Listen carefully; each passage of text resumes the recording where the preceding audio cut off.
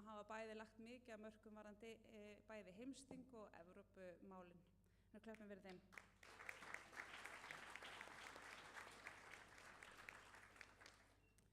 Nú ég komið 9:08. Hvað viljum við segja meira? Sko, þið lesið þetta bara. Þetta skemmtileg bók og æðislegar myndir. Kannski langar mig helst að nefna þessar síðustu 40 sekúndur sem ég hef, að það voru endurnýjaðir rekstrarsamningar við minni hópa skáta og þá ég að tala fossbúa sem að sinna fossbúð á Úlfarsvatni og við fræðasafnið, skátasafnið í KSU var gerður góður samningur þannig að þau fengu tækifæri til þess að byggja upp húsakostinn og endurnýja safnið sem núna orðið bara mjög spennandi að skoða og virkilega flottur svona dagskrárliður fyrir yngri skátana okkar til að kynnast því hvernig skátastarfi hefur þróast í gegnum árin. Og ég hvet ykkur ef þið eruð að fara í útilegur Úlfarsvatni að tala við hann Atla, fáum Atla á fætur. Og hann alltaf tilbúinn að opna safnið og sýna og vera með dagskrá.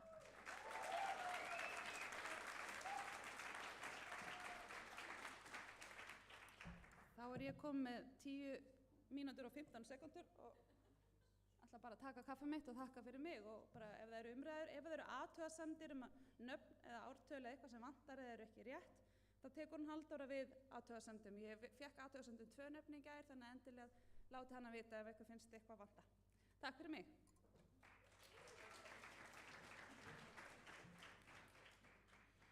Já, takk fyrir það Harpa. Nú opnum við mælendaskrá skýrslustjórnar.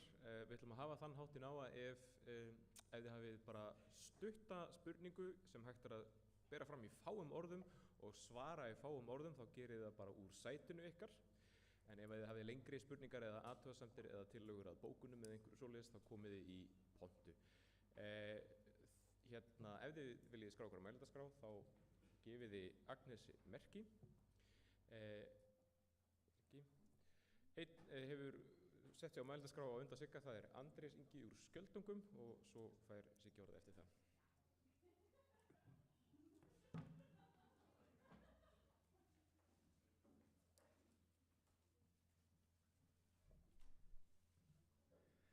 Hæ, Andrés heiti ég, aðstofafélagsforingi í Skjöldungum, fyrsta skátaþingi mitt, gaman að sjá okkur öll. Það kannski að byrja á því að þakka stjórn BÍS fyrir að skila dálítið góðu ári. Við sjáum það á ársreikningunum, við sjáum það á skýrslunni, það mikið að gerast og endurreist landsmóta eins og Harpa segir, alveg óbúslega mikilvægt skref til þess að efla hreyfinguna. Mér langar aðeins að deila með ykkur áskorun sem við í Skjöldungum stöndum frammi fyrir, sem ég held að við eigum örugglega sameiginlega í fleiri félögum. Þannig að Skjöldungur hafa verið að vaxa mjög mikið á síðustu árum. Við erum bara heppin þar. Þetta hverfi sem í vexti Laugardalurinn, en það reynir mjög mikið á innvolsið í félaginu. Það reynir sérstaklega mikið á foringjan okkar. Þannig að hver foringi orðið smurður dálítið þunnt. Við þurfum að láta þau vera með 2 hatta í rauninni hvert einasta og mér langaði að nefna sérstaklega kannski fyrir BÍS að skoða hvort við gætum verið með eitthvað smá stuðning við þennan hóp til þess að þau geti verið betri foringjar, eigi auðveldara með að sinna þessu hlutverki og þá að skoða sérstaklega það sem ég held að geti mögulega verið mest krefjandi foringjahlutverki sem að taka drekaskátana. Yngsta hópinn sem að stíga fyrstu skrefin í skátastarfi, oft kannski meira á forsendum foreldra heldur en sín sjálfs, þannig að það þarf kannski önnur verkfæri til að taka á því sem upp kemur í drekaskátahóp en í mörgum öðrum.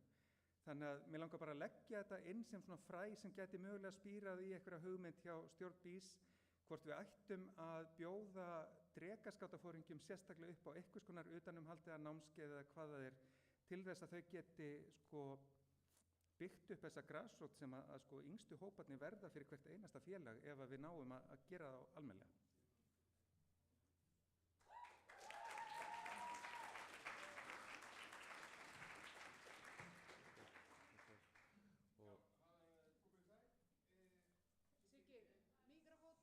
Já, það kemur til mikrofón.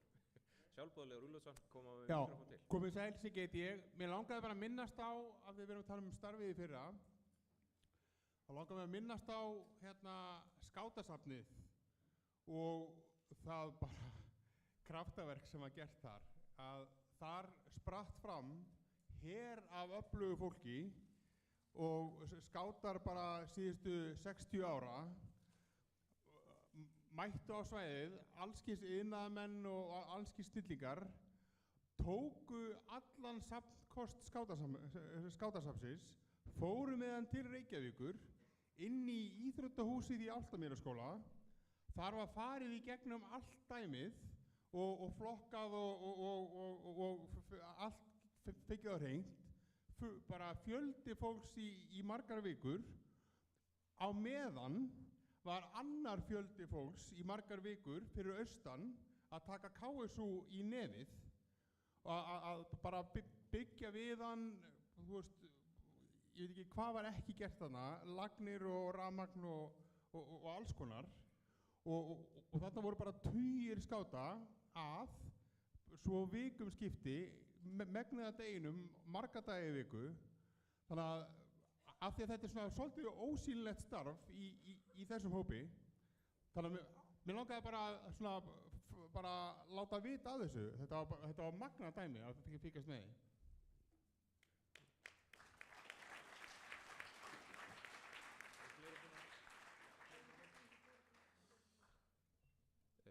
Fleiri hafa ekki kveðið sér hljóðs, eru einhverju sem að vilja taka til máls áður en við lokum mælendaskrá? Ef ekki, þá ljúkum við þessum dagskrárlið núna. Ok, þá þökkum við fyrir kynningu á þessari skýrslu og við bendum auðvitað á að skýrslan fylgdi öllum þinggögnum svo þið getið lesið hana vel.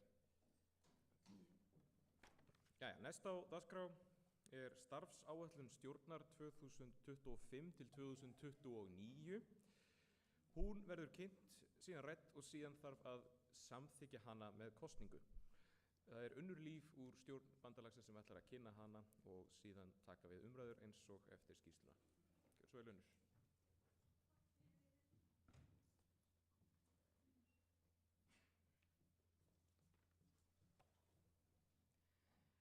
Sko, ég ætla að byrja bara á að biðja ykkur um að opna starfsáætlunina í þeim tækjum sem þið kunnuð að hafa í ykkar fórum núna, en svo verður henni náttúrulega varpað upp hérna líka. En aðalmálið er að ég ætla ekki að lesa upp hvern einasta viðburð og dagsetningarnar og hvaða árið það verður haldið.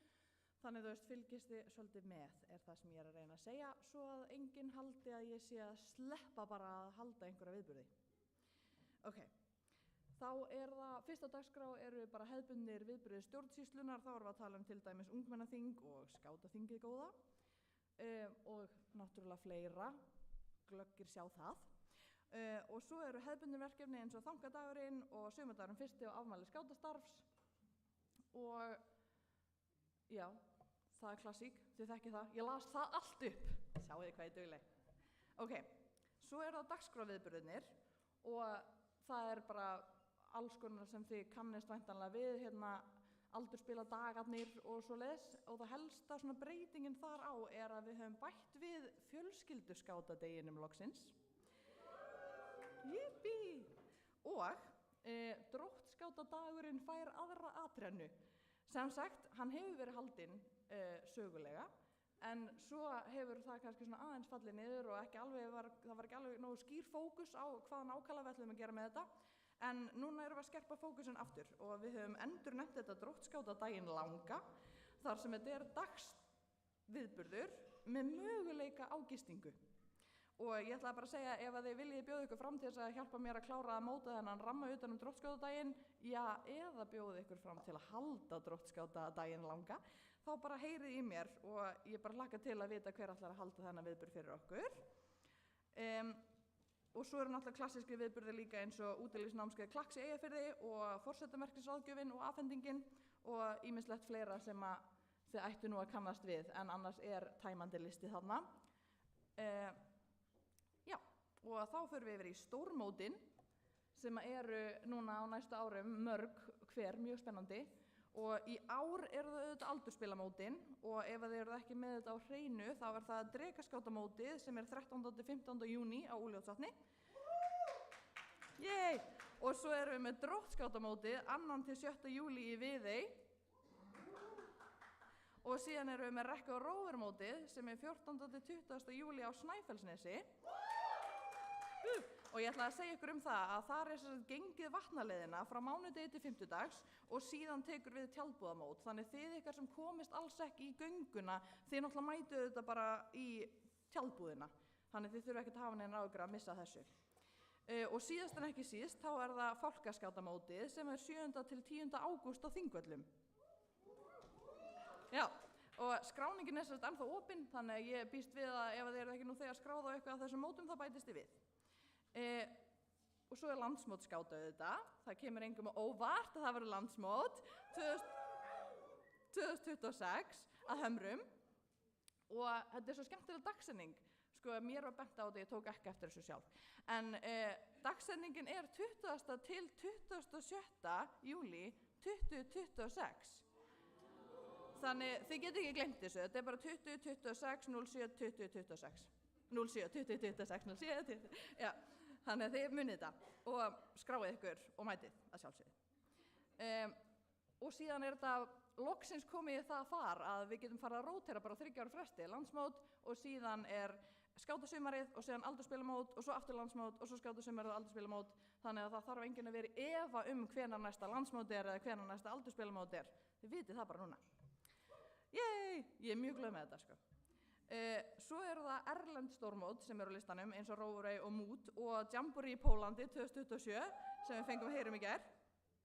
Og næsta Jamboree verður síðan í Danmörku 2031, þannig að þetta er mjög gott fyrir okkur, þannig að við getum núna loksins ferðast kannski aðeins styttri vegalengd heldur en til Asíu eða Bandaríkjanna.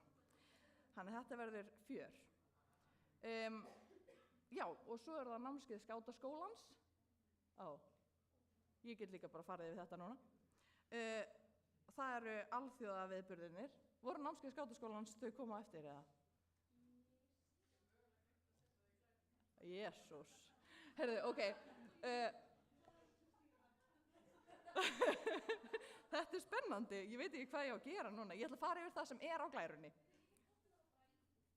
Er það? Ok, eða það.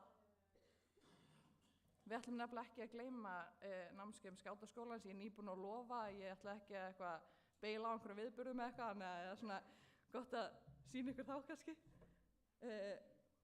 En hérna, já.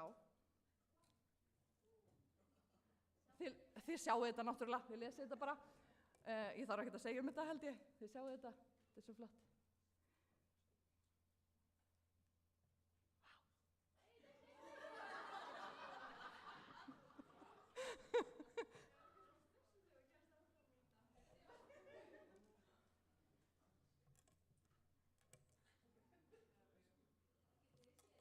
Verður þetta tekið af tímanum mínum?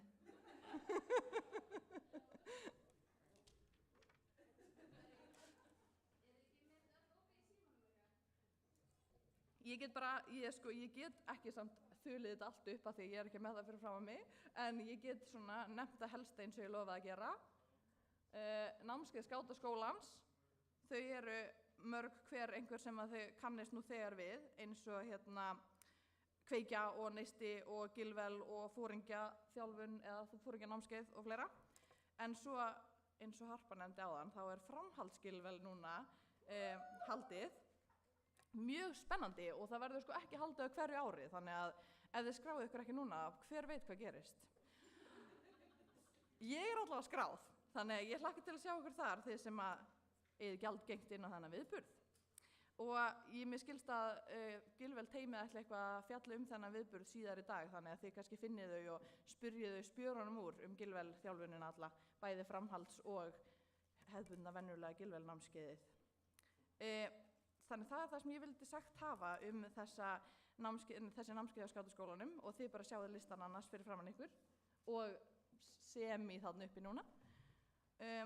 Og þá er það alþjóðaviðburðirnir. Og það er mjög góður listi af alls konar viðburðum sem að íslenski skátar geta tekið þátt í, eins og Agora og Nordic Adventure Race og Ungi Norden og margt fleira. Og já, eins og þið sjáu, þannig eru komnar einhverjar staðsendingar til dæmis inn og okkar, þannig að þið getið byrjað að hlakka til. Og ég ætla bara að segja ykkur að það eru sko fullt af tækifærum í alþjóðastarfinu og mjög reglulega auglýsir alþjóðaráð eftir íslensku þáttakendum á fullt af þessu viðburðum. Þannig að heyrið í þeim, komist að því hvar þetta er auglýst og bara skráðið ykkur, fylgist með, takið þátt í alþjóðastarfinu. Þetta er mjög skemmtilegt og þau í alþjóðaráði eru með allt teið þetta. Já, þannig að þetta er bara það sem ég ætlaði svona sérstaklega fjallum, en ef að þið viljið koma með einhver ábendingar eða eru með spurningar eða eitthvað, þá bara endilega gerið það. Og svo ætla ég líka að segja, ef þið hefur mjög mikinn áhuga á að halda viðburð á vegum BÍS eða koma að því að vera í einhverjum teimum sem heldur viðburð á vegum BÍS, þá vil ég líka heyra í ykkur. Ok, takk fyrir mig.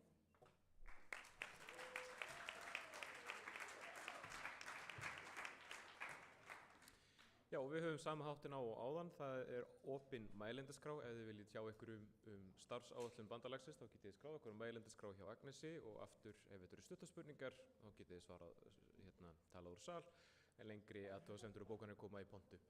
Þarna er einhver komin. Eru með mikrofónu fyrir Daniel? Já.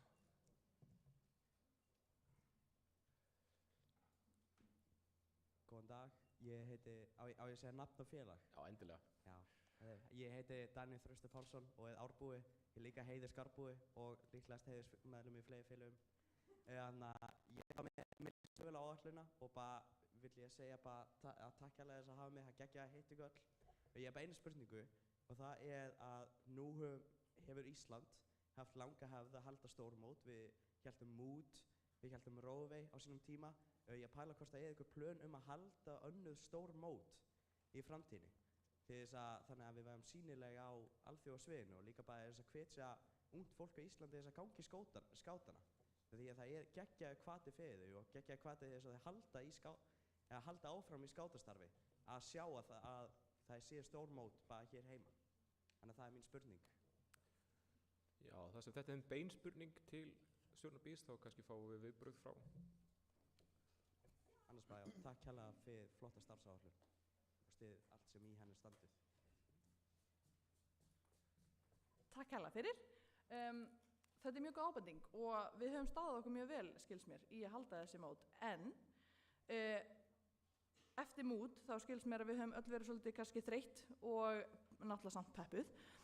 Þannig að við höfum ákveðið að fókusa meira á innra starfið og fara í hringferðina og byggja okkur meira upp innbyrðis. En við erum líka að fókusa á norræna samstarfið, þannig að við erum til dæmis að halda Ungi Norden líka, þannig að það verður haldið á Íslandi í haust og svo verður líka norrænt gilvel haldið hérna, skils mér, einhvern tímann á næstu árum. Þannig að við erum svona, kannski ekki alveg á þessum rosastóra skala eins og Mood eða Róðvei, en við erum samt ennþá auðvitað að fókusa á alþjóðastarf og svoleiðis, en kannski ekstra mikið að fókusa á innviðan okkar akkurat núna. En bara góð ábending samt. Takk.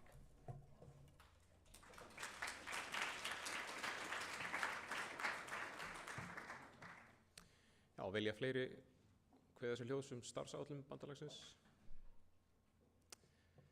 Ef svo er ekki, þá lokum við mælendaskrá núna og þá eru gengið til kosninga starfsáætlunina. Það er sama kosningakerfi og þið notuðu í gær, þannig að þið getið opnað það kerfi núna og þegar að tæknifólki gefur með merki þá fer kosningin í loftið. Já, kosningin er komin í loftið, þannig að þið megið kjósa núna. Það þarf einfaldan meirihluta til þess að samþykkja áætlunina og tökum okkur smá tími í það.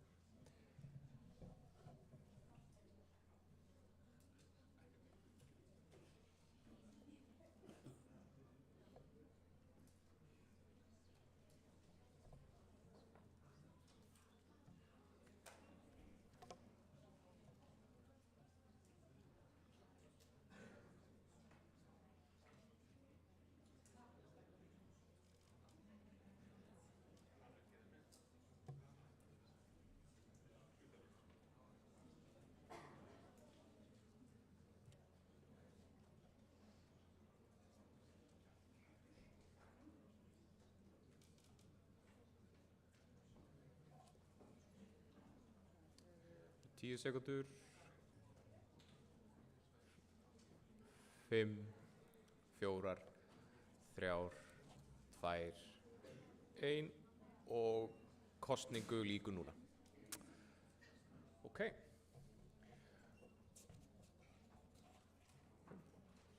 Eru komnar niðurstöður? Já, þá eru komnar niðurstöður og þær verða birtar á skjánum.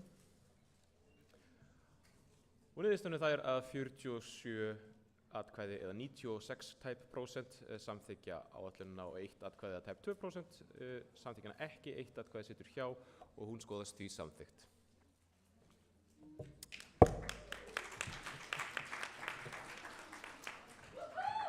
Gott mál.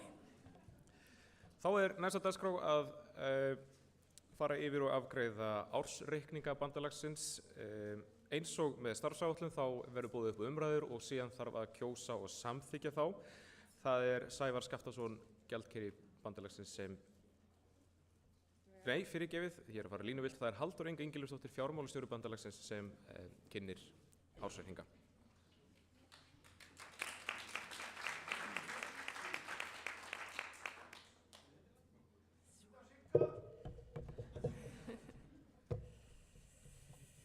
Já, komið öll sæl. Ég ætla að fara með ykkur yfir ársreikninga bandalagsins. Heyrist ekki ágætlega í mér. Ég var nefnilega að hlusta á streymið í gær og heyrði þá ekkert í þeim sem voru að tala. Þannig að ég ætla að leggja mig fram að heyrist allavega í mér. Já, það má bara fara að birta ársreikningin. Allt að gerast.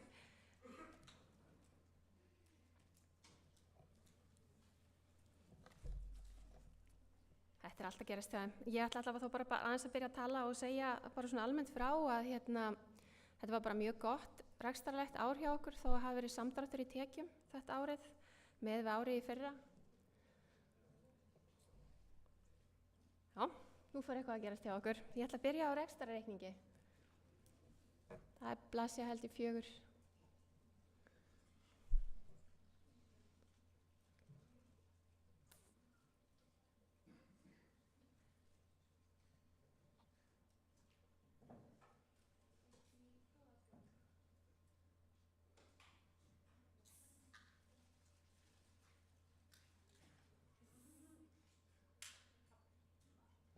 Jæja, nú erum við að tala saman og fór að byrjast eitthvað tölur.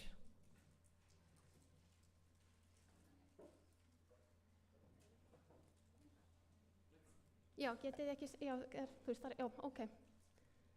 Svona, hefur ekki bara, það ekki að sýna þetta meira eða? Nei, ok. Herrið, þá bara förum við aðeins saman yfir þetta. Hérna eins og ég var að byrja að segja, þá var bara ágætis rekstrarár hjá BÍS þráttur að hafa verið samdráttur í tekjum þetta árið. Við fengum ríkisstyrk upp á 41 milljón í staðan fyrir 40,3 ára undan og það 2% hækkun sem svona daldið dæmigert á milli ára. Félagsstarfi hjá okkur, það dróst saman 55% og ástæðan fyrir því ósköp einfallega svo að við höfum verið að taka þarna mót í gegnum BÍS í staðan fyrir skátamót. Þannig að síðasta ár, sem sagt 2023, innihélt Jamboree og árið núna reyndar með Róurvei inn í sér. Þannig að það ástæðan fyrir að tekjur og félagsgjöldum draga saman. Við erum með húsaleigutekjur og þær jukust hjá okkur 7,8%. Við erum náttúrulega að leigja grænum skátum hús og svo erum við líka með einstaka leigusamninga við til dæmis ljósmyndafélag og annað slíkt sem gefur okkur tekjur. Og aðrar tekjur hjá okkur þær þrefaldast og ástæðan fyrir því er sem sagt ósköp einfaldlega svo að við fengum náttúrulega þóknun fyrir að halda landsmót. Þannig að rekstrarniðurstaðan hjá okkur er þá að tekjurnar voru 130 milljónir á móti 165 í fyrra. Ef við kíkjum aðeins á laun og launagjöld gjöld, þá eru þeir nokkurn veginn sambærilega á milli ára. 54 milljónir í staðan fyrir 53,6. Félagsstarfgjöldin vegna þeirra dragast að sama skapi eða dragast saman á móts við tekjurnar af félagsstörfum. Það að segja að við vorum að fara með Jamboree í gegn 2023 en eru núna bara með Róurvei og það útskýri þannig samdrátt sem sambærilegu við samdráttin í tekjunum 55%. Húsnæðiskostnaður hjá okkur, hann jókst aðeins þetta árið, það var að við fórum loksins í viðhald. Við fórum að tókum í gegn ljós og annað slíkt í húsinu og lýsingu utan og það jók húsnæðiskostnaður hjá okkur. Skrifstofu og stjórnunarkostnaður dróst aðeins saman hjá okkur milli ára. En svona undir skrifstofu og stjórnunarkostnaður fellur, sími, pappír, prentun, tölvukostnaður, áhaldtæki, endurskoðun og annað slíkt. Og svo vorum við með afskriftir upp á tæpar 2 milljónir, en vorum afskriftir á 4,3 í fyrra og ástæðan fyrir afskriftin var hærri í fyrra var að við áttum þarna, voru búin að eignfæra kostnað vegna hádegismóa, en hádegismóar voru svona framtíðar staðsetning skátamiðstan var svona eitthvað pæling með það þarna í Rauðavatni, en svo náttúrulega ekkert orðið að því, þannig við að sjálfsögðu bara afskrifum þann kostnað. Þannig að ef við horfum aðeins á rekstrar hagnaðan hjá okkur þetta árið þá er hann 11,8 milljónir en var mínus 3,3 í fyrra. Ef við bætum svo við fjármagnstekjum og fjármagnsgjöldum að þá er hagnaður tap án hlutdeildar í dótturfélögum 13,2 milljónir í staðins fyrir mínus 1,6 í fyrra. Þannig að við erum með tekjuaukningu upp á 14,8 milljónir þetta árið. Svo bætist við hlutdeild í afkomu dótturfélaga. Dótturfélögin skiluðu góðum hagnaði þetta árið, þá voru 47 milljónir sem koma þaðan tæpar, rúmar fyrir afsöki og svo móti 27 milljónir árið undan. Þannig að hagnaður BÍS og dótturfélag er 60,4 milljónir tæpar þetta árið á móti 25,5 milljónir í fyrra. Og ég fer betur yfir hvað kom frá hvaða dótturfélagi á eftir. Við kíkjum næst á efnahagsreikninginn. Þá er þarna hjá okkur að horfum á fasta fjármunina, þá eigum við náttúrulega Hraunbæinn sem eru fasteignirnar okkar og hann er núna metinn á 88 milljónir í staðinn fyrir 90 í fyrra. Svo eru eignarhlutir í dótturfélögum, þeir aukast vegna þess að dótturfélögum skiluðu hagnaði, þannig að eignarhlutir í dótturfélögum fara upp í 214 milljónir á móti 167 í fyrra. Og svo eignarhlutir í öðru félögum standa í stað en við eigum sem þetta hluti okkar í endurvinnslunni og Úlfarsvatni SF sem gera þessa 800.000 krónur. Þannig að fasta fjármunir okkar samtals eru 303,7 milljónir í staðan fyrir 258,5 í fyrra. Ef við horfum síðan á veltufjármun hjá okkur þá erum við með kröfur upp á tengda aðila upp á 7,4 milljónir á móti 7,1 milljón og þetta er krafa sem að BÍS á og hefur átt í dálítinn tíma á skátabúinu og er svona smám saman verið að greiða niður. Aðra skammtímakröfur eru bara það sem að við skuldum öðrum bara vegna viðskipta og öðru slíkt, það lækka hjá okkur úr 755.000 í 286.000 og handbært fé hjá okkur þetta árið 28,7 á móti 25,5 í fyrra. Þannig að eignir samtals hjá okkur eru 340 milljónir á móts við 290 og tæpar 2 í fyrra. Og mér langar bara svona að nefna að ég hef svona kannski ekki mikið verið að reikna einhverja kennitölur fyrir samstæðan og svona gegnum tíðina en ákvað hins vegar að reikna út svona veltufjárhlutfall sem að segja okkur hvort við eigum fyrir skammtíma skuldum, þess að segja skuldum næstu 12 mánuði og það fer úr 1,15 núna í 2,18 sem er bara mjög gott. Þannig að við getum eigum vel fyrir okkar skammtíma skuldum. Og líka bara félagið er ekkert í neinum vandræðum með handbært fé svo það sé á hreinu. Við erum með 28,6 milljónir í handbært fé en í fyrra var hluti af þessum 25 milljónum fyrirframgreidda tekjur vegna Rófurveg. Þannig að þessar 28 milljónir sem eigum núna í handbært fé eru alfarið peningar BÍS. Svo það sé á hreinu. Við skulum kíkja þá bara á efnahagsreikningin hjá okkur. Hinn hlutan þar sé að skuldir og eigið fé. Óráðstafað eigið fé hjá okkur eykst úr 263 milljónum upp í 323. Sem sagt skammtímaskuldir, það sem við skuldum, það lækkar úr 2,8 milljónum í 1,5 milljónir. Aðrar skammtímaskuldir sem eru þá bara laun og laun til gjöld, án orlof og svo fyrirfram innheimta tekjur frá ríkissjóði því greitt okkur fyrir áramót eru þá 15 milljónir voru 26 milljónir í fyrra. Skuldir samtals eru þá 16,6 milljónir móti 28,8 milljónir í fyrra og skuldir og eigið fé eru samtals 340 milljónir móti 291 milljónir í fyrra.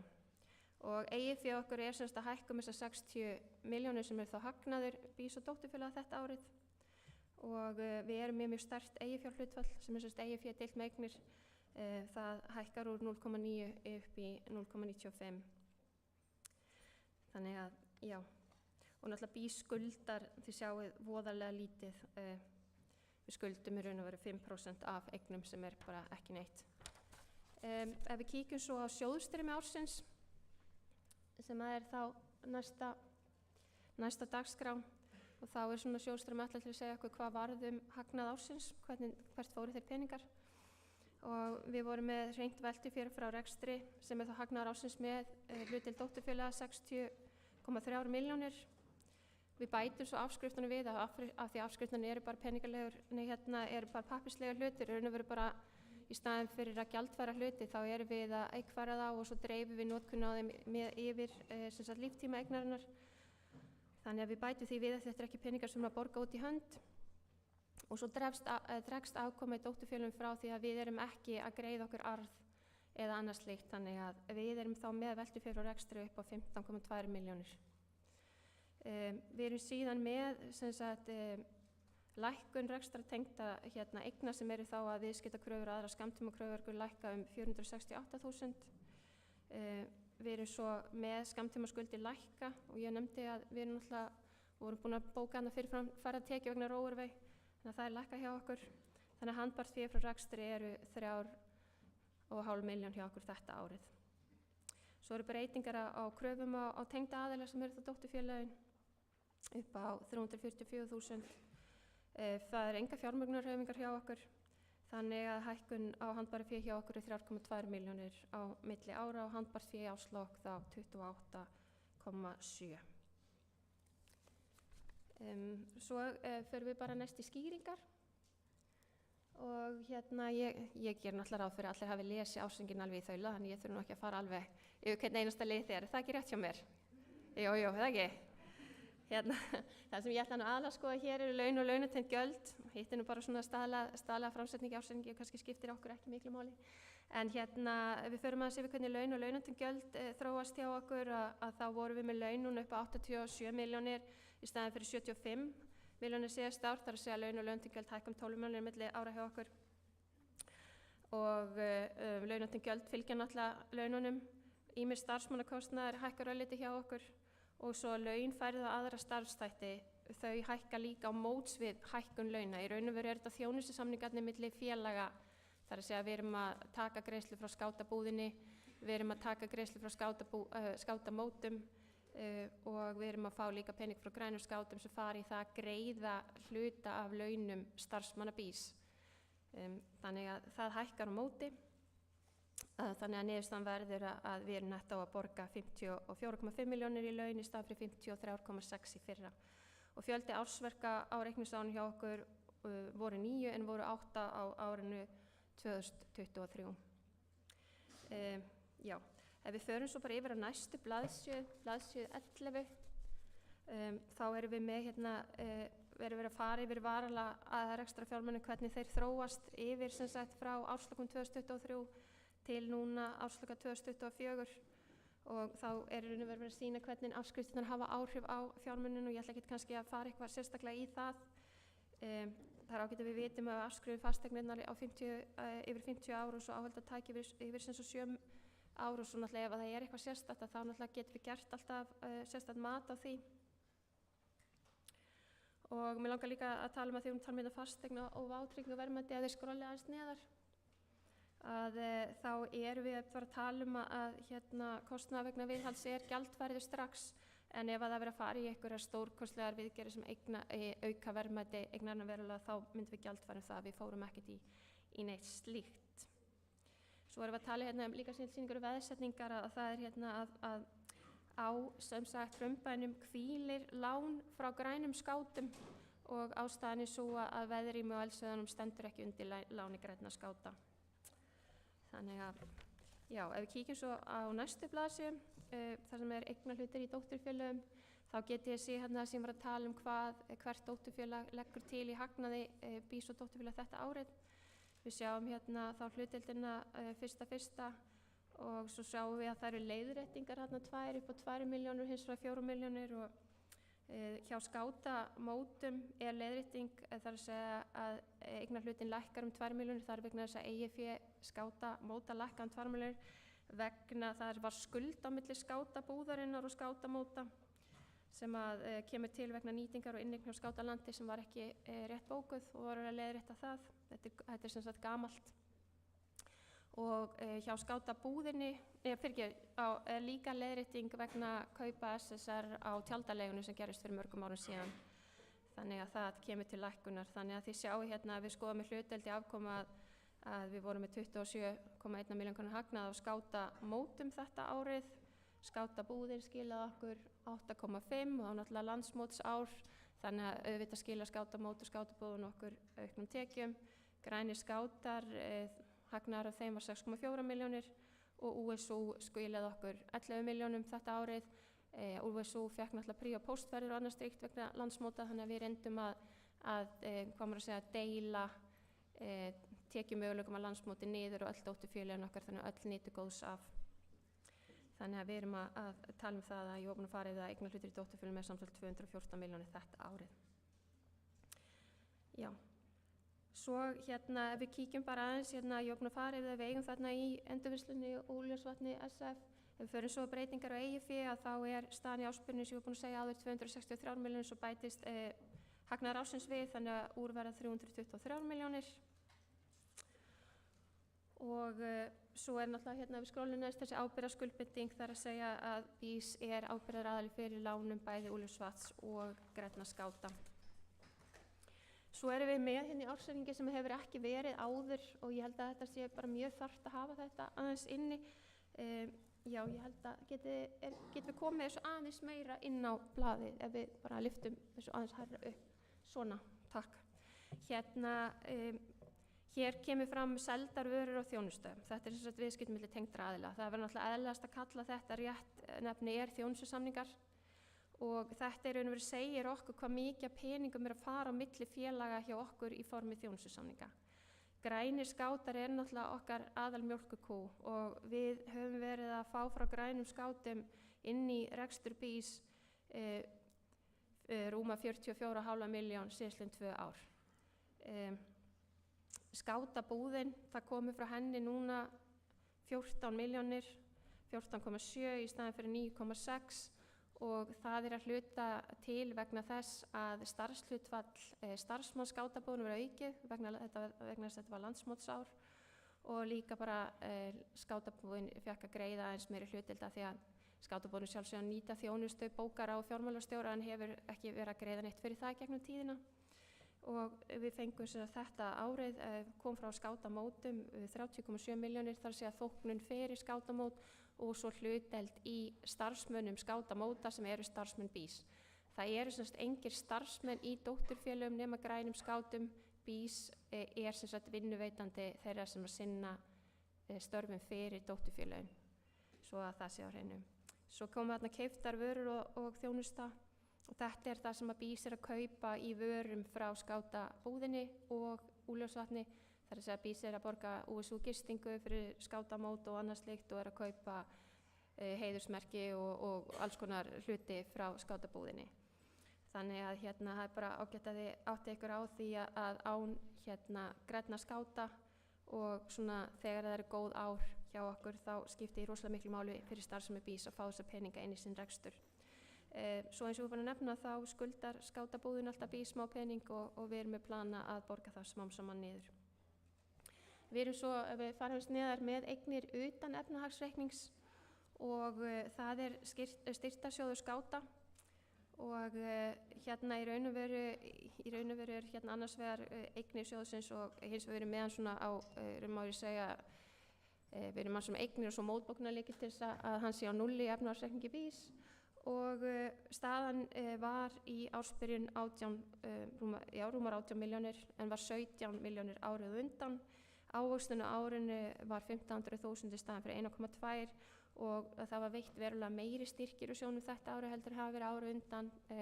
Tæpar 1,9 í staðan fyrir bara 233.000 árið 2023. Þannig að sjóðurinn stendur núna í 17,7 milljónum í staðan fyrir 18 milljónum árið á undan. Og það er bara ágætt að peningar styrktarsjóðsins sem kemur hérna í neðri línunum, þeir eru annars vegar vistar á bankareikningi og svo lausafjársafni í Íslandsbanka. Og svo skuldar BÍS sjóðunum 1 milljón og þessi skuldi tilkomi vegna þess að við vorum að gefa út styrktarpinnan og það var ætlast til þess að ef að styrktarpinnin sala á honum væri yfir ákveðnu upp að þá færi hann í styrktarsjóðin en styrktarpinnin hefur náttúrulega ekki verið seldur í nokkur ár þannig myndast þessi skuld. Ef við kíkjum svo hérna á bara næstu blaðsíðu, að þá erum við hérna með Skátasjóð Laufeyjar og Berends. Þetta sem sagt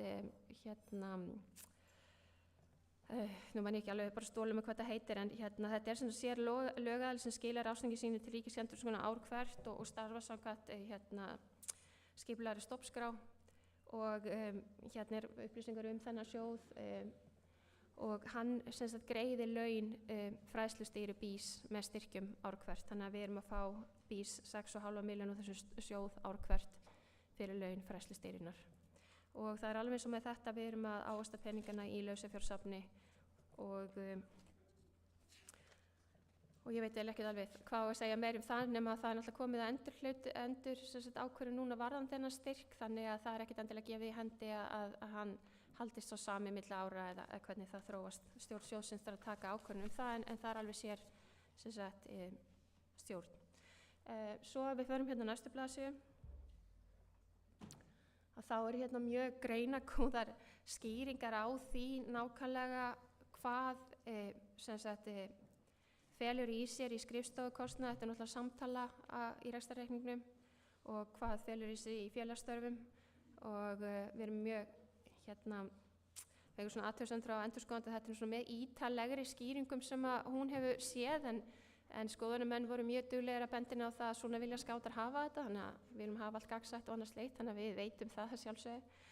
En þið sjáið að ef við horfum bara á samtöluna þarna neðst, að eins og við erum búin að nefna að skrifstofustjórnarkostnaður hann dróst aðeins saman milli ára og er núna 11,4 milljónir í staðinn fyrir 11,8, og það svo sem ekkert kannski hér að segja, nema svona undir öðrum kostnað, að þar eins og oft vill nú verða fellur eitthvað sem passar ekki annar staðar, og við erum til dæmis þarna með kostnað vegna minjasafns og rafrænur undirskriftir, og við erum að borga fjarskiptastofu fyrir eitthvað mastur og úljósvatn og hitt og þetta, bara ágætt að það komi fram.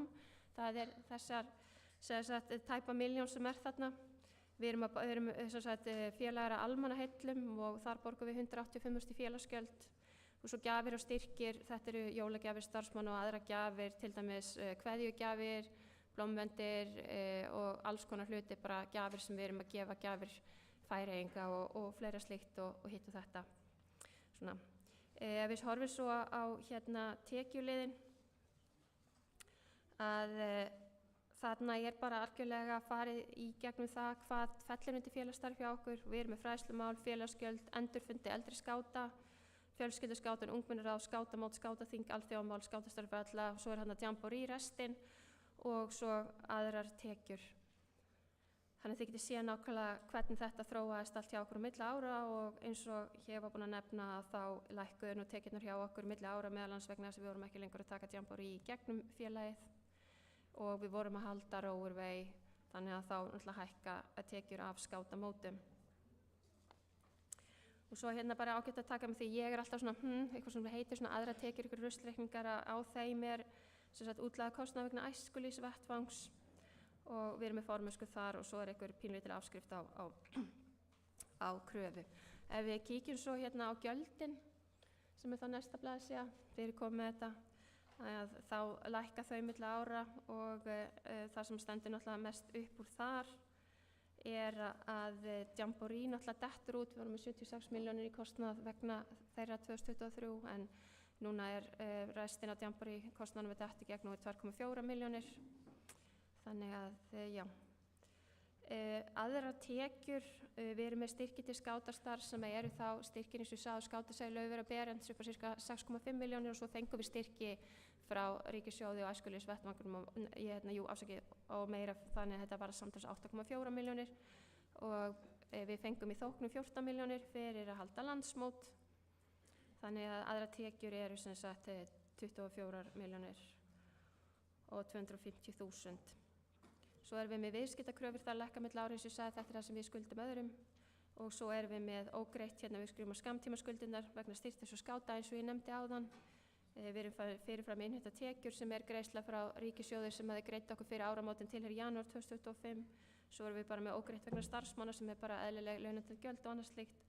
og svo erum við hérna með annað. Þannig að já, þetta er svona, þá er þetta bara komið hjá okkur og sjálfsögður er ársreikningur undirritaður af endurskoðanda og skoðunarmönnum og stjórn BÍS.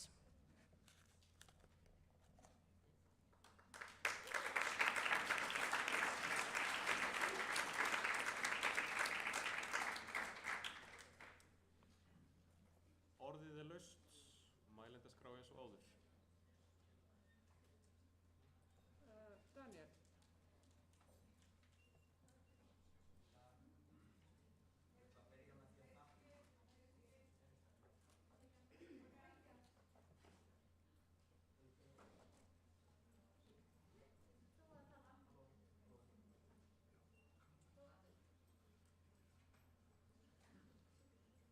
Halló, heyri í mér? Ég vil byrja bara með því að þakka að gefa okkur ársreikningana á blað. Þetta er stór bæting frá því í fyrra. Já, takk Eva. Nei, ef þið muni í fyrra þá fékk ég það ekki á blað, þannig að þetta er stór ánægð með þetta. Ég hef bara eina spurningu. Já, fyrst og fremst vil ég líka bara þakka fyrir svara á þeim. Það er frábært að heyra hvað planið er flott og allt.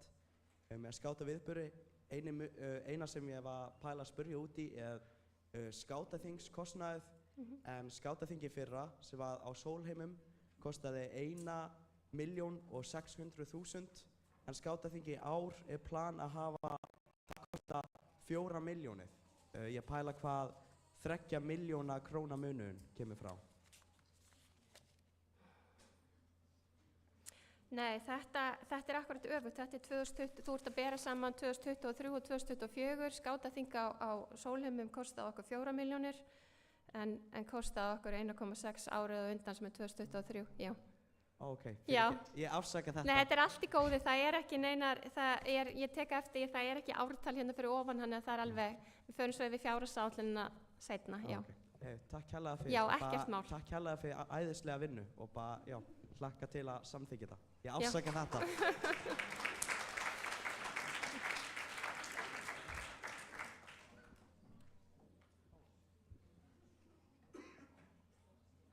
Eru fleiri sem vilja koma spurningar?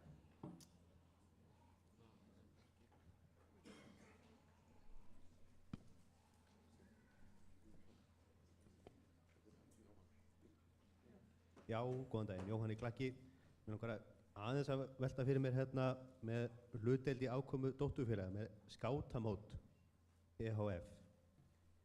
Hvort að við séum að nota landsmótið sem fjáröflunar tækifæri fyrir hreyfinguna. Og hvort að þetta réttlætt það þó að gjaldið sé hærra en þyrfti að vera og þar með kannski takmarka aðgengi skáta að viðburðinum. Og mér finnst þetta full ákoma svona fyrir eðli þessa viðburðar. Ég ætla að fá að svara hluta af þessu spurningu, ég ætla að svara rest, leyfa Hörpu að svara rest. Skátamót, landsmót skáta gekk miklu betur en við þorðum að vona og hagnaði varð meiri heldur en við byggumst við. Þetta skátamót náttúrulega var haldið á Úlfarsvatni, við vorum með all aðföng á staðnum, þurftum ekki að standa í neinum flutningum eða einu. Dagskrákostnaður var langt undir áætlun því að hann var meira minna gerður úr bara einhverju sem var til og lítill kostnaður sem féll á það. Við vorum náttúrulega með meiri fjölda erlendra skáta heldur en við byggumst við og það náttúrulega olli því að hagnaður náttúrulega varð meiri en við byggumst við því að við náttúrulega bara með ákveðin fastan kostnað sem að það náttúrulega dekka fyrst og svo það sem að fer umfram það tikkar hraðar sem hagnaður til okkar. Og það stóðst bara allt áætlun og vel það en varðandi það hvort þetta er fjáröflunarviðburður, ég ætla að leyfa Hörpu að svara því. Já.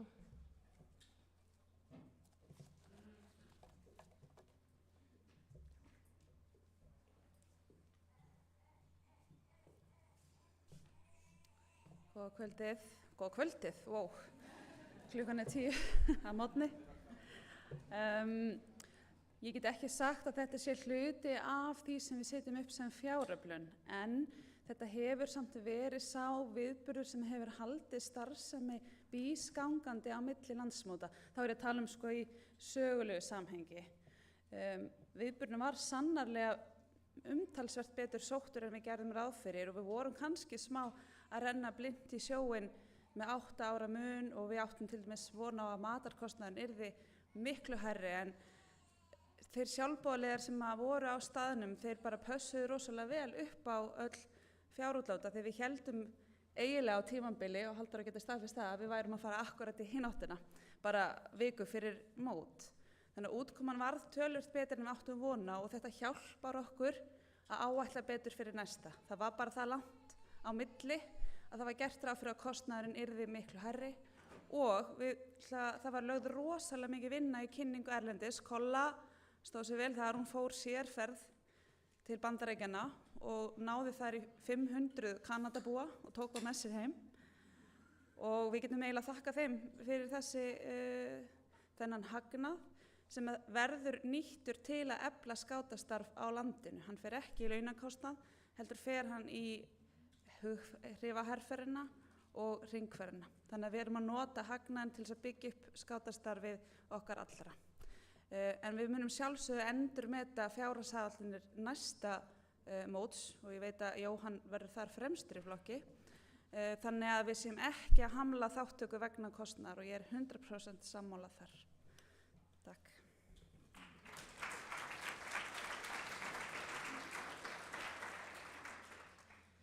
Mér langar samt aðeins að bæta við sem fjármálastjóri BÍS að ef að fólk fer að skoða ársreikninga til lengri tíma þá hefur BÍS verið með mjög lítið handbært fé undanfarin 10 ár og við þurfum náttúrulega að búa til þessa peninga einhvern veginn og viðburður sem þessi hjálpa til og núna til dæmis erum við með handbært fé þannig við getum greitt allan rekstrakostnað BÍS í 3,5 mánuð á móts við það að við vorum ekki í þeirri stöðu og við erum með 9 manns hérna í vinnu og við erum í rekstri og við þurfum náttúrulega líka að vera með eitthvað varasjóð ef eitthvað kemur upp á og það er kannski líka svolítið skátarhreyfingarna að ræða það hvernig á að búa til þessa peninga. Þið sjáu að við erum að búa og taka fullt af peningum út úr dótturfélögum til að halda starfinu áfram og við getum ekki endalaust gengið á þau þannig að það verður líka stundum að finna einhverja leiði til að búa til fjármagn. En að því sögðu að þá býst ég við að mótið á Hömrum verði dýrara vegna þess að ég sé fram á að það verði náttúrulega flutningur og búnað og annað slíkt sem að mun fara þarna á milli og það mun kosta okkur einhverja milljónir og annað slíkt þannig að ég myndi ekkert endilega búast við þessum hagnaði aftur.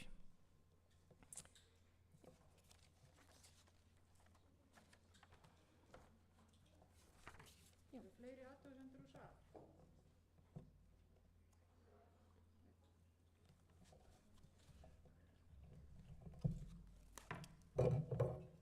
Síðast í senst til þess að koma með spurning. Já, hérna.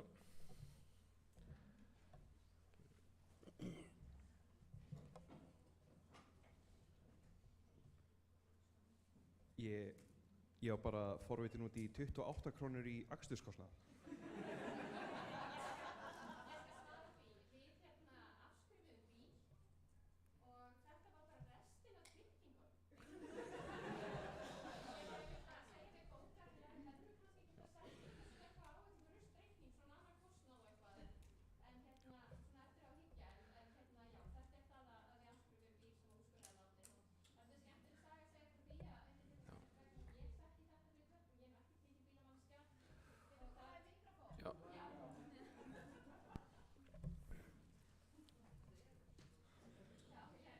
Býtu, jú, heyrist í mér. Ég ætla að segja ykkur svolítið skemmtileg saga bak við afskrift á þessum bíl, sko, því að ég er nú ekki mikil bílamanneskja og er almennt ekkert inn í bílamálum sko. Var beðin að afskrifa þarna einhvern bíl þarna. Minnir þetta sé eitthvað Toyota Yaris og eitthvað og ég var með einhverja 2 svoleiðis bíla og mér tók sem sagt að afskrifa bílinn sem átti ekki að afskrifa. Og ég var bara svo heppin að það er einhver náungi þarna sem tók þetta að sér sem heitir Axel Stálkrókur á Selfossi og ég varð að hringi hann og segja við hann og ég hafði algjörlega klúðrað þessu máli og hann gat hjálpa mér þannig að við fengum bílinn tilbaka. Það er að segja, auðvitað alltaf fóri ekki vitlaus bíll í afskrift og þarna niður í Málmaða hvað þetta heitir en hérna allavega á blaði þá afskrifa vitlausa bíl, þannig Guðni bænum ekki láta mig koma til nálægt þessu aftur. Nafni hjá þér sem spurði? Brynjar Fossbúum. Já, þannig að framkomið 3 spurningar athugasemdir frá Brynjari Fossbúum, Daníeli Árbúum og Jóhanni í Klakki. Ég spyr þá sem komu með spurnir hvort að þið séu sátt við svörin. Ég er allavega mjög sáttur. Já. Ég er náttúrulega afsaka misskilningin. Ég skal lesa betur Já, já, dugar.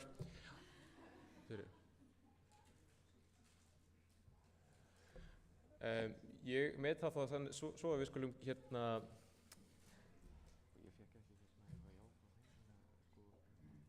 Jóhann, ertu sáttur?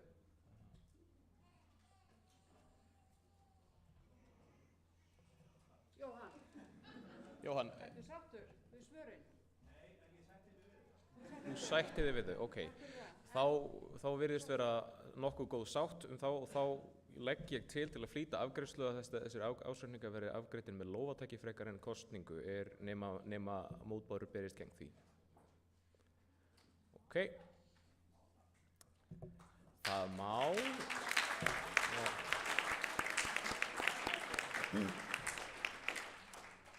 Það má, en ég bendi líka á að það má koma með athugasemdir við fundarstjórn.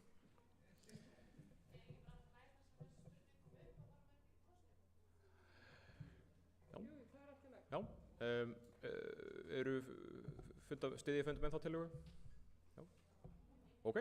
Það er eðlilegt að verða við því. Þá höfum við kosningu ársreikninga og hún verður þá sett í loftið núna. Er hún komin í loftið, Katrín? Já, hún er komin í loftið og ef þið opnið kosningakerfið þá ætti að vera komin upp kosningu ársreikninga og kosning er hafin. Okay.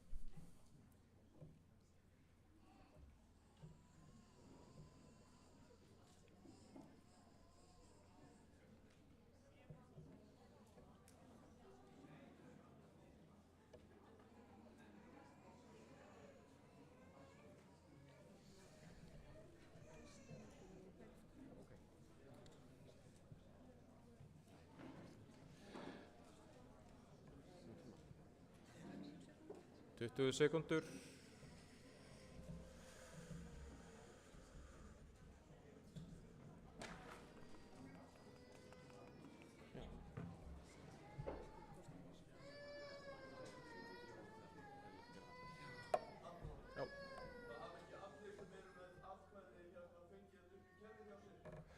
Já, við skulum þá ekki loka kosningu strax og fyrst að athugasemdir komin að ekki hafa allir fengið upp kosninguna. Ég spyr, eru einhverju fleiri sem hafa lent í því að hafa ekki fengið kosninguna upp?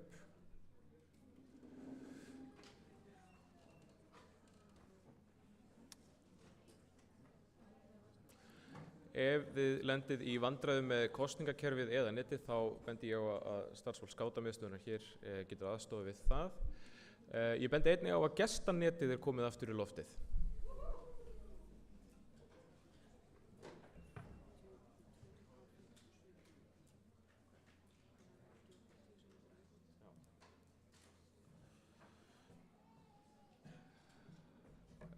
Nú hefur aukinn meirihluti þegar kosið, svo við gefum 10 sekúndur í viðbót.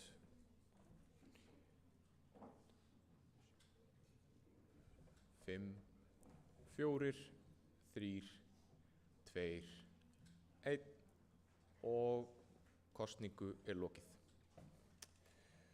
Þá fáum við niðurstöðunar upp á skjá.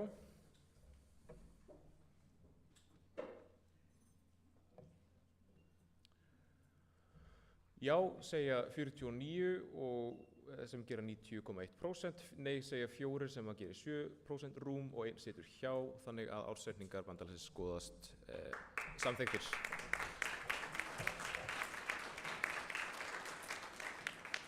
Við drífum okkur þá í næsta dagskrárlið sem er tillaga að félagsgjaldi til BÍS 2025-2026. Það er Sævar Skaftason gjaldkeri BÍS sem kynnir það.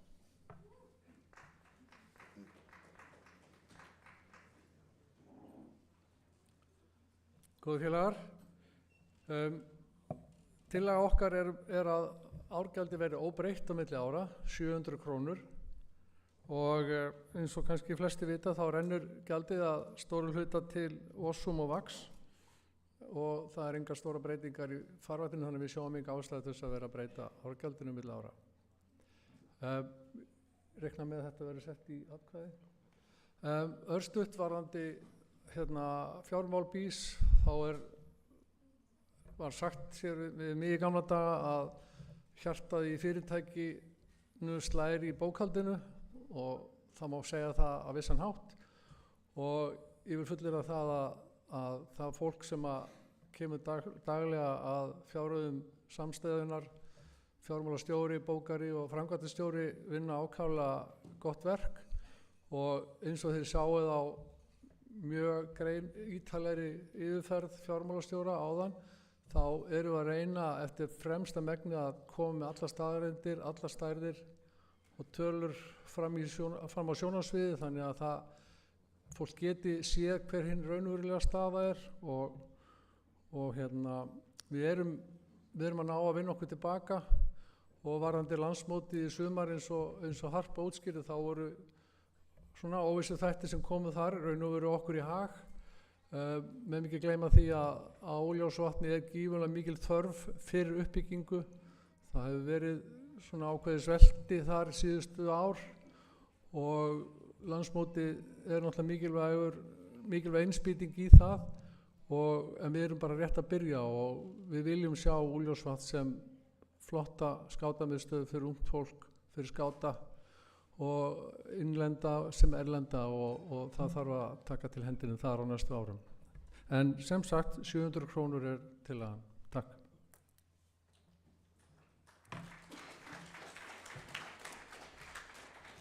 Orðið laust ef einhver vill tjá sig þetta.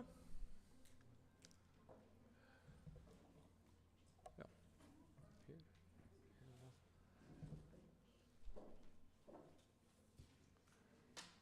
Hæ, ég er að fletti upp.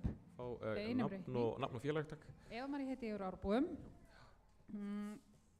Við fengum reikning í fyrra upp á 136.000.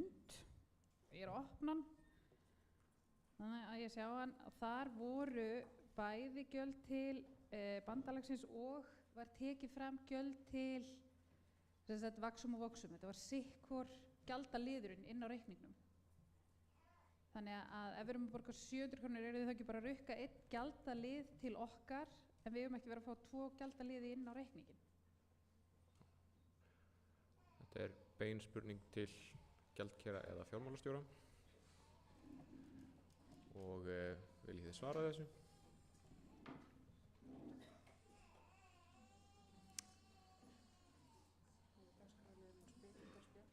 Já. Við óskum eftir svörum frá stjórn og starfsmönnum bandalagsins. Það er á leiðinni, segir hún. Á meðan ég sé að fjármálastjóra og gjaldkeri eru að leggjast yfir reikningin, á meðan þau skoða hann og koma með svör, eru fleiri athugasemdir, fleiri sem vilja kveða sér hljóðs þetta mál? Fyrst svo er ekki, þá lokum við mælendaskrá en bíðum eftir svari frá stjórn BÍS.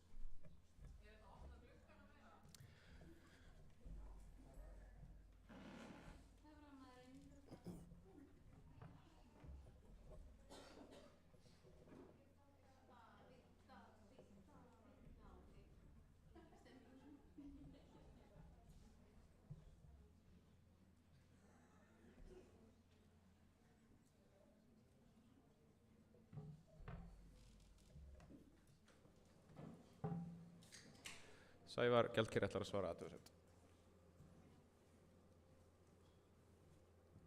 Það þarf að fá aðeins betri útskýring á þessu. Það hugsanlega eitthvað misskilningur í bókhaldinu.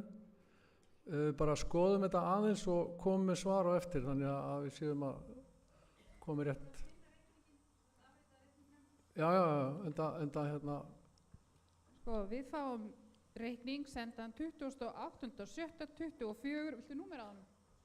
Já, ég efast ekki reikninginu. Þar eru við rukkuð 61 sinni fyrir 700 krónar sem eru þá gjaldið og aukalega eru við rukkuð 26.000 sem gjaldið Vaxum og Voxum. Já, hérna við skulum bara aðeins sko, ég ætla aðeins að kafa dýpra hún í þetta og við komum með svar við þessu eftir að sjálfsögðu.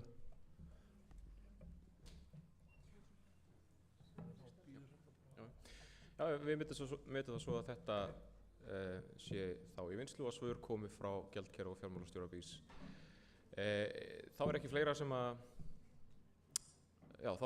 þarf að ræða um félagsgjöldin og þá eru þau borin upp til kosninga. Eins og áður þá opna kosning núna félagsgjöld til BÍS, þannig að kosning er opin núna. Þau sem eru samþykk því að félagsgjöld skátafélagin til BÍS haldist í 700 krónum á hvern skáta fyrir komandi starfsár geta kosið það núna.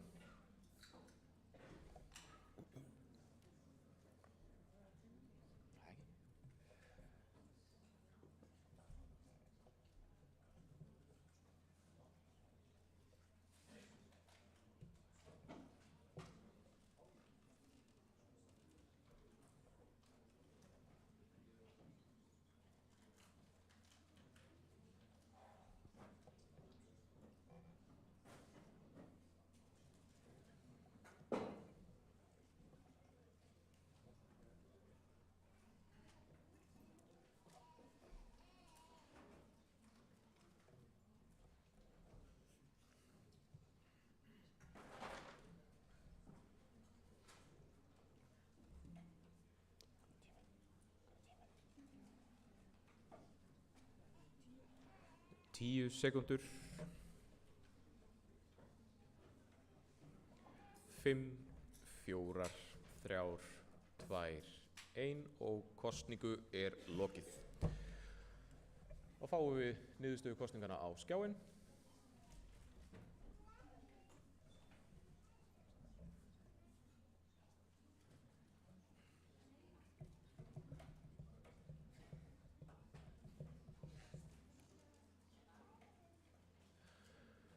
Samþykk því að halda árgjaldinu óbreyttu eru 43 atkvæði eða 96%. 2 sitja hjá og enginn greiðir atkvæði á móti, þannig að félagsgjöldin skoða samþykkt.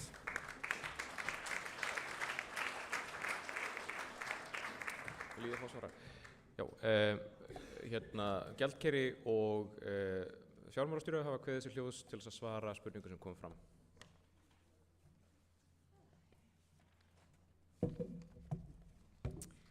Eva María, takk bara innilega fyrir mjög góða ábendingu.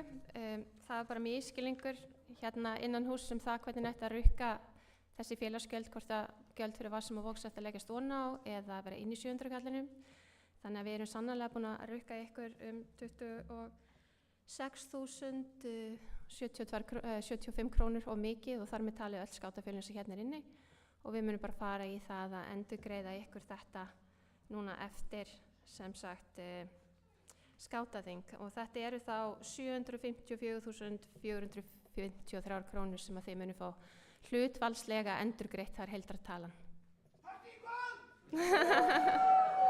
Ég er búin að redda deginum fyrir ykkur með þessum mistökum það ekki. En við förum í að laga þetta, ég byrst einlega afsökun á þessu, þetta var bara misskilningur hérna innan hús.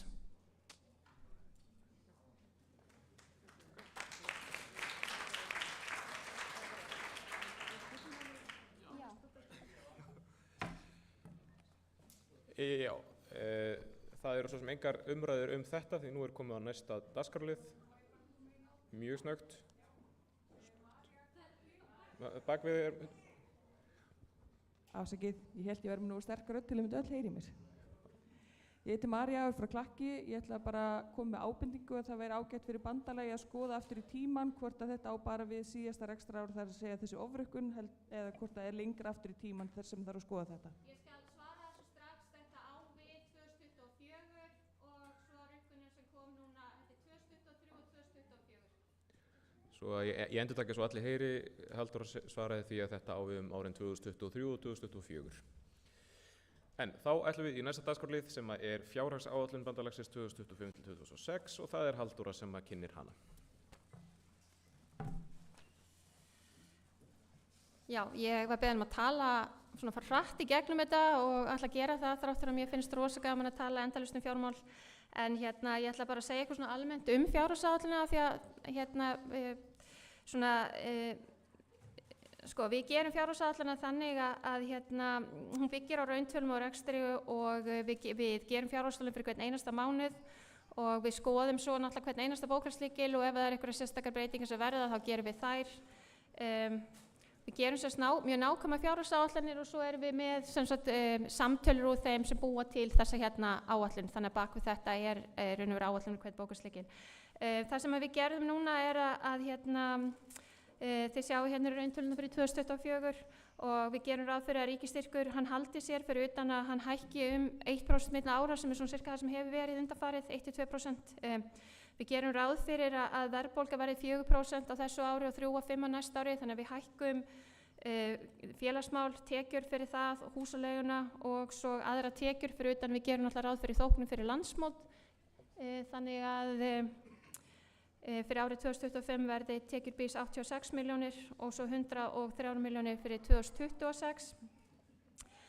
Sama á við félagsmál og öll gjöld hérna.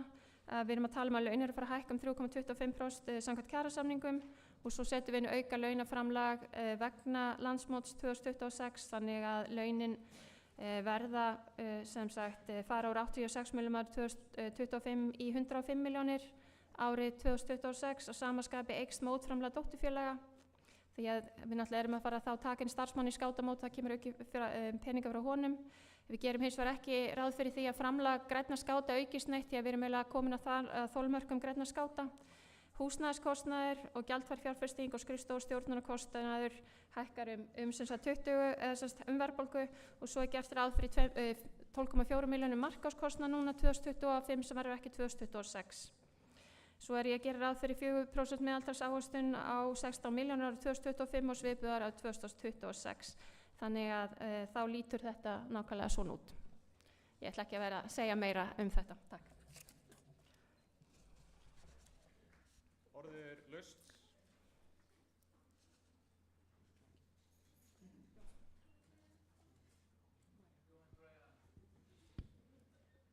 Já, góðan dag aftur, María frá Klakki.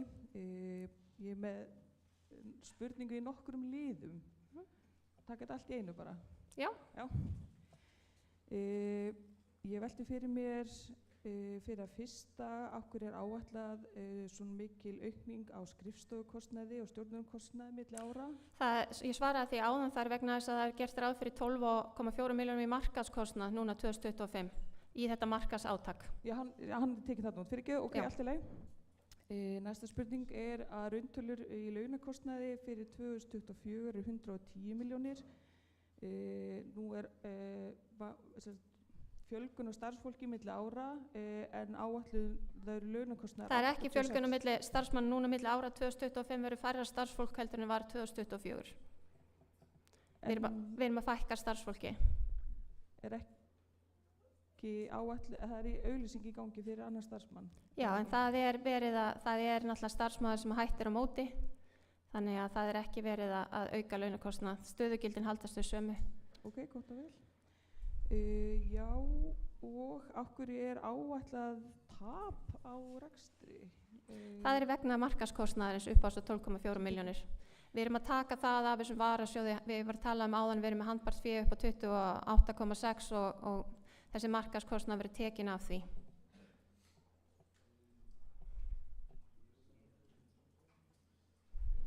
Megum við bæta við bara undir Klakki annar spurningu? Hérna því að þú segir að já, Bjarki heiti ég, Klakki, sum ykkar mögulega hafa heyrt í mér hérna einhvern tímann áður. Hérna, ég velti fyrir mér út af því að þú ert að tala um að það er hérna auglýsing í gangi en það á að halda starfsmannafjölda. Í gær var verið að kynna hérna nýtt átaksverkefni þar sem að auglýst var að það ætti að vera með erindreka í hverjum landsfjórðungi. Hérna, eru það, hérna, eiga þá á að fækka starfsfólki hérna á skrifstofu BÍS á móti eða hvaðan koma þær starfsstöður? Þessi erindreki kemur að hluta til frá, við erum búin að setja inn í áætlun og það er ennþá inni hérna að hann er að hluta, þessi staða er að hluta til vegna verkefnastjórnar landsmóts ef ég skildi þetta rétti það ekki Ragnar og svo er helmingurinn þá erindreka staða þannig að þetta er sama manneskjan og það er ekki verið að fækka einu með neitt svoleiðis. Við vorum náttúrulega með starfsmann hjá skátamótum sem að hættum áramót og við vorum með 1,5 starfsmann hérna fyrir landsmót og við erum ekki með það og svo náttúrulega skapaði svo staða í sumar að Pani hættir skyndilega, Ragnar þarf að stíga inn í hans hlutverk og keyra allt í gang fyrir landsmót, þannig að Harpa stígur inn, þannig að við erum ekki með aukin launakostnað vegna þess sem kemur þá á móti þessu nýja starfsmanni. Þannig að þetta er tilfærsla á fólki, ekki stöðugildum. Ég vona, ég er að tala svo hratt að því að bara segja mig ég þurfa að drífa mig afsakið, en ég vona þið skilji hvað ég er að meina. Það er mælendaskrá og nokkrir hafa kveðið sér hljóðs, Harpa var næst og síðan kemur Ég er að spyrja út í sama mál. Já, ég ætla að svara betur, þetta varandi... Ég ætla að svara betur varandi erindrekan á landsbyggðinni. Þetta er á 5 ára planinu og við munum leggja áherslu á að fá tekjur inn frá sveitafélögunum í hverjum landshluta til þess að bera upp í þá starfsmenn alveg eins og er gert á Reykjavíkursvæðinu. Þannig að þetta er ekki inn í okkar áætlun núna því þetta er ekki komið til, við erum ekki byrjuð með þessa erindreka og þeir eru á 5 ára planinu og fjármagnið á að koma frá sveitafélögunum. Það er allavega von okkar að það verði þannig. Næsta mælendaskrá hér aftast. Aftasta borði. Sorry, volunteer, the one you had the microphone last to, can you hand it to her? No. You, yeah. Nei, okay. Ég ætla að biðja nánari útskýringar á þessum erindrekum í hverjum landsfjórðungi sem Harpa kom inn á rétt áðan. Ertu til í að standa upp og kynna þig? Ég er ekki til í að standa upp, en ég heiti Anna og ég er úr Klakki. Anna úr Klakki, ok. Getur þú endurtekið spurningunni? Ég heyrði ekki hvað þú varst að spurja um. Ég ætlaði að spurja út í nánari útskýringu á erindreka í hverjum landshluta, en Harpa var búin að svara því. Já, ok. Takk.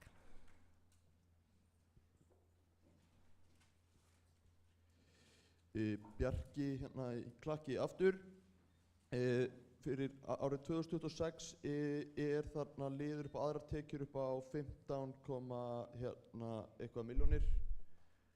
Þetta segir að sé komið til út á landsmóti. Já. Er þetta áætlaður hagnaður af mótinu? Nei. Þetta er þóknun BÍS fyrir mótið. Á hann ekki að færast undir þáttaka dótturfélaga í launum starfsmanna?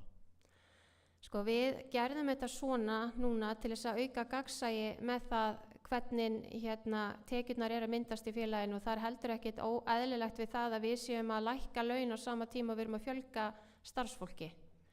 Þannig að ef við myndum setja þetta þarna undir í lækkun launa að þá náttúrulega er helt innu dýfa í launakostnað á sama tíma og við erum raun að vera að fjölga starfsfólki.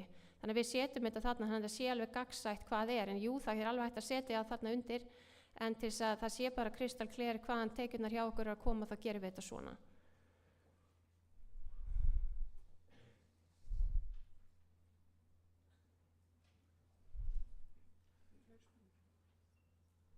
Orðið er laust í örfá andartöku viðbót.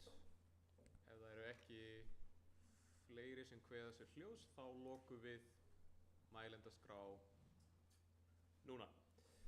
Okay.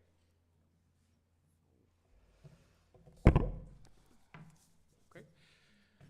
Þá verður fjárhagsáætlun borin upp til samþykktar. Það er í sama kerfi og við þekkjum öll orðið svo vel.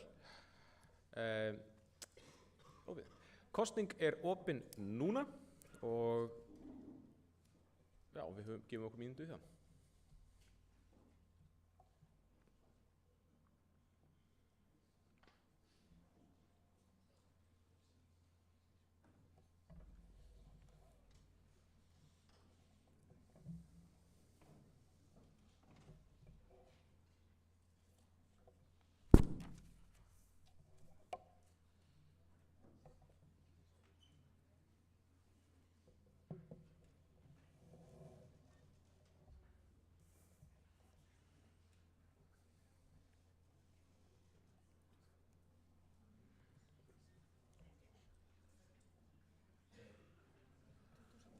Tuttugu sekúndur.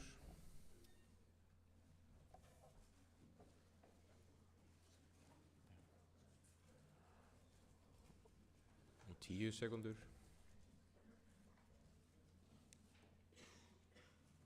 5, 4, 3, 2, 1 og kosningu er lokið. Þá fáum við niðurstöður úr kosningunum upp á skjá.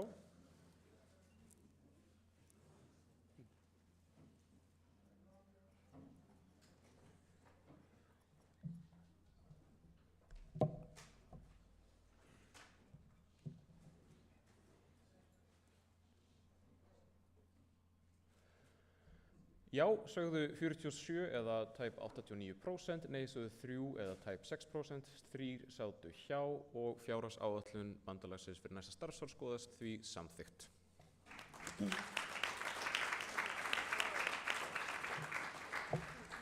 Já. Nú er klukkan nákvæmlega 10:34 og við ætlum að taka kaffi í 20 mínútur, þannig að fundarstörf hefjast aftur á slaginu 10:54. Takk fyrir.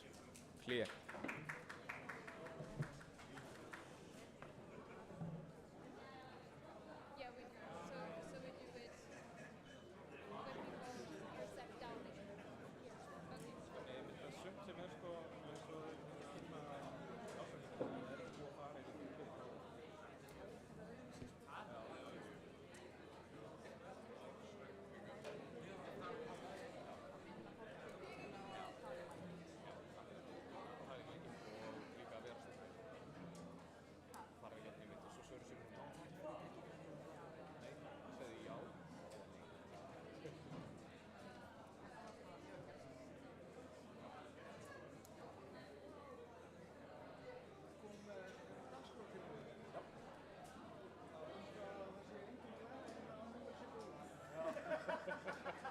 Þetta er tekið til greina.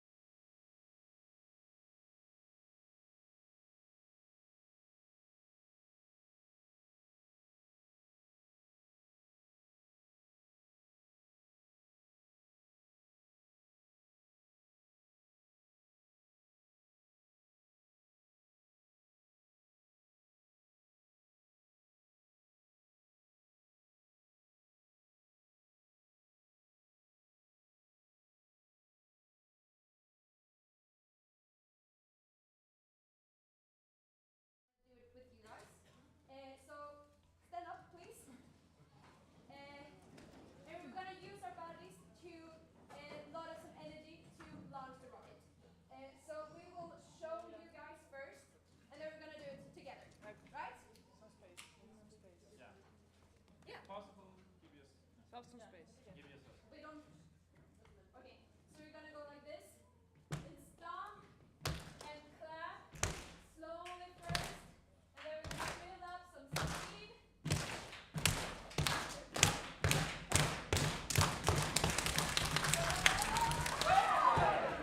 Alright, great. Okay, we're gonna do it again, but we need even more energy. Okay? Okay, ready? Ready, ready. Oh.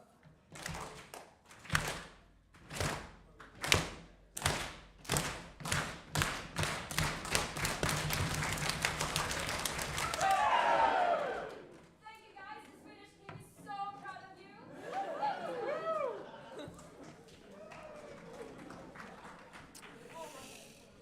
Já, takk fyrir þetta Sjálfbjörnlegur Ólafssoni. Þá förum við beint í ályktanir og lagabreytingar og við byrjum á ályktunum. Það hefur ein ályktunartillaga borist þinginu og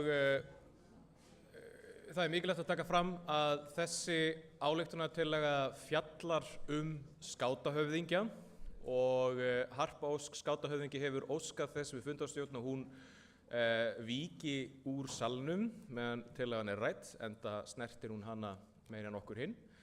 Harpa mun því víkja og ekki taka þátt í umræðum, spurningum eða atkvæðagreiðslum þetta mál. En við fáum þá tillöguna upp á skjáinn. Og flutningsmenn þessara tillögu eru Huldar Hlynsson og Inga Auðbjörg Strömland. Inga Auðbjörg er ekki með okkur í dag en Huldar er hér á staðnum ef ég man rétt. Hann er ekki hér.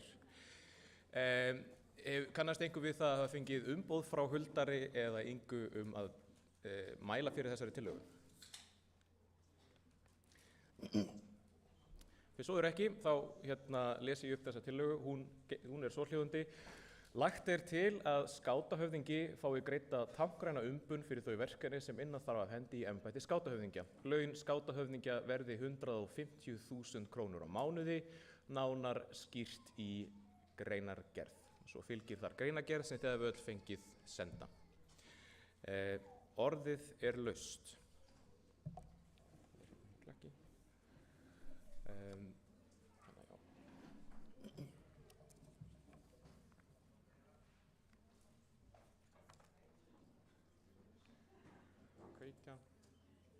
Halló, halló, já.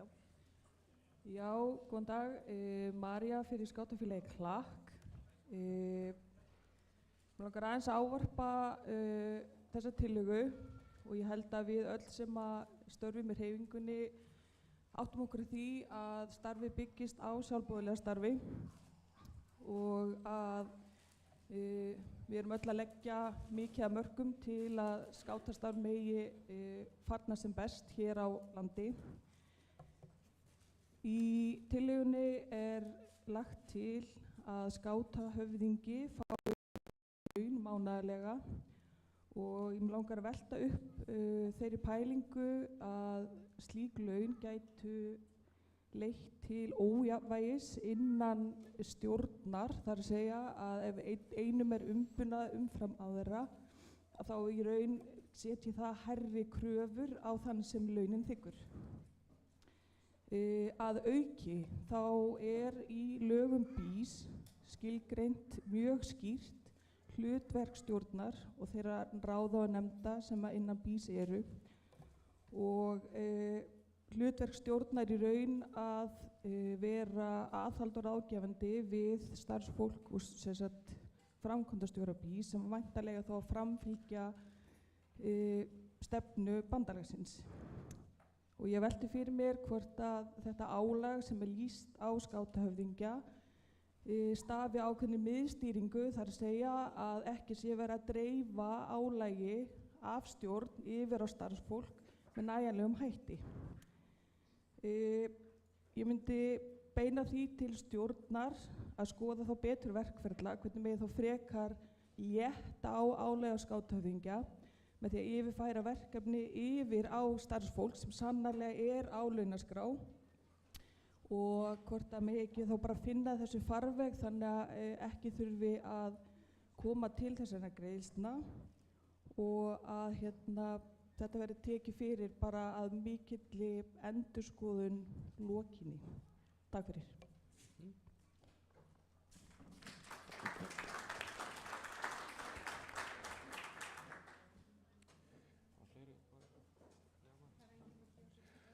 Vilja fleiri, já, þar Eva í Árbúum. Eva heiti ég hjá Árbúum. Það sem mér langar að benda á, það stendur Landsbjörg prófaði þetta í 1 stjórnartímabil, svo dróði þetta tilbaka og þarna verið miðað við eins og Landvernd sem á öðrum forsendum heldur en Skátasambandið og bandalagið og fær öðruvísi greiðslur. Svo fannst mér heldur ekki koma nægilega skýrt fram í þessu, þetta 150.000 krónur, er það með launatengdum gjöldum eða án launatengdum gjalda? Af því ef það er án launatengdra gjaldra þá er þessi kostnaður á mánuði í kringum 210.000, ekki 150. Þannig að fólk getur þá lagt saman hver heildarkostnaðurinn yfir árið væri. Ég er ekki sammála þessu. Ég er sammála því að við erum sjálfboðaliðar og ég myndi miklu frekar vilja sjá foringjana mína og foringjana sem standa á gólfinu og eru með börnin og eru með viðburðina vera það fólk sem fær fyrst stærri umbunir heldur en við sem sitjum hérna í félagsstjórnum og stjórnum. Takk fyrir.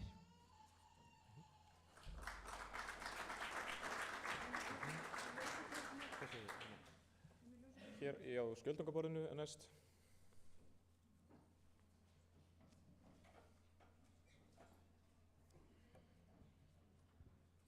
Hæ, ég heiti Sunna og ég úr Skjöldungum.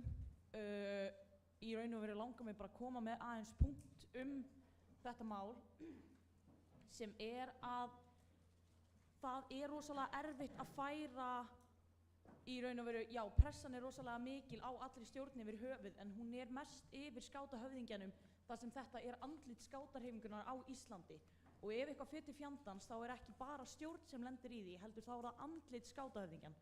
Þannig að þetta ekki endilega bara vinnupressa sem að lenda í, heldur andlega pressan að þó að hún eða skátahöfðingin hafi ekki gert eitthvað af sér, þá lendir það samt að henni því hún andlit hreyfingunar. Og svo líka langar mig að bara benda á það að við stöndum fyrir því að æska það sem við stöndum fyrir og með því að gera þetta þá erum við að gera þetta aðgengilegt öllum sama hvað fjárhagslegum málum eða fjárhagslegri stöðu sú manneskja og þá erum við að gera þetta aðgengilegt fyrir fleirum. Þarf ég að endurtaka mig eða? Ok. En þá erum við að gera þetta aðgengilegt fyrir fleirum og það eitt af því sem við stöndum fyrir að skátastarf sé aðgengilegt fyrir alla og það að aðalstað eða stærsta staðan í skáta sé ekki aðgengileg bara þeim sem ekki endilega fjárhagslega stöðugir eða eiga í fjárhagslegum örðugleikum, þá þetta plús það að þau geta ennþá haldið áfram ástríðu sinni með því án þess að fjárhagsstaðan þeirra fari í ruslið.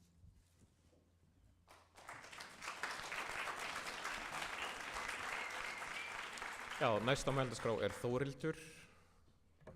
Sæl, ég heiti Þórildur, ég úr Kópum og ég byrja að segja að ég hjartanlega sammála Evu Maríu úr Árbúum að við eigum að byrja að launa skátaforingin okkar og fólki á gólfinu fyrst. Enda höfum við í Kópum verið að gera það með góðum árangri, allir sveitforingjarnir okkar fá laun, mánaðarleg laun. Og að því sögðu þá ég líka sammála því að skátahöfðingi eigi að fá þessa tákgrænu umbun þar sem að lögð til launagreiðsla 150.000 krónur á mánuði fyrir skatt.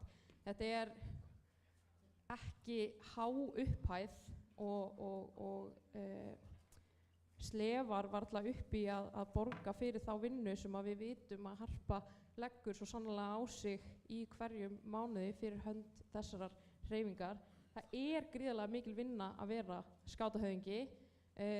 Við tökum bara eftir broti af þeirri vinnu sjálf, við sem að störfum úti í félögunum og ef ég myndi margfalda þá vinnu sem að Harpa hefur persónulega lagt í til dæmis störf skátafélagsins Kópa bara í formi aðstoðar og samtala svona við okkur í félaginu og margfalda það með fjölda skátafélaga í landinu að þá þetta ansi mikil vinna nema að það séu bara Kóparnir sem sé alltaf verið með eitthvað vesen sem geti mögulega líka verið ástæðan en þetta fullkomlega eðlilegt og það talin upp dæmi nokkur önnur félög sem hafa ákveðið að koma á slíkri umbun fyrir sitt forstöðu fólk eða forseta eða formenn, hvernig sem að við orðum þetta, og það hefur verið í kjölfar ígrundunar á bara þeirri miklu vinnu sem að formenn stjórna í svona stórum landlægum félagasamtökum þurfa að leggja á sig.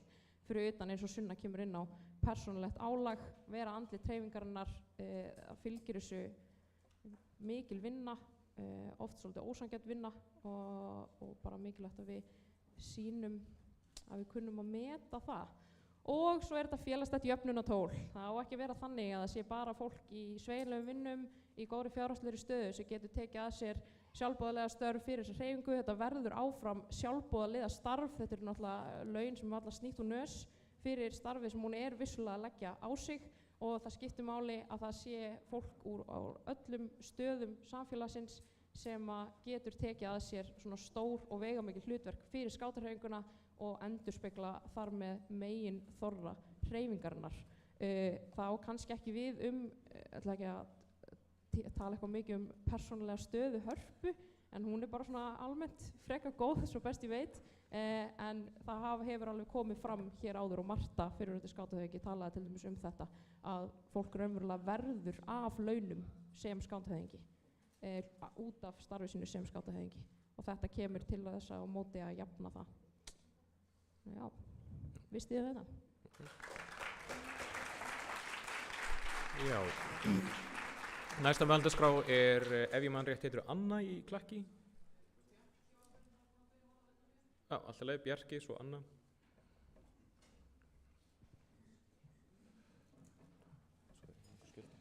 Komið sæl, Bjarki ég úr Klakki. Ég er samanlega því sem hefur komið hér fram að Tala nær í mikrofónin. Já, sem að Eva sagði áðan með það að í grunninn, við erum í grunninn sko sjálfboðaliða samtök, og tel rétt að þetta hefur verið sjálfboðaliðar, og það hefur oft verið mjög greinilegur sko munur á nálgun hjá þeim sem að þiggja laun og þeim sem þiggja ekki laun fyrir sitt skátastarf. Án þess að ég fari of náðu til það. Mér finnst þetta mál að koma upp núna í ljósi þjóðfélagslegrar umræðu síðasta árs vera svolítið galið, og þetta mál kannski látið snúast full mikið sitjandi skátahöfðingja, sem að mér finnst líka mjög óeðlilegt, kannski sérstaklega í ljósi þess að hún á bara 1 ár eftir sem sitjandi höfðingi, er ekki kjörgeng á næsta skátaþingi, og það vera láta máli snúast hennar persónu eða svo ég segi það nú bara beint, Kóreumálið og Kveiksþáttinn og allt það, finnst mér eiginlega alveg bara fáránlegt. Næsta mælendaskrá Anna í Klakki. Já, ég heiti Anna og er í skátafélaginu í Klakki. Ég ætla að leyfa mér að sitja áfram. Mér langar að byrja að benda á að skátahöfðingi á að gera sér grein fyrir umfangi starfsins þegar hún býður sig fram sem skátahöfðingi, alveg sama hver viðkomandi er. Við höfum hort upp á fyrrum skátahöfðingi að sinna nákvæmlega sömu störfum og gera það af mjög góðu verki, og þau átta sig á því hvað þau að bjóða sig fram í þegar þau bjóða sig fram. Önnur félög hafa vissulega veitt formanni sínum eða álíka laun, en þessi samtök sem eru listuð upp þarna eru ekki að vinna af sama skapi og við. Þetta er ekki eins miklar sjálfboðaliðahreyfingar, þetta er ekki æskulýðsstörf, og þar af leiðandi er þetta ekki sambærilegt að samtökin 78 og Siðmennt sé að veita sínum formanni laun eins og við myndum veita skátahöfðingja laun. Og síðan langar mér bara að brýna á punktinn sem María kom inn á hérna áðan, að valda ójafnvægi í stjórn þar sem formaður fær laun en engin annar getur skapað mjög hættulegar aðstæður innan stjórnar, þar sem ég er ekki bara að tala stjórnina sem núna, heldur þurfum við líka að horfa á komandi stjórnir og komandi skátahöfðingja, af því að þá verða stjórnarmeðlimir líklegri til þess að leggja meira álag á skátahöfðingja af því að hún er launaði starfsmæðurinn. Þannig að þetta er klárlega frekar að dreifa álaginu inn á aðra stjórnarmeðlimi og starfsmenn BÍS til þess að minnka álagið á skátahöfðingja og gera þetta aðgengilegra fyrir alla. Því ég er alveg sammála að skátahöfðingja, þetta á að vera starf sem er aðgengilegt öllum skátum, en það á ekki að snúast peninga, það á að snúast aðgengilegt starf og hver sem getið sinnt starfinu. Mér finnast peningar ekki leysa neina af þessum vandamálum. Takk fyrir. Já, næst á mælendaskrá er hér aftar á árbúaborðinu. Góðan daginn, Svafa úr Árbúum. Mér... Svafa úr Árbúum. Ég er bara svona að pæla, ef við erum að opna þessa hurð að skátahöfðingi geti farið inn á launaskrá, erum við þá að opna nýtt stöðugildi upp á bandalagi og það eru með aðra pælingu, erum við þá ekki að opna þá hurð að við getum fengið félagsforingin okkar líka inn á launaskrá hjá félagunum sem getur líka orðið rosalega hættulegt. Þannig að, já, takk fyrir mig.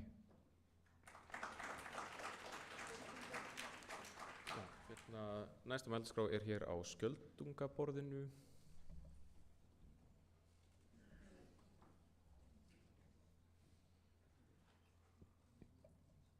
Sæl öll, Kjartan heiti ég og er skjöldungur. Mér langaði bara að beina athygli á því. Er ég ekki nóg nær? Okay.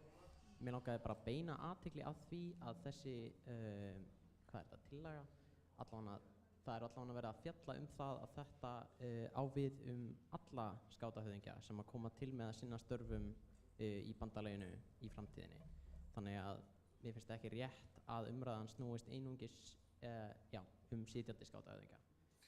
Og ég vil líka einnig benda á það að þetta er af því að þetta er ekki launin eru ekki næg til þess að teljast til fulls stöðugildis, þannig að þetta er hlutastarf.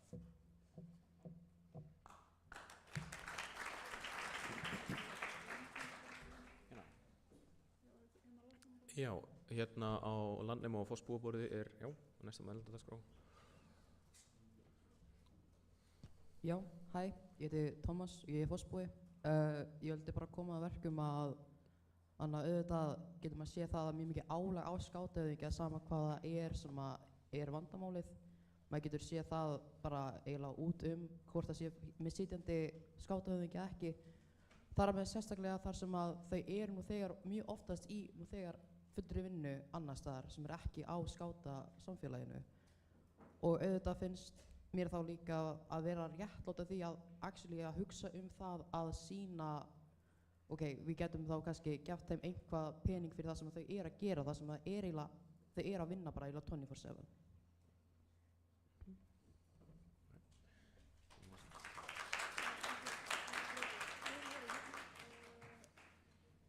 Já, hér á Klakksborðinu, María. Já, góðan dag aftur, María hjá Klakki. Ég held að það sé mjög brýnt fyrir okkur sem hreyfingu að það séu mjög skýr mörk á milli þess sem heitir stjórn bandalagsins og starfsmannabandalagsins.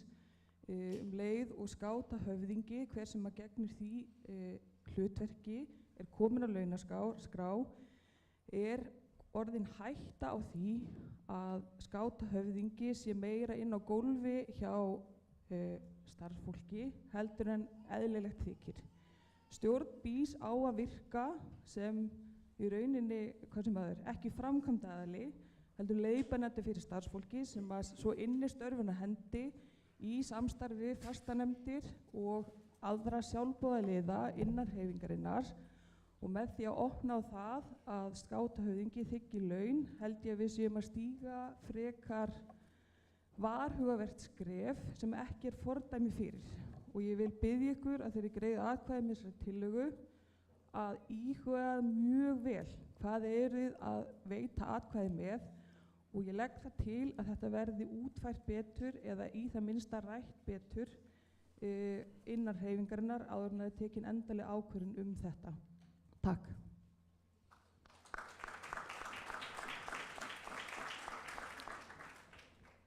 Já, við höfum nú heyrt frá bæði stuðningsmönnum og andmælendum og fleiri hafa ekki kveðið sér hljóðs að mér vitandi. Við lokum því mælendaskrá núna og göngum til kosninga þetta mál. Kosningin komin í loftið, svo þið getið farið inn á kosningakerfið og við tökum okkur 1 mínútu í það að kjósa. Þið kjósið já ef þið eru fylgjandi þessari tillögu en nei ef þið eru mótfallin henni.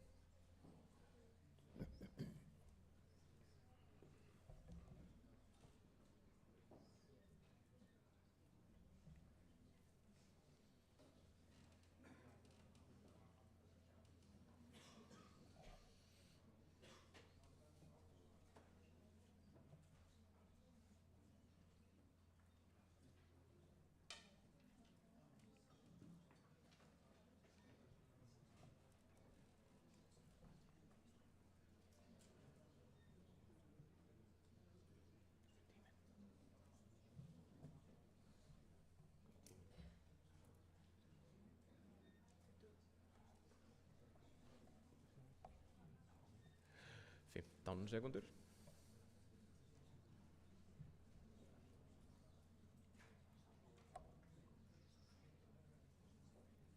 5, 4, 3, 2, 1. Kosningu lokið. Og þá fáum við niðurstöðunar upp á skjá.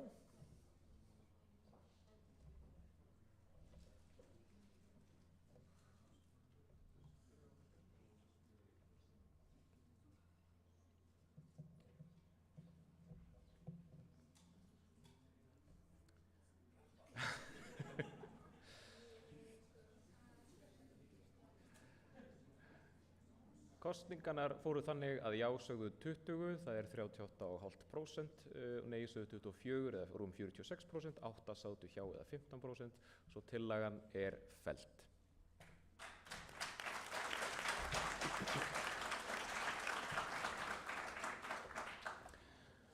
Þá göngum við næst í lagabreytingartillögur. Fyrir þinginu liggja allnokkrar lagabreytingartillögur og ég brýni aftur fyrir fólki að vera stuttort og við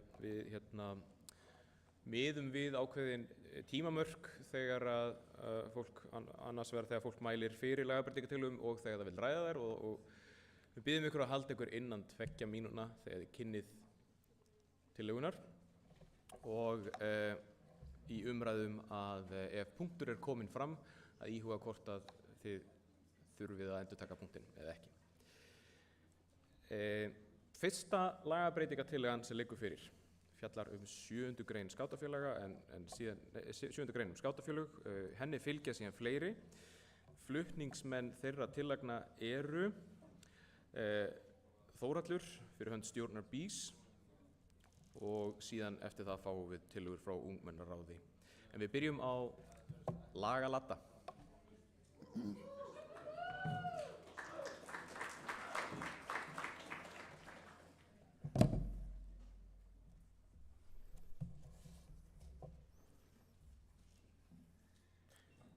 Góðan dag. Loksins komið eitthvað skemmtilegt inn á þinginu. Heyrði, talið nokkuð óhátt, þetta ekki bara hreint.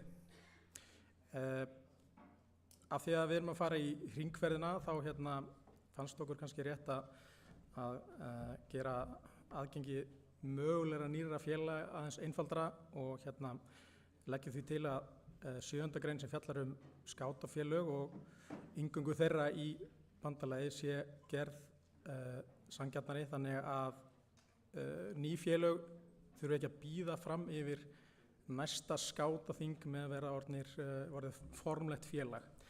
Þannig að breytingin sjálfur svo einföld á þetta sé útalegur orðavaðall en að innganginn taki þá gildi bara leið og eins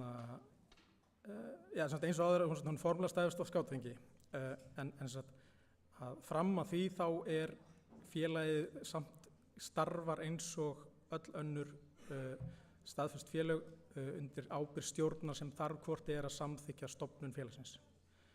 Þannig að það það sem þessi grein fjallar og engin þörf orð lengja það frekar. Takk.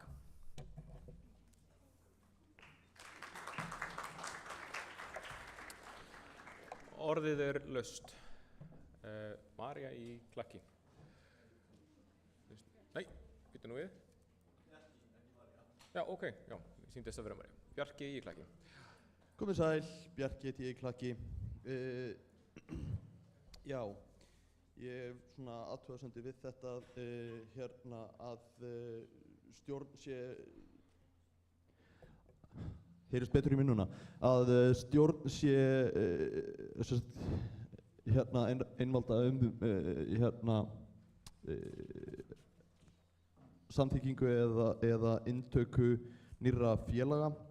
Þetta hérna, og ég hef verið í svona umræðum oft áður með hvenær nýr meðlimir ganga í félög, af því að hérna er náttúrulega verið að tala um aðild félagana, og ég held að það sé mun eðlilegri framkvæmd að sem sagt, ný félög sé boðin á skátaþing, og það er heimild í lögum fyrir stjórn að bjóða gestum, og fyrir félög sem eru að sækja aðild er eðlilegt að þau komi á sitt fyrsta þing sem gestir þar sem að þau eru formlega tekin inn í hérna hreyfinguna.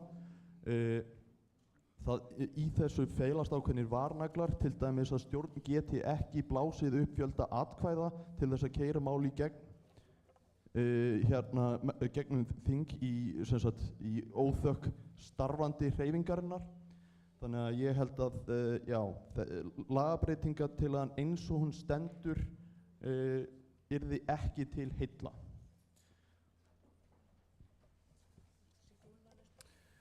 Já, Siggi Úlla er næstur á mælendaskrá.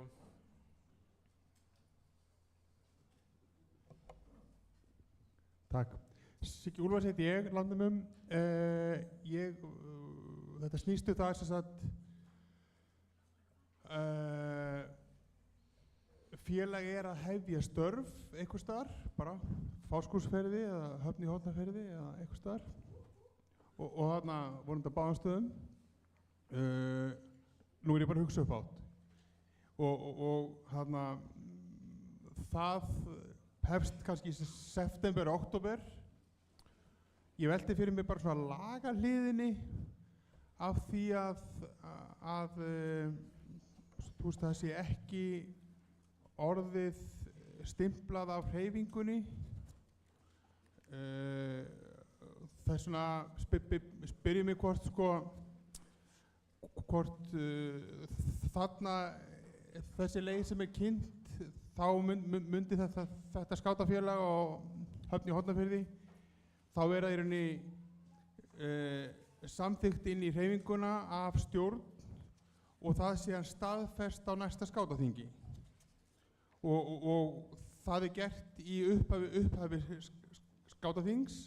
Við gerum alltaf á föstudeginum, og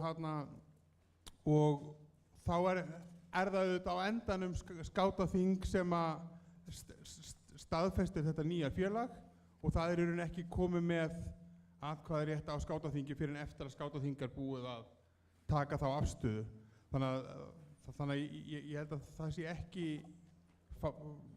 falið í þessu að hætta á að það sé hægt að stofna 15 skátafélög og mæta með það á skátaþing.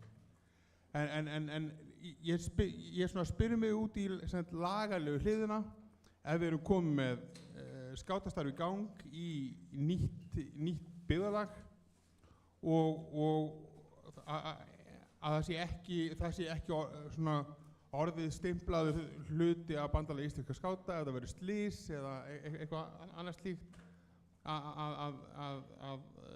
þá bara svona er ég bara að hugsa upp átt með það að sem sagt, ég held að þetta sé skynsamleg lausn að félag sem er komið með starf í gang, að það sé komið undir verndarvæng stjórnar og verndarvæng bandalags íslenskra skáta og starfi í umboði þess, og síðan þá á næsta skátaþingi og eftir þá staðfestir skátaþing í rauninni inntöku félagsins.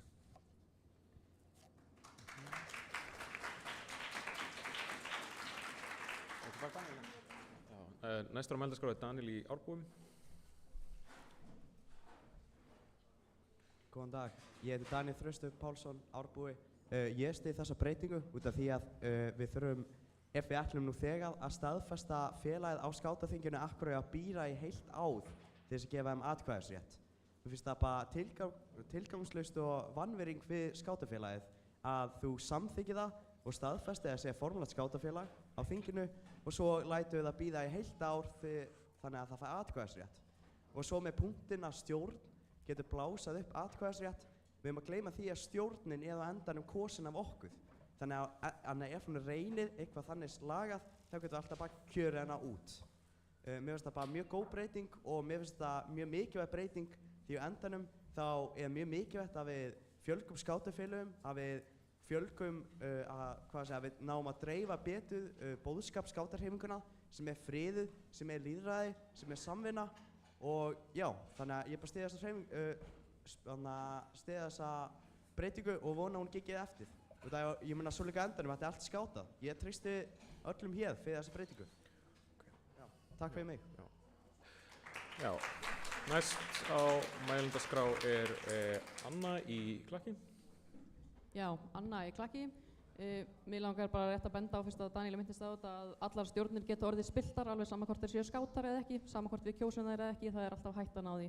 Þess vegna, já.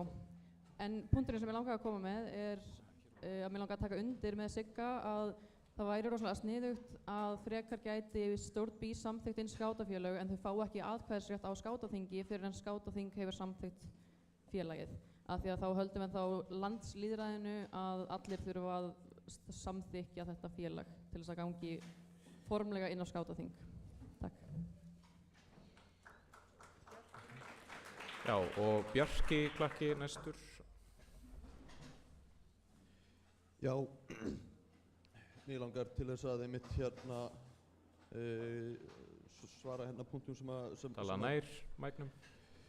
Já, mér langar einmitt til að svara punktum sem að komi hérna fram sem að hérna snúa þessu að það yrði ekkert hérna einstæmi eða nýtt ef að við lendum í því eins og mörg félög að hérna stjórn félags og hérna komist í skjön við grasrótina og félagasamtök hafa orðið fyrir því og mörg hver fallið saman. Það eru tæknilegir annmarkar sem að verða til hérna í öllum félagasamtökum við þetta að atkvæðisréttur er ákvarðaður í upphafi skátaþings þegar að kjörbréf eru afhent en eðli sínum samkvæmt til þess að staðfesta inntöku þarf að vera búið að afgreiða þau og þar með eru atkvæðin ekki formlegur atkvæðisréttur ekki veittur félaginu fyrir en ári eftir eins og hann réttilega benti á. Þetta þykir mér alltént lítill kostnaður og það væri þá líka hægt að setja inn í lög sér atkvæði auka útgáfu sem sagt kjörbréfa sem að fer fram eftir þennan lið á aðalþingi en til þess þyrfti að skrifa sérstaklega það í lög skátaþing. Svo var einhver punktur frá Sigga Úlla sem ég ætlaði líka að hérna adressa en er búinn að steingleyma hver var. Ok. Já, nei, það er sem að, og með tryggingar og svoleiðis að það væri ekkert vitlaust þá að, og í þessari vegferð sem að stjórnir að fara í með hringferðina sem að er nú sprautan á bakvið þetta og ég hérna er mjög ánægður að heyra og styð heilsugar, þá væri kannski réttara að setja sér atkvæði ný stofnuð félög sem að stjórn getur þá stutt við sem að eru þá í sem sagt í raun og veru inntökuferli sem að stjórn gæti þá einhliða tekið félög í sem að gætu fengið sem að sem sagt væri þá ferli að komast að hérna sem að væri þá farvegur sem að endar í aðvild að undangenginni staðfestingu á skátaþingi. En þessi lagabreytinga til að hún felur í sér svolítið yfirgripsmikið með meiri heimildir til stjórnar. Já, það er allt. Takk. Ok, takk fyrir. Og næstur á mælendaskrá er hér fremst á Vífilsborði. Hér.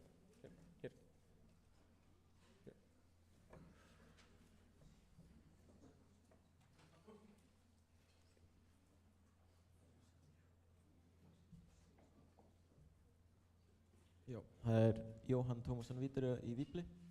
Jóhann Tómasson Víturö í Víbli. Já, Jóhann í Víbli. Já, Jóhann.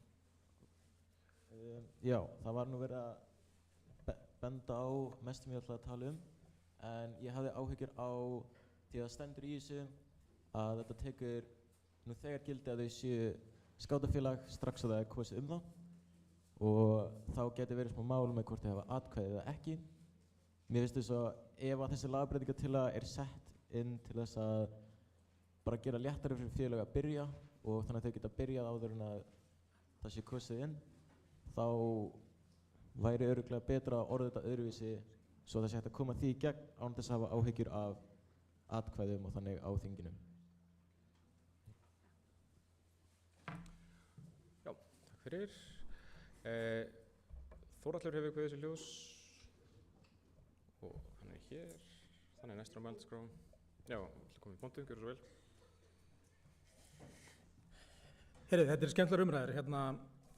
Það er oft þannig að við kannski hugsa hlutina öðruvísi. Þetta eru góð punktur frá Bjarka. Ég kannski var ekki nógu skýr með hver tilgangurinn er líka. Hann er sem sagt sá að þessi nýju félög að sem sagt þegar þau eru stofnuð þá eins og stendur þarna aðild að BÍS í samræmi við aðra greinsalega. Það er bara til að tryggja að þau fái sömu þjónustu og önnur skátafélög sem þegar eru í bandalaginu, sem sagt frá skrifstofunni. Hins vegar skátaþing þarf alltaf að staðfesta inngöngu félagsins til þess að félagi geti fengið atkvæði á skátaþingi. Og það væri þá útfærsluatriði í upphafi þings þegar farið er yfir kjörbréf að ef viðkomandi félag sem er ekki formlega staðfest inn í bandalagið skili öllum kjörgögnum og öllu slíku eins og lög gera ráð fyrir, þá væri það fyrsta verk þingsins að kjósa inngönguna. Og eftir það, ef félagið samþykkt inn, þá myndi atkvæðin þeirra virkjast. Þannig að það er ekki neinn breyting, eðlisbreyting önnur en svo sem sagt hvenar félagið mætti taka þátt í þinginu sem sagt með atkvæði. En það er áfram í höndum þingsins að ákveða það. Stjórn BÍS getur ekki ákveða það. Bara svo að fyrirbyggja misskilning varðandi það. Þannig að fyrst og fremst snýrst þetta að tryggja félagunum sömu þjónustu og aðrir á meðan þau eru eins og var nefnt í ykkur svona inngönguferli og síðan það að við látum ekki sitja yfir heilt þing með að taka fullan þátt. En þetta er bara útfærsluatriði hverju þingi að afgreiða inngöngufélaga fyrst og það er vel hægt að gera það eftir að búið er að fara yfir kjörbréf. Takk.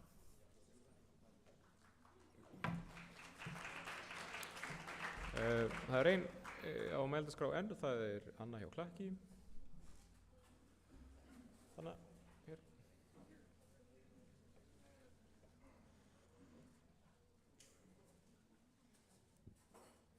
Anna í Klakki. Meiningin á bakvið tillöguna breytir því ekki hvernig aðrir geta túlkað hana eða misnotað hana, þannig að það er spurning hvort ætti ekki að skýra þetta almennilega í þessari breytingartillögu áður en verið samþykkt að þessi félög fá ekki atkvæðisrétt á skátaþingi fyrir en skátaþing samþykkjur þau inn í bandalagið.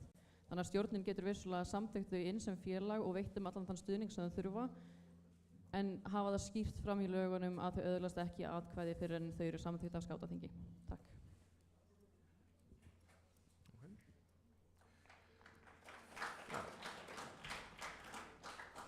Fleiri eru ekki á mælendaskrá og henni verður því lokað núna.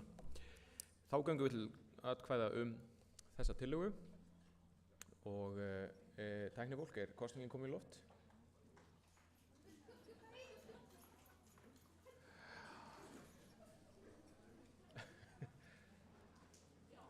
Kosningin er komin í loft þannig að þið getið opnað og þið getið kosið að samþykkja eða hafna þessari tillögu.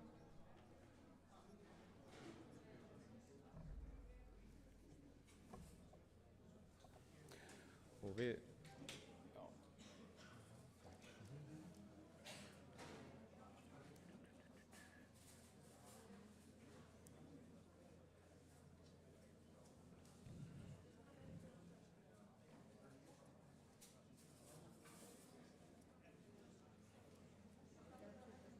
já, 10 sekúndur.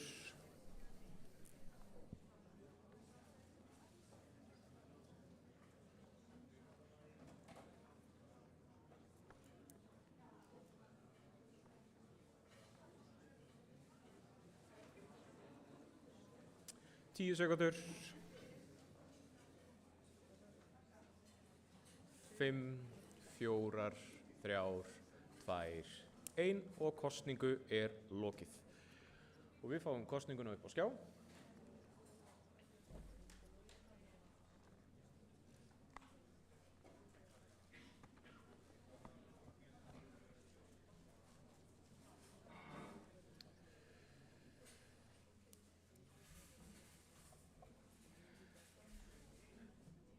Tillöguna samþykkja 41 atkvæði eða tæp 79%, á mótfallin eru 4 eða tæp 8%, 7 sitja hjá, svo tillagan er samþykkt.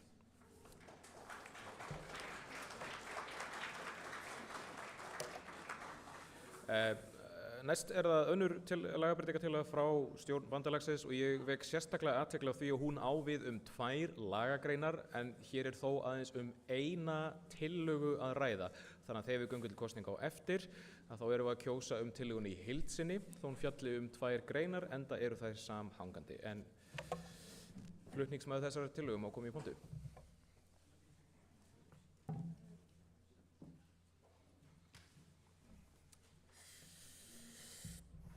Já, heyrðu, ég aftur.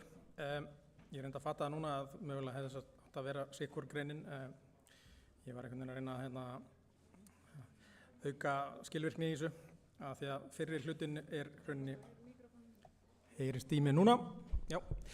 Fyrri hlutin sem að snýra 10. grein er í rauninni ekki breyting vegna þess að þetta er lagfæring á því að það er misræmi á milli 10. og 14. greinar. Vegna þess að í 10. grein er tablan hérna með aðildunum og sakaskrárheimildunum. Það er sem sagt stangast á.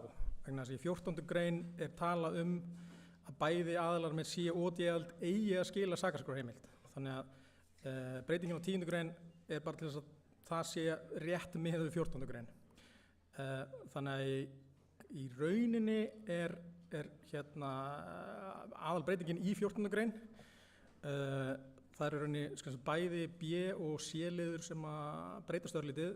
B-liðurinn er rauninni bara til þess að auka skýrleikan vegna þess að þetta er óheppileg uppsetning að þetta er B-liður greinarinnar en þar er talað C-aðild. Það er bara til þess að fara ekki milli mála að það er ekki verið að tala B-aðild heldur C-aðild en þetta er B-liður greinarinnar. Ég veit þetta er mjög skrítið uppsetning. En svo fengum við hérna athugasemd frá góðum skáta út í bæ að beinir aðilar með D-aðild eiga að geta skráð sig í gegnum félagatal, BÍS og borgarfélagsgjald. Og það sem var í þessari grein áður var að félagsgjaldið var átt að vera jafnhátt og upphæð styrktarpinnans sem að við hættum með en það bara gleymdist að tilgreina hvert þetta félagsgjald yrði. Þannig að það sem að lagt er þá til er að félagsgjaldið yrði þá ákvarðað á skátaþingi samkvæmt 21. grein þar sem kveðið er á að skátaþing ákvarðar félagsgjald og þá er rauninni að ákvarða bæði þetta hefðbundna félagsgjald sem að félög með A og B-aðild borga en þá líka þetta félagsgjald sem er rauninni fyrir einstaklinga sem ætla að skrá sig beint í BÍS og það er ekki endilega sama upphæðin og við þá, ef að þessi breyting færi inn svona þá getum við kosið það á næsta ári. Þangað til veit ég ekki alveg hvert félagsgjaldið í eitt sinn skáti ætti að vera því að það er engin leið til að ákvarða það önnur en þetta. Já, takk.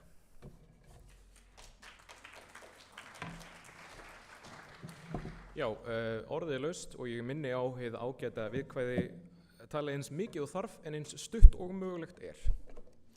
Orðið er laust. Mér sýnist enginn vilja kveða sér hljóðs. Jú, Bjarki. Og hann er þá fyrstur á mælendaskrá. Já, hérna, ótrúlega satt, þá er ég að hérna tala nær mæknum. Já, smá tæknilegt atriði. Ég velti þessu fyrir mér hérna með COD aðildina að þar sem að kemur fram að hérna ekki þurfi hérna sakaskrár heimildina. Nú er Bandalag íslenskra skáta stofnaðili að æskulýðsvettvangnum og í starfsreglum þar kemur fram að allir starfandi einstaklingar meðlimir 18 ára og eldri þurfi að skila inn þessari heimild sem eiga starfa innan hreyfingarinnar. Erum við ekki í svolítið vandræðum með þessa D-heimild sem er formlega svo sem ætluð fyrir fyrir styrktarfélaga, en að við þurfum að vera að sækja þessa heimild líka fyrir þá alla. Og svo held ég að það sé eitthvað misræmi á milli þess sem fór út með póstinum af því að þar var ekki breytingin á þessari töflu. En í 14. grein er nefnilega sérstaklega kveðið á það í D-aðild að ekki þurfa að skila inn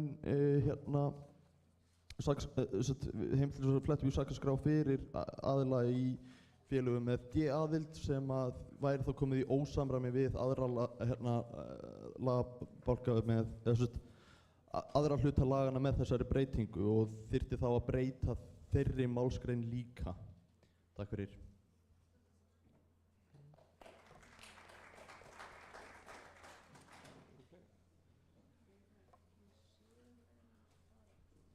Við erum ekki meðvituð fleiri sem vilja tjá sig og því lokum við mælendaskrá núna og þá verður gengið til kosninga þessa tillögu. Tæknimenn, er það tilbúin? Kosningin er tilbúin, þannig að þið getið opnað kerfið núna og við hefjum kosningar núna.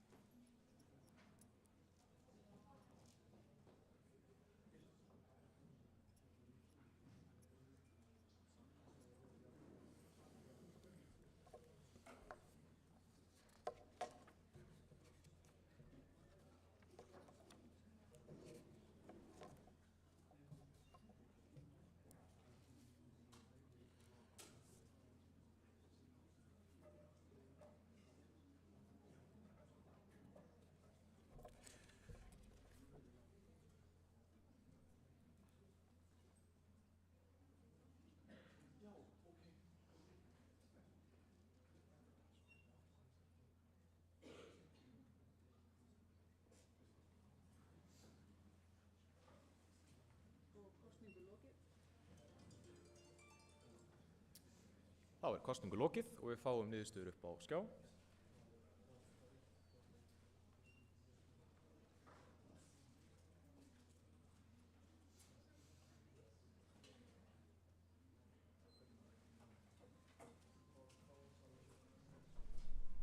Og við fáum niðurstöður upp á skjá.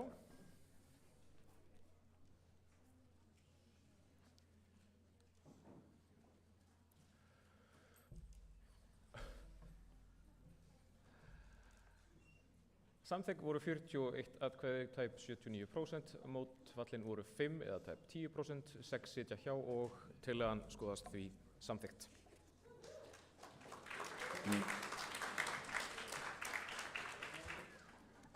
Næsta lagabreytingartillaga fjallar sömu greinar og athugið þetta getur orðið svolítið snúið.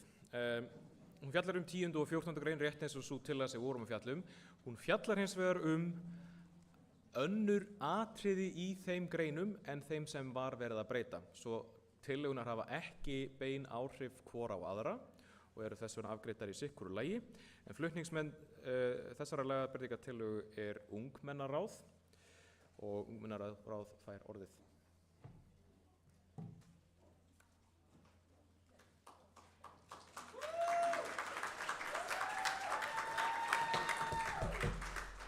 Komið þið sæl, Þorkell heiti ég og ég er í ungmennaráði BÍS.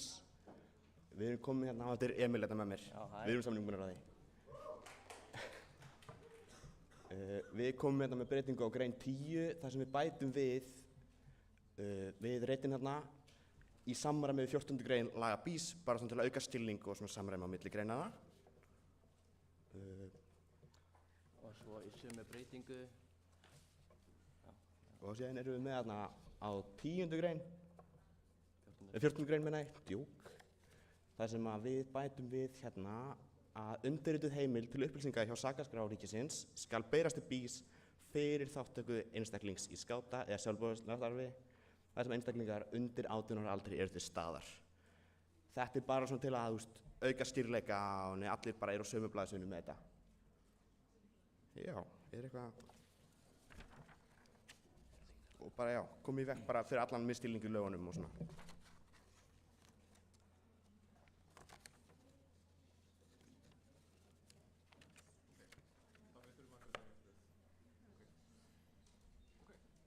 Þeir eru bara komið með þessa grein sko. Ok. Takk fyrir það. Áður en við förum í umræður og afgreiðslu á þessari tillögu þarf ég að nefna að komnar eru fram 2 breytingartillögur við þessa tillögu og breytingartillögur ber að afgreiða á undan aðaltillögu og þess vegna fáum við nú að sjá þessar 2 breytingartillögur. Fyrir breytingartillögan við lagabreytingartillögu ungmennaráðs kemur frá Þorkalli Grími Jónssoni úr Garbúum sem er formaður ungmennaráðs og er því að breyta eigin tillögu og það þarf ekki að hlæja því, það má. Og Þorkell, viltu segja okkur frá þessari breytingu? Bara komið þið sæl aftur, langt síðan síðast. Sko, við breytum hérna, eða ég breyti hérna að heimildin þarf að fá samþykki fyrir þátttöku einstaklings í skátastarfi. Bara svona til að koma í veg fyrir allan misskilning og að eitthvað geti gerst, sko. Já. Það er ekkert meira en það. Og við bara, já, til að passa allt sem skýrt og bara allir séu á sömu blaðsíðunni.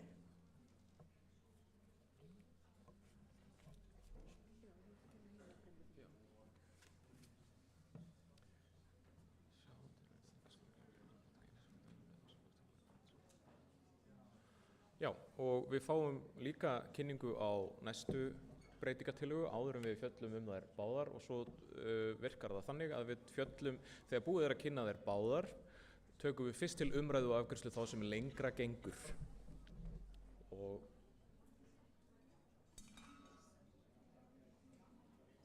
ok, það er ekki næst.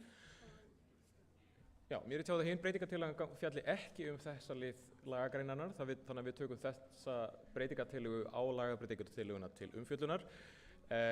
Þá gengur það þannig fyrir sig að fyrst tökum við umræðu breytingartillöguna, síðan kjósum við að hafna eða fella breytingartillögunni, síðan tökum við umræðu lagabreytingartillöguna sjálfa, aðaltillöguna og kjósum svo hana. Vill einhver tjá sig nú breytingartillöguna á lagabreytingartillögunni? Orðið er laust. Jóhann í Víbli kemur og svo... Ég vildi bara aukalega nefna við það að án þess að hafa neitt þarna, bara eins og lögin eru núna, þá er mjög lítið sem segir til hvenær það þarf að komast til skila. Þannig að aðili gæti einhvern veginn að komast upp með að vera bara komast hjá því að þurfa að skila svona inn. Af því það er bara á félögunum að skila sig inn en það er ekki á einstaklingnum og þetta lætur að vera meira á einstaklingnum. Það er, já, Bjarki í Klakki næstur á mælendaskrá.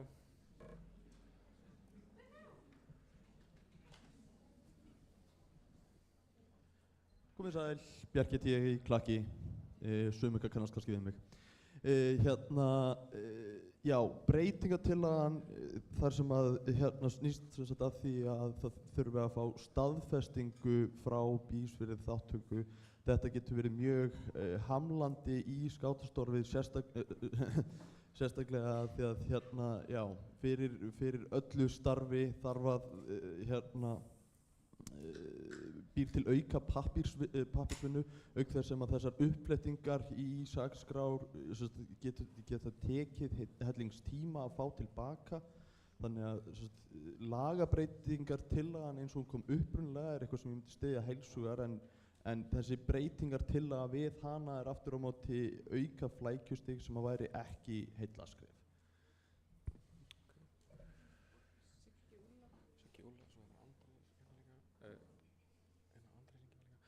Siggi Úla næstur á mælendaskrá.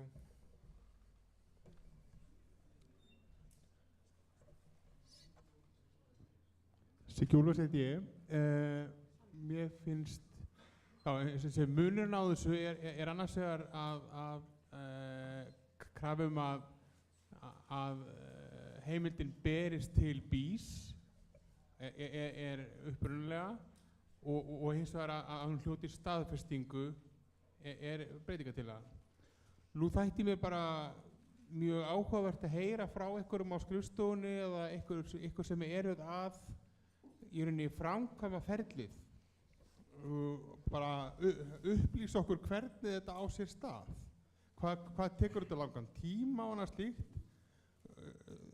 Ég svona í mínum draumaheimi þá væri ef ég væri að fá foreldra til að koma og elda í félagsútilegu, þá get ég sendt þeim link, þau smelta á linkin og það þarf að vera í rafræn undirskrift og þá fari heimildin inn og hún fari beint inn í lagasafn eða eitthvað og við fengjum grænt, gult eða rautt tilbaka eða eitthvað álíka. En ég er ekki alveg vissum að það sé raunveruleikinn núna árið 2025. Ég held að þetta sé flóknara en það, sko. Þannig að svona bara, það væri fróðlegt að vita hvernig þetta á sér stað og sem svolítið segir okkur bara að gula greinin sé sannarlega eins og við myndum vilja hafa það, hvort það sé bara raunhæft. Þetta túlka ég sem beina fyrirspurn framgang málana, þannig að við skjótum snöggu svari við því til starfsfólks skrifstofunnar.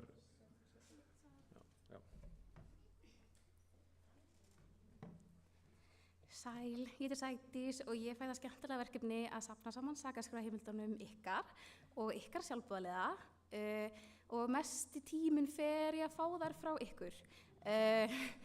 Mesta vinnan fer í það að kalla á eftir þeim og ýta á eftir þeim og biðja þær. Síðan tek ég það saman og ég bý til lista fyrir ríkissaksóknara og ég skanna inn heimildirnar ef ég er með þær sjálf eða skanna inn listan, sendi til ríkissaksóknara og ég fæ yfirleitt svar, hef fengið svar samdægurs, ég hef fengið svar daginn eftir eða 2 daga.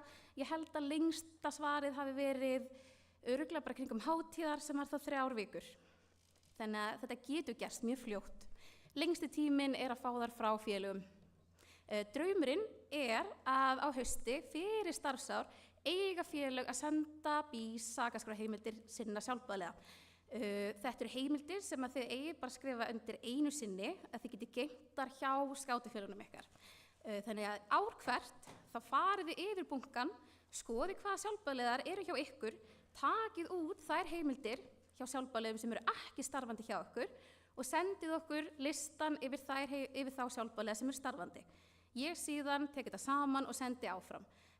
Við höfum ekki haft þann venju hjá okkur, geyma þar hjá okkur, en að ég bara komið aftur, mesta brasið er að fá þennan lista frá félögum. Þannig að núna erum við að reyna að breyta því þannig að við geymum listan bara hjá okkur og ætlum að prófa það í haust að senda á félögin listan sem við erum með skráð hjá okkur og þá þarf félagið eingöngu að senda okkur ef það hefur bæst við sjálfboðaliðahópinn. Já.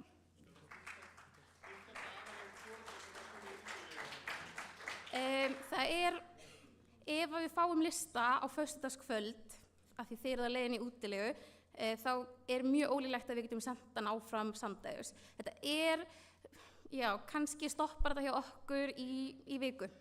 Þannig að, já.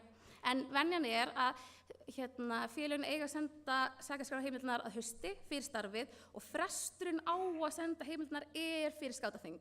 Og þess vegna er einhvern veginn svo kannski misskilningur að það sé bara fyrir skátaþing, en endilega í haust, sendið okkur lista og við síðan líka gerum þetta fyrir viðburð hjá okkur, fyrir sumarið, fyrir þá sjálfboðaliða, við rennum yfir þá hvað erum við búin að skoða heimildir hjá þessum sjálfboðaliðum, ef það eru 2 þá biðjum við að skrifa undir og við sendum þá fyrir viðburði.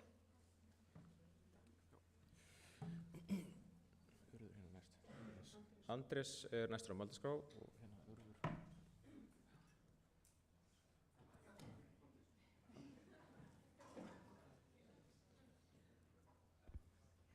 Hæ, Andrés Skjöldungum. Sko, ég var eiginlega á samastað á Siggi að svona spá í framkvæmleikinn á þessu af því ég heldur sem öll sammála að prinsipið sé mjög gott að við tékkum á sakaskrá hjá öllum sem koma nálægt æskulýðsstarfi. Ég held að sé svona valla framkvæmlegt það sem í grænu og eiginlega bara alls ekki það sem í gulu með við lýsinguna. En það bara eitthvað sem við þurfum að breyta. Þannig að það spurning hvort við þurfum að salta þetta sem lagabreitingu með að við erum ekki með kerfin til að ná utanum þetta en beina þetta til stjórnar að finna út einhverja leið þannig að Siggi geti staðið og bara sendt foreldurum link. Af því að meira segja þessi pæling með að listi við sjálfboðaliða liggi fyrir í upphafi starfsárs, en hvaða draumaheimi gerist það? Við erum með félagsútilegu yfir helgi og allt í einu kemur á sunnudegi foreldri til að elda grautinn, einhver pabbi sem aldrei hefur sést allan veturinn. Við þurfum bara að vera með ábyrgðaraðila félagsútileguna til dæmis bara með síma í höndunum sem getur græjað þetta bara 1, 2, 3 og fengið gult, grænt eða rautt. Ef að við samþykkjum einhverja lagabreitingu sem að gerir þetta að skyldu þá bara þurfum að segja við pappan sem hættir að elda grautinn, hefðu sorry, farðu og kottu næst. Ég held að það getur orðið pínu streð en prinsipið algjörlega eitthvað til að gera. Ég vil biðja fólk að verða mælendaskrá. Næst á mælendaskrá var talandi hana Anna hjá Klakki.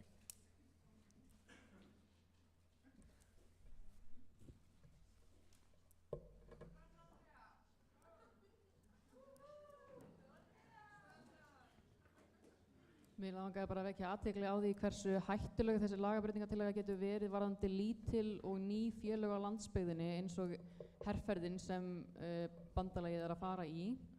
Af því að þegar þú ert með lítið skátafélag á litlu svæði þá eru allar hendur borð og stökkva bara inn þegar þarf.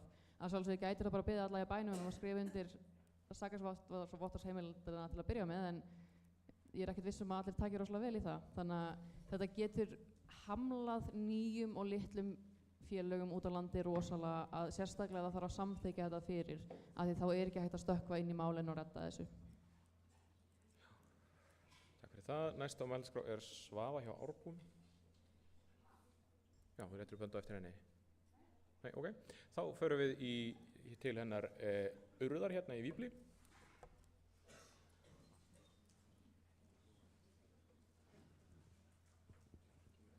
Hæ, ég heiti Urður, Vífill. Spurning BÍS.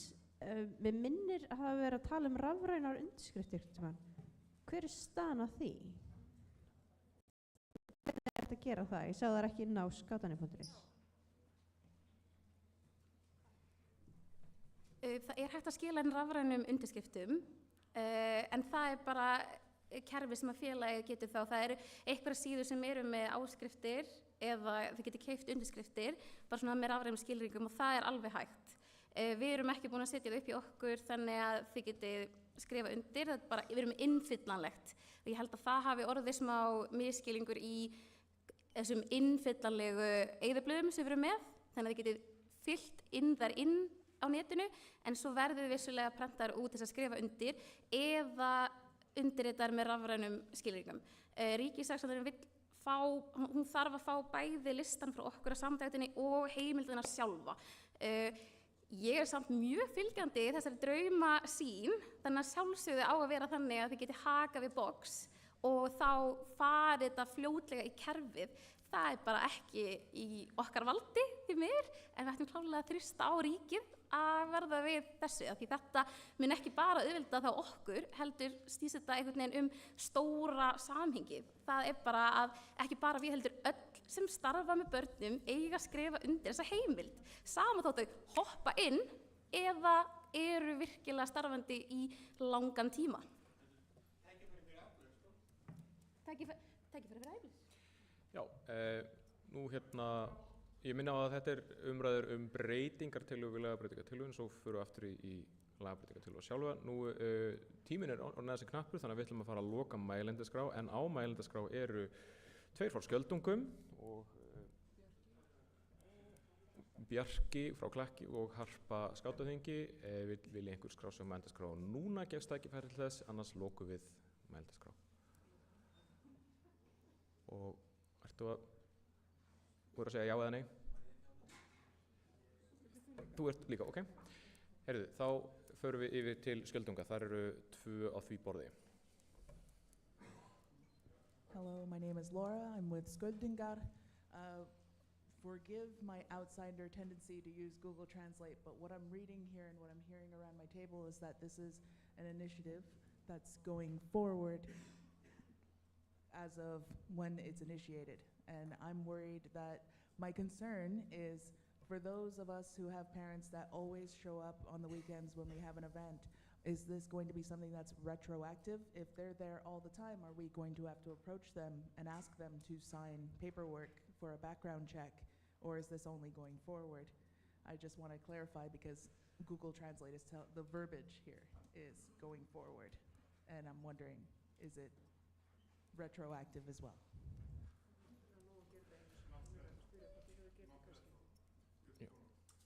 So any parent who is active with us at this time does not need to do a background check?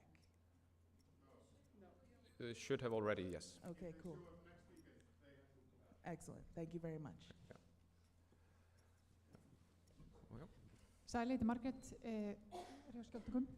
Mér langar bara að benda á varðandi foreldrana og aðra sem eru að koppa svona inn í starfið að það ekkert mál fyrir einstaklinga að fara bara inn á netið og sækja einkavottorð, sakavottorð fyrir einstaklinga.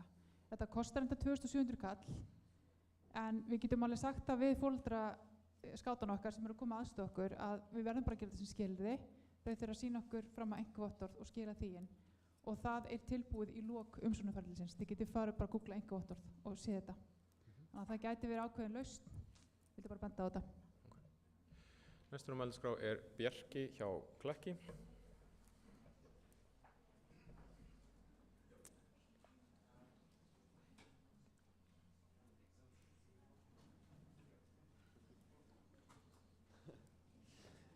Já, þetta ákveðið sjónarmið, en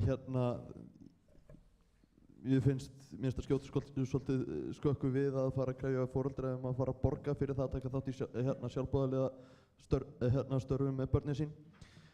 En já, það sem ég vildi eiginlega koma inn á þegar ég fór einmitt að lesa þessa grein svona í þaular og með einmitt þetta sjónarmið með foreldra barna, við erum kannski komin í smá óefni og ég myndi vilja beina til stjórnar að fara nákvæmlega yfir þau mál og taka upp bæði innan fyrir næsta þing og fara með inn í æskulýðsvettvanginn út af því að það er rosalega líjandi fyrir virt æskulýðsstarf með svona mikið sjálfboðaliða starf að þurfa að fá alla foreldra að því að ef að þeir sem að taka þátt í að reka sjoppu fyrir fjáröflunum og sama hvað það þurfa öll að vera með þessa heimild samkvæmt reglum æskulýðsvettvangsins og þetta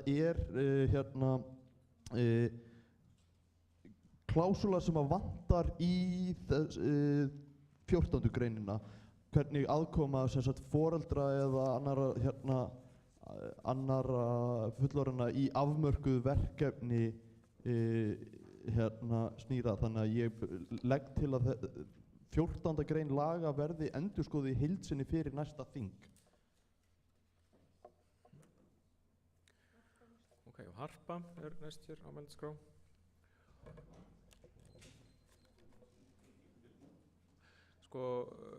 Bjarki, þetta tillaga sem þú ert að bera fram eða þetta bara til umræðu? Tilmæli til stjórnar fyrir næsta þings, tíminn knappur og við höfum ekki tíma til að fara yfir þetta núna. Ok, þá skoðast það þannig. Hversu vel? Ég er smá orðlaus, afsakið. Ég fagna því að ungmennin okkar vilja tryggja öryggi í skátastarfi. Nær. Númer 1, þá erum við að fylgja æskulýðslögum með því að hafa þetta inni í okkar reglugerðum. Ég veit að það er ekki umræðan hér, en ég verð bara að leiðrétta orðræðu sem ég er búin að vera að heyra sem aðilinn sem sinnir hinum endanum, sem fær tilbaka sakaskrárheimildirnar sem eru ekki í lagi. Þá er þetta það mikilvægasta sem við erum að gera hérna. Við erum að standa vörð börn og ungmenni í starfinu og við erum að standa okkur best af æskulýðshreyfingum og íþróttastarfi á landsvísu og það hefur fengið staðfest og við erum að fagna því hvar við stöndum og ég mun aldrei bakka með það. Sorry ef þetta sé komin í þessa umræðu. Þannig að ég hafna þessari ábendingu frá Bjarka og það þarf þá að koma frá þinginu ef við viljum fá þetta eitthvað endurskoðað. Ég fagna því að ungmennin okkar taki ábyrgð. Sannarlega er þetta flókið í vöfum að fá þetta svona beint og við þurfum að vinna í stjórnkerfinu til þess að ná því. Við gætum ekki uppfyllt þetta gula í dag, það er satt. Og þar þurfum við að vinna í stjórnkerfinu og vinna í okkar ferlum betur. Af því að foreldrar sem neita að skrifa undir sakavottorðsheimild hafa ástæðu til þess að skrifa ekki undir. Og við höfum bara ekkert við þau að gera í sjoppunni, á landsmóti, eða neinstæðar nálægt börnum og ungmennum. Þannig er það bara.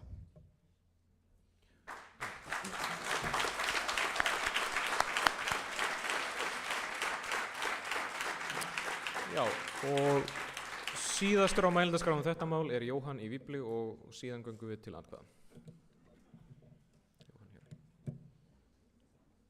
Já, ég vil einnig nefna að í 10. grein þá stendur ekki að allir sjálfboðaliðar þurfa að vera búin að skrifa undir, að stendur að allir félagar. Þannig ég veit að það hljómaði mjög mikið þannig allan að flest félög eru ekki búin að vera að fylgja því og ég veit reyndar líka að því er ekkert endilega búin að vera að sækja eftir því. En allir sem eru skráðir í félagið eru yfir 18 ára aldri, samkvæmt lögunum ættu að skila sinn líka. En ég held að það sé ekki búið að vera að gera það mikið. Takk fyrir það. Þá göngum við til kosninga breytingartillöguna við lagabreytingartillöguna og ég minna að það kemur síðan önnur breytingartillögu á sömum lagabreytingum.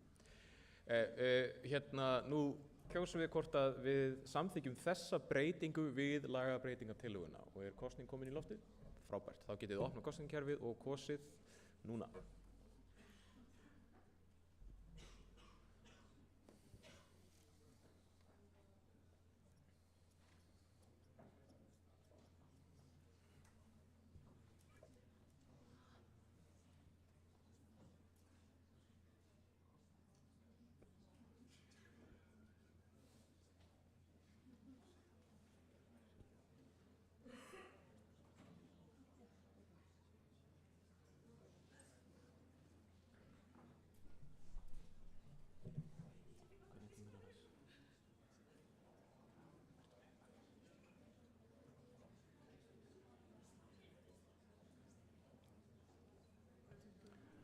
Tuttugu sekúndur.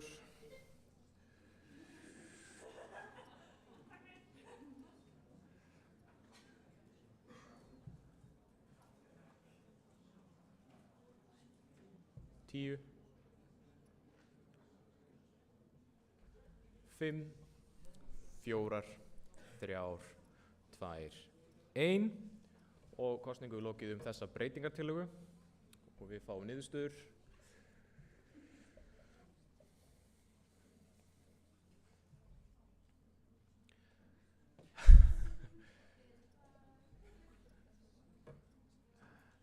Sædís, þú stendur þig vel.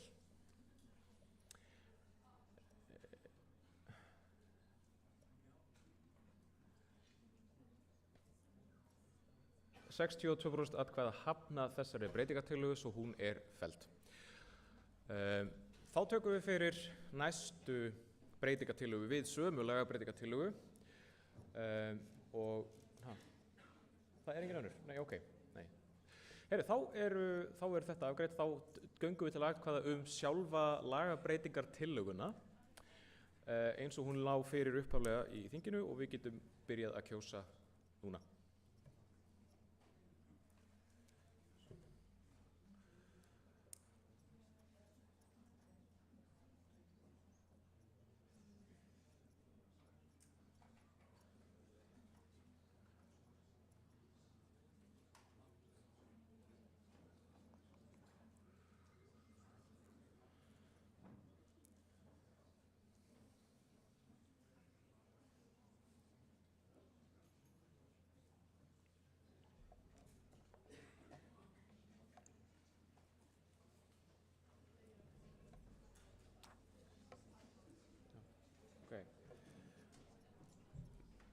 10 sekúndur.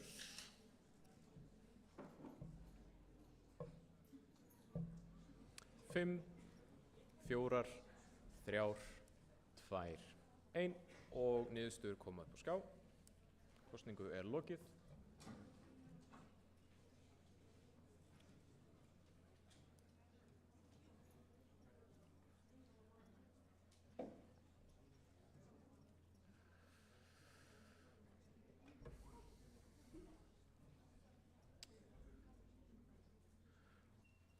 og 75,5% styður lagabreytingatillöguna án breytinga og hún er því samþykkt eins og lá fyrir upphafi þings.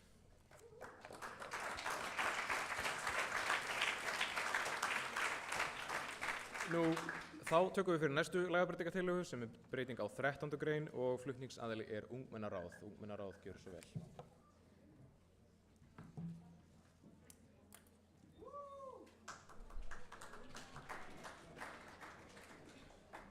Hæ, aftur. Hérna erum við með breytingu á grein 13 ábyrgðaraðila í skátastarfi. Þar sem við leggjum til að þar sem margir skátaforingjar eru nokkert lögráða, þá er að sveitarforingi skátasveitar er lögráða sem hefur verið skipaður í ábyrgðarstöðu þarna og við viljum líka bæta við í staðinn fyrir að segja ábyrgð gagnvart foringja sínum að það sé bara ábyrgð gagnvart stjórn síns félag. Bara svona svo mikið meiri sens og bara allir skilji þetta. Já. Og þetta með þetta foringja sínum er orðið frekar úrelt.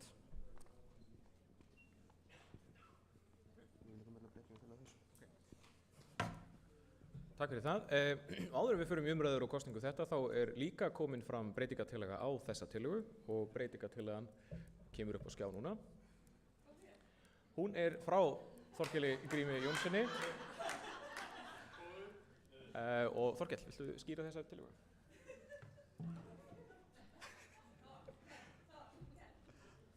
Já, hæ, þessi ábending kom til okkar á lagabreytingatillögu umræðufundinum í gær þar sem að það eru nú til fleiri stöður heldur en sveitafóringi. Það sem við viljum segja að ábyrgðaraðili skátasveitar sem eru skilgreindir sem til dæmis sveitafóringi eða deildarforingi ef lögráð einstaklingur og bæta við þarna að flokksforingi eða aðstofafóringi þurfi ekki að vera lögráða og þeir skuli ekki sinna ábyrgðarhlutverki. Bara svona svo börn séu ekki ábyrg fyrir börnum. Bara, já.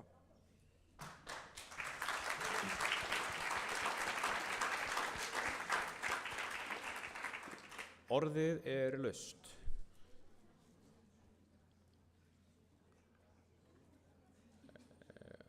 Sá ég hönd á loft eða, já, Bjarki Klakki.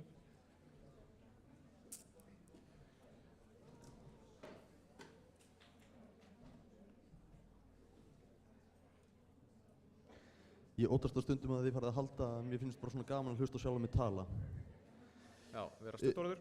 Heyrðu, já, það er sem sagt í þessari lagabreytingatillögu er verið að þrengja umdæminnar vegna þess að í upprunalegu orðalagi sem sagt það sem talaði bara skátafóringja eru allar ábyrgðarstöður og þetta er í raun og veru skilgreining á hugtakinu skátafóringi að það séu allir þeir sem að taka að sér ábyrgðarstöðu og það getur þá líka verið sá sem að tekur að sér til dæmis mótstjórn eða svoleiðis eru í þessum skilningi skátafóringjar. Þannig að með því að breyta orðalaginu þennan hátt er verið að þrengja umdæmi sem sagt reglnanna mikið. Þessi breytingatillaga tekur ekki á þeirri þrengingu þó svo hún skilgreina hana frekar og ég held að sé þessi lagabreyting til þess að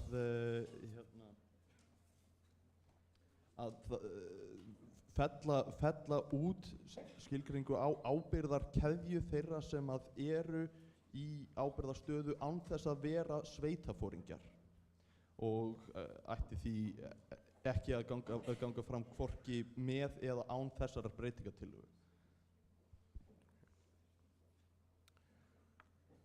Vilja fleiri kveða sér hljóðs? Þetta mál.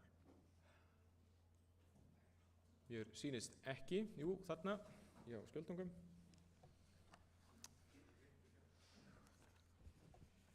Hæ, Sunna á Skjöldungum. Ef ég skildi Bjarka rétt, þá vil ég koma með það að þarna seinni klásan sem kemur í gulu, að flokksforingjar eða aðstofafóringjar þurfa ekki, já, að þurfa ekki að taka við ábyrgðarstöðu þar sem þau eru undir lögaldri. Er það ekki það sem...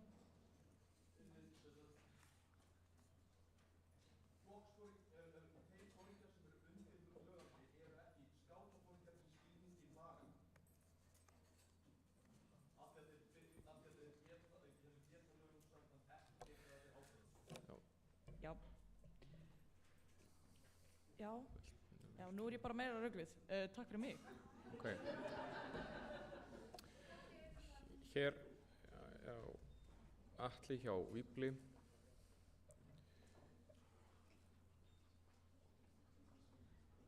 Atli heiti ég, radíóskáti núna, hérna með flokksforingja og aðstofasveitarforingja. Það er rétt að þeir þurfu ekki að vera konur á lögaldur, en það er ákveðin þroski að taka ábyrg á sínum störfum og sínu fólki. Þannig að þeir ætti að vera ábyrgir fyrir sveitarforingjanum.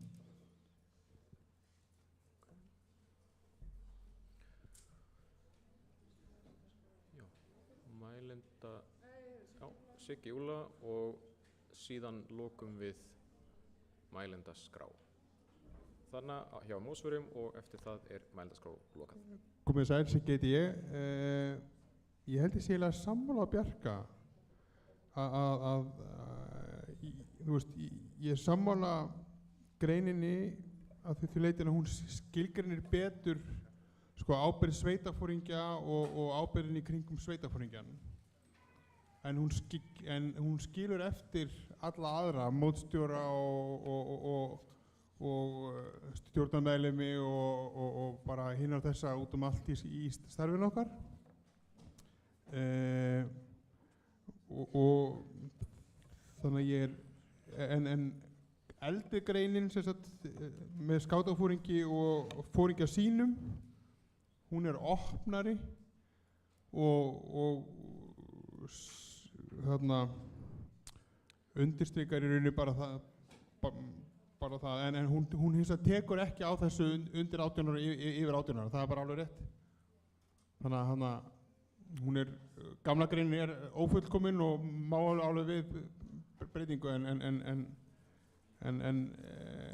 þessi breyting, þó sem hún sinni þá betur sveitarforingja hlutanum, þá skilur hún eftir allt annað. Og síðastur á mælendaskrá er hér á, já, heyrðu, fyrirgefið, Þorkell vill fá að svara þessu beint, svo kemur Þorkell vill fá að svara þessu beint og það sem hann er flutningsmaður tilhörunar leyfum við það, en síðan kemur Mósferi. Hæ, vinnumla, klúðurum við smá þarna, Sædís mislas aðeins það sem ég sagði þarna og þá að vera skulu þeir þá ekki sinna. Það var bara klúður. Já. Það er skýrt og síðastur á mælendaskrá, Mósferi. Já, Gulli heiti ég er í Mósförum. Fyrirgefðu, hvað er nafnið? Gunnlaugur, Gulli. Mér líst vel á þetta af því að mér finnst þetta skýra það aðeins að þú veist, þetta hugtak sko að vera skátafóringi og hverjir eru virkilega ábyrgðaraðilar og hverjir skulu taka sér mestu ábyrgðina og svoleiðis. Og ég held að séum öll saman að það að börn eigi ekki taka ábyrgð að öðrum börnum og mér finnst þetta svolítið skýra það að hvernig er þannig að þetta það fari ekki allt í rugl og verður rosalega slys og einu sem að taka ábyrgð á staðnum eru börn sko. Þannig að mér líður eins og þetta hjálpi við það að skýra þetta eins að þeir sem eru yfir lögaldri eru í rauninni þeir einu sem eru hæfir til að taka ábyrgð á öðru fólki í kringu sig og já, svolítið bara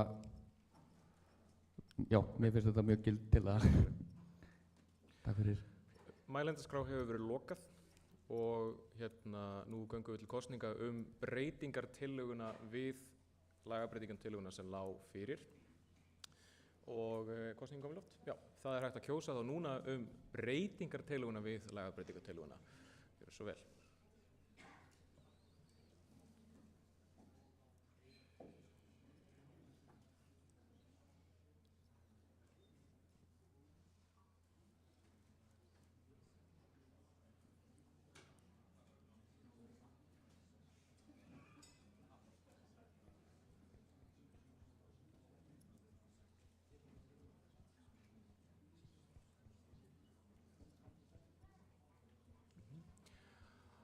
Tíu sekúndur.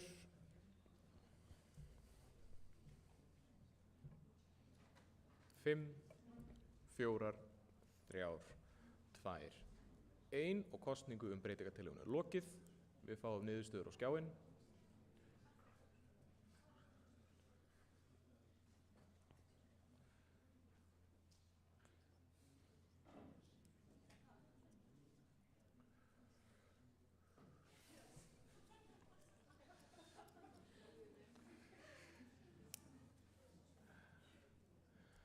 Samþykkir breytingartillöguna eru 22 sem eru 43% atkvæða, 18% eru mótfallnir og 11 sitja hjá. Til þess að breytingartillaga nái fram að ganga þarf meiri hluta og honum ekki náð, svo breytingartillagan felld. Þá kjósum við upprunalegu lagabreytingartillöguna eins og hún lá fyrir þinginu í upphafi þings.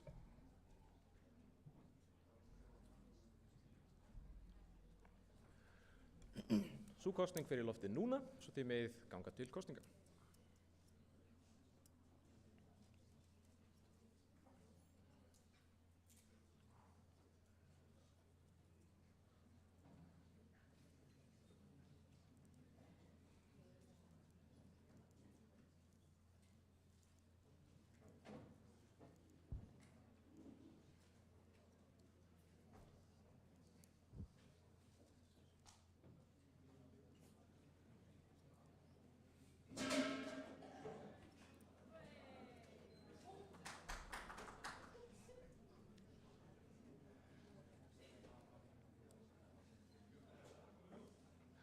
Það eru 10 sekúndur.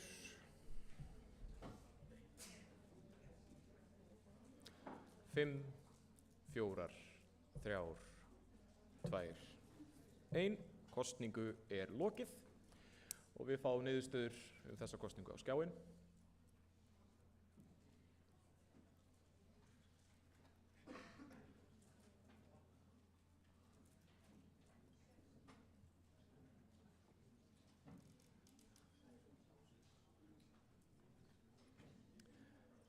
Já, segja 30 eða 61%, 14 atkvæði eða tæp 29% eru á móti og 5 sitja hjá, svo lagabreytingin samþykkt.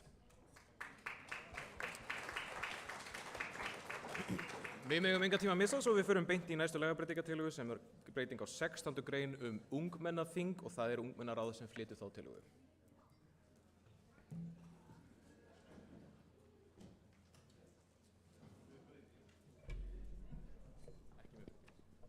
Halló. Sko, á grein 16 þá ætlum við að breyta því, eða bæta við í lokin, að nýkjörnir meðlimir ungmennaráðs taka formlega við störfum við lok skátaþings og áheyrnarfulltrúi ungmenna við lok ungmennaþings. Við breytum þessu svo að ungmennaráð, nýkjörið ungmennaráð og ungmennaþingi sé ekki fast í einhverjum eftirvinnslu störfum gamla ráðsins. Það sem við höfum lent í því bara að þegar það er kjörið í nýtt ungmennaráð og ungmennaþingi þá bara tekur nýja við og gamla bara hverfur og þá er nýtt ráð bara alveg glænýtt í þessu, farið að sinna bara einhverjum endurmötum og eitthvað svona veseni. Frá því fyrra þá? Já, það frá bara þinginu áður og þurfa að ganga með tillögurnar á skátaþing. Hugmynd þessu líka svo að gamla ungmennaráðið og nýja sem nýkjörið geta unnið saman og nýja getur lært að gamla svo það viti eitthvað hvað það er að gera eftir skátaþing, þau séu ekki að byrja á nulli. Já, það er bara allt frá okkur.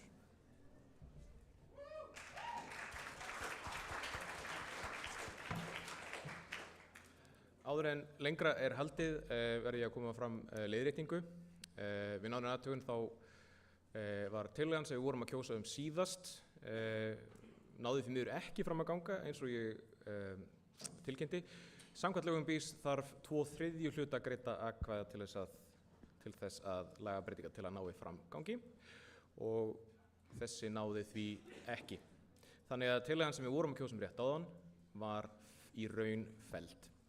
En nú förum við áfram og opnum umræðu þessa breytingu á greininni ungmennaþing. Orðið er laust. Hér er Fossbúi sem vilt það.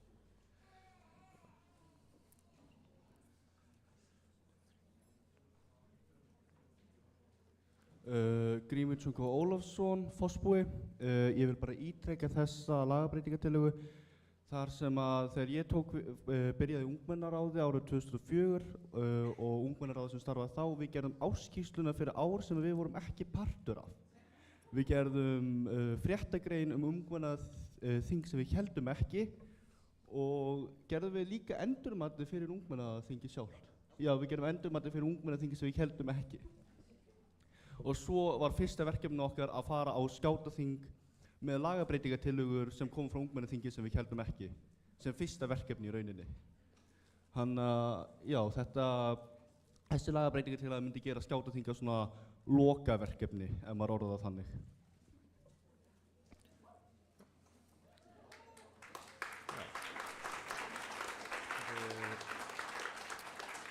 Ég sé ekki fleiri hendur á lofti og meta svo ekki vilji fleiri. Jú, þarna aftast eru og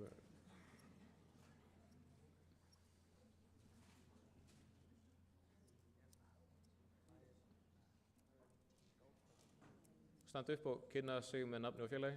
Takk. Við erum að tala strax. Nei. Ok, hættu við. Þá hafa ekki fleiri kveðið sér ljós. Þá lokum við mælendaskrá núna og við göngum til kosninga þessa tillögu. Kosning Róbin, þið megið byrja að kjósa núna. Okay.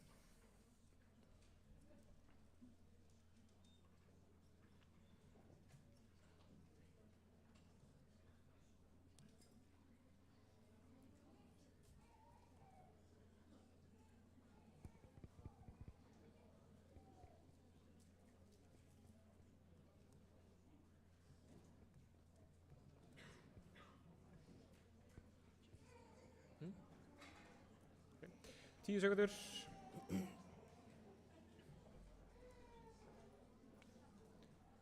Fimm, 4, 3, 2, 1 og kosningu er lokið. Og við fáum niðurstöður upp á skjá.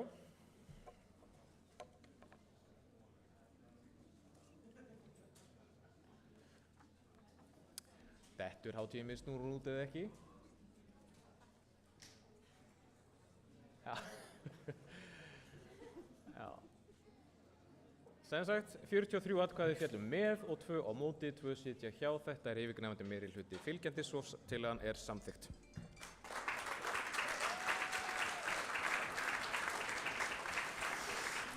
Næsta lagabreytingatillaga snýr að 17. og 23. grein skátaþing og kosning stjórnar. Flutningsmenn eru stjórn BÍS.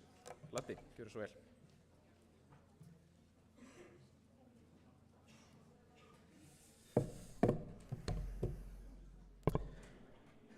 Já, erfitt að koma á eftir þessum ungmennaþingstilraunum allum, en þetta er hérna, við gerum okkar besta hérna.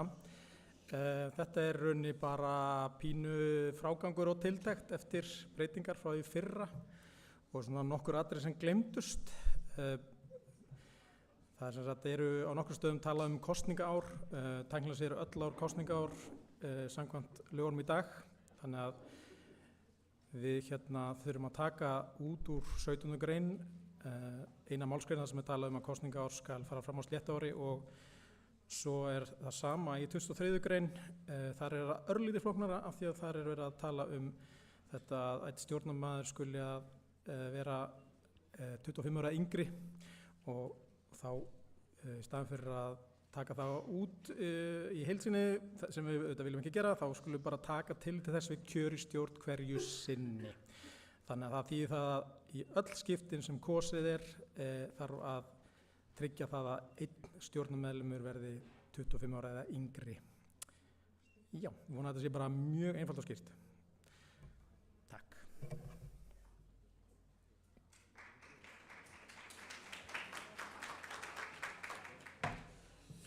Já, orðið er laust þessa tillögu.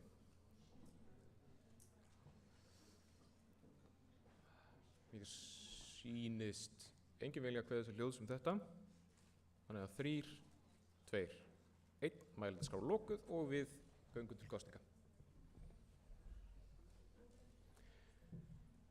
Og kosningin komin í loftið, þið megið kjósa þessa breytingu. Og eins og áður minni ég á að þetta er ein tillaga þó hún fjalli 2 greinar.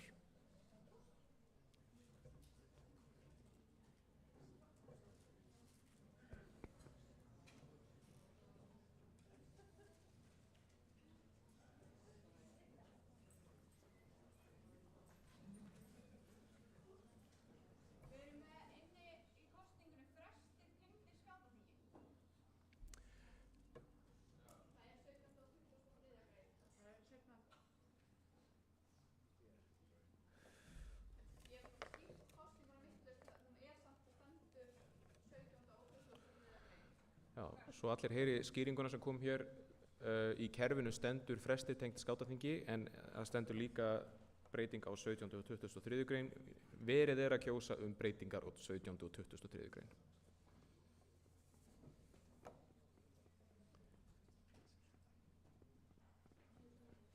Tíu sekúndur. 5, 4, 3, 2, 1. Kosningu er lokið og við fáum niðurstöður á skjáinn.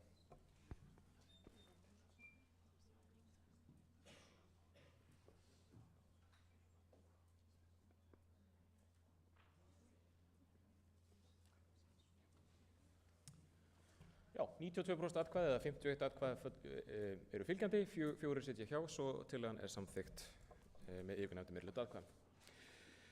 Nú, við eigum eftir nokkrar lagabreytingartillögur en við skynjum smá óróleika í salnum. Fram er komin dagskrárbreytingartillaga og þær eru réttherri heldur en lagabreytingartillögur. Dagskrárbreytingartillagan er svo hljóðandi að gert verði hlé á þingstörfum frá og með nú og til 5 mínútur yfir 1. Þannig að þannig að við getum farið í mat í hálftíma. Hvað segir þau? Ég þarf aðeins að mótmæla Dagga heiti ég í Mósverjum. Gilvelskólinn er með viðbörð frá 13:15 til 13:30 sem áttu að vera laust í dagskrá í hádegisbili.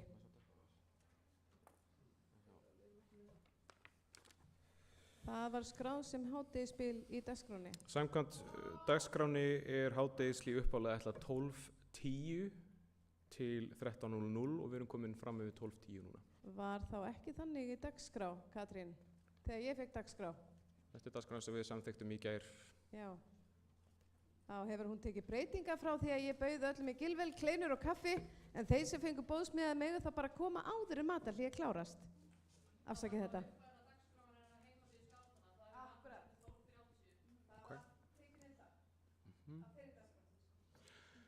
Ok, en tillagan sem fyrir liggur er að við förum núna í hádegishlé og komum aftur kl. 13:15. 13:05, það er tillagan. Hvað segirðu?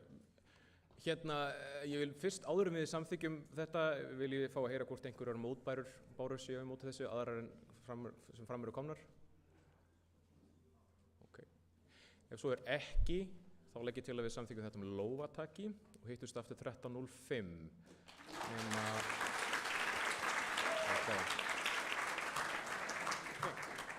Verið ykkur góðu.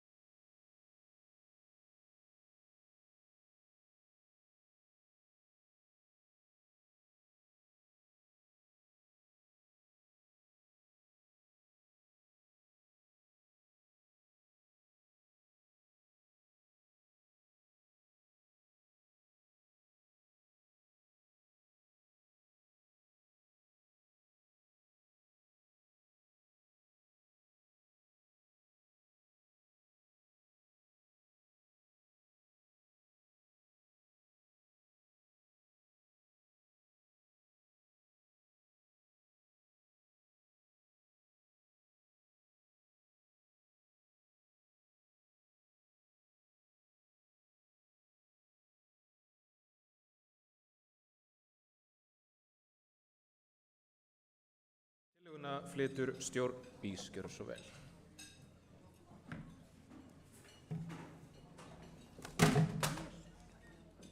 Þetta var ekki ég. Herðu, bara verið ykkur að góðu.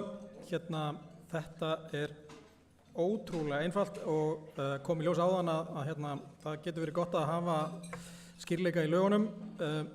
Það eina sem er verið að gera hér er verið að benda á hvar í lögunum er fjallað sérstaklega breytingar á lögum og grunngildum. Það er í 30. grein og þar einmitt stendur að það þarf 2/3 hluta atkvæða til að breyta lögum. Þannig að þetta er bara að skerpa á læsileika lagana. Takk.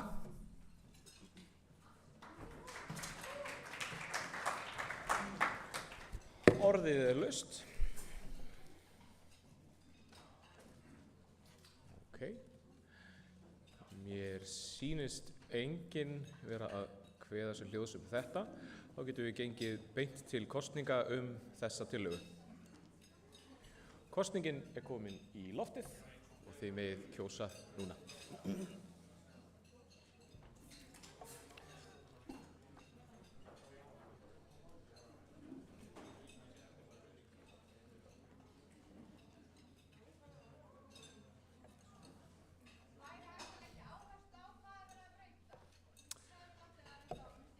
Já, Latti var að útskýra þessa breytingu rétt á. Það snýst að bæta við þessu græna hér.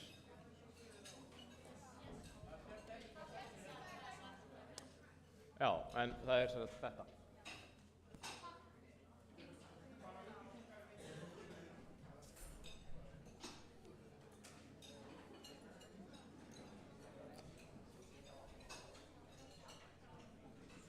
Okay. Þá tökum við 10 sekúndur í viðbót.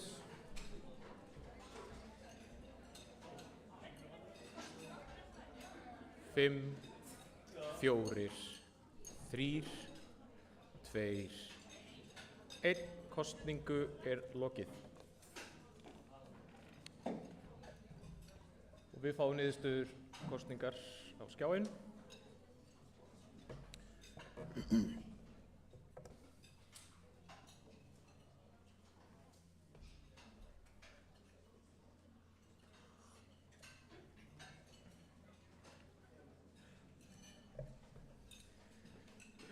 Samþykki þessari tillögu eru 48 atkvæði eða tæp 98%, engin mótfallin og 1 situr hjá, svo þetta er samþykkt.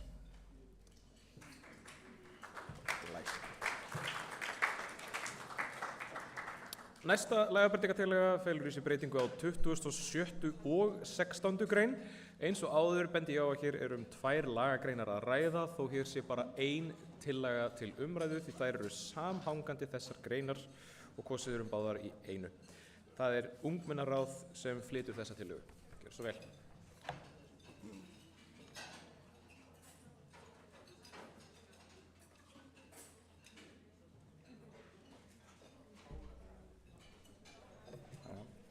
Vona allir njóti hádegismatinn. Komið sæl aftur. Þetta verður seinasta tillagan okkar í dag. Ég veit, sorgarstund. Sjá. Við erum sem sagt að breyta hérna 27. grein í að meðlimir ungmennaráðs þurfa að vera aldrinum 14 til 25 ára og ásamt 5 á 16 til 25 ára aldri. Og þetta hefði miðað við ár, ekki afmælisdag. Þannig þetta kemur í veg fyrir að fálkaskáti geti setið í ráðinu og að þessu 2 16 ára bara til að hafa svona fjölbreytileika og bara geta þjónað sem flestum skátum. Og hérna í 16. grein ungmennaþing er talað að aðeins eru kjörnir þeir skátar sem eru 25 ára eða yngri á því ári sem kosið er og við ætlum bara að breyta því aldur kjörnir skáta er í samræmi við 27. grein. Já.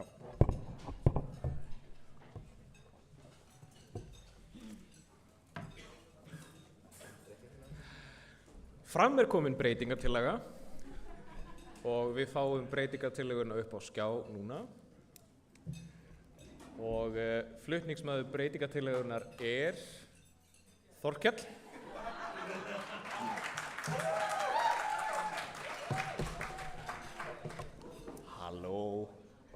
Sko, þetta er nú bara svona orðalagsbreyting og við ætlum að segja að í staðinn fyrir að standi ásamt ætlum við að segja af þeim skulu að lágmarki 2 einstaklingar vera á aldrinum 16 til 25 ára. Bara svolítið skýrara og það sé ekki eins og það séu 2 í viðbót sem kom inn. Já. Ok, nú er orðið laust. Vill einhver tjá sig þessar tillögur?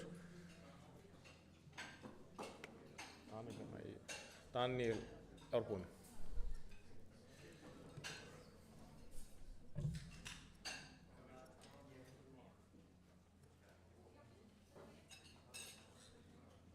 Halló, heyrið mig? Já.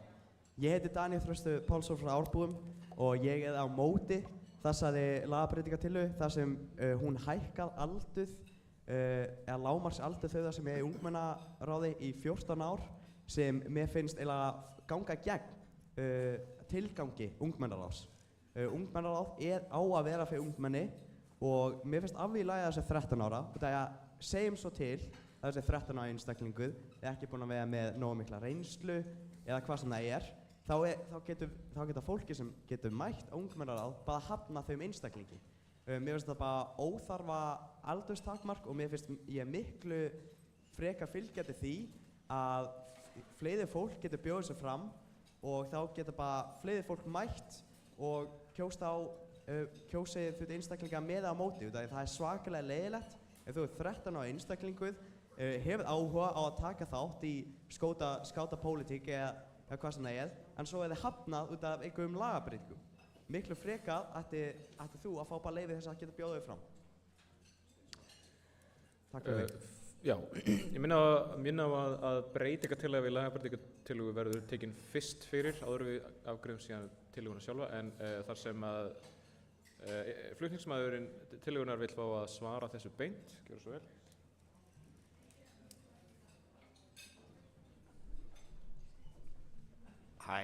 Sko, við erum að segja hérna á 14. ári.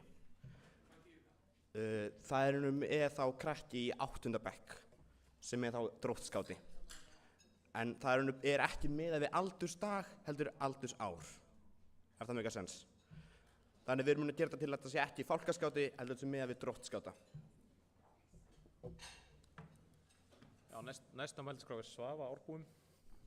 Hæ, ég vildi bara koma inn og segja, mér finnst þetta alveg rosalega sniðugt af því að ég held mér þess að ég hef komið með þess að hérna breytingartillögu eitthvað þegar ég var fyrst í ungmennaráði en mér finnst það mjög sniðugt af því að mér finnst það ósaklega gagnvart yngri árunum í fólkaskátum að það er bara elsta ári í fólkum sem má vera í ungmennaráði en ekki hinn 2 árin þannig að við erum bara með þetta við dróttskátaaldurinn er alveg frábært þannig að já. Já, einn á Mosverjaborðinu hefur hvað þessi ljós.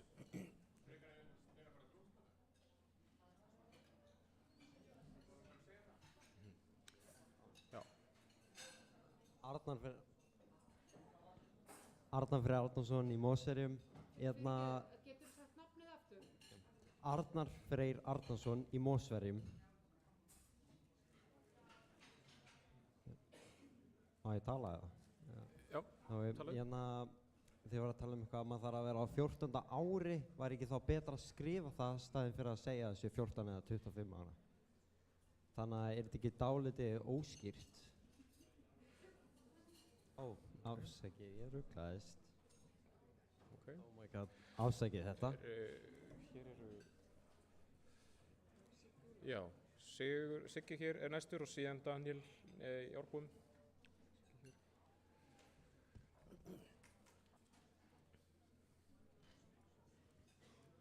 Komið sæl, Siggi, ég held að, markmiðið sem verið að ná fram með þessu sé,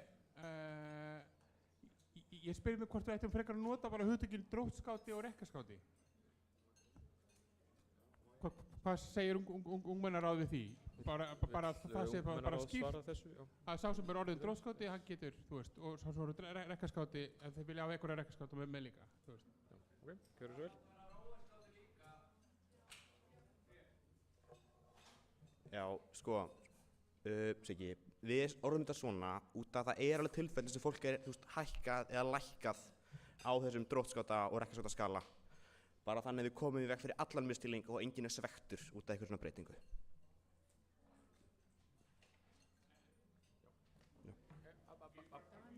Fyrir ekki, mælendaskrá hér, Daniel næstur, síðan koma hér nokkru skjöldungar og hér einn Mosferi, síðan kemur hann þér.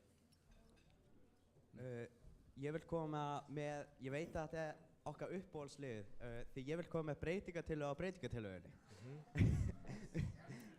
Fyrirgefið, ég vil breyta hana hannig að út af að ef tilgangurinn að koma í veg fyrir aldur eða fyrir misskilningi hanni, af hverju ekki bara breyta núverandi lögunum þannig að þetta verður að lágmarkið að þú ert á 13 ára aldurinu í staðan fyrir að vera aldrinum 14 ára. Vilt þú setja fram formlega tillögu að breyta breytingatillögunni? Já. Tillögum þarf þá að skila til fundarritara skriflega og þú getur gert það og við getum haldið áfram umræðuna meðan þú gerir það og svo tekið síðan breytingatillöguna þína fyrir. Ok. Takk fyrir.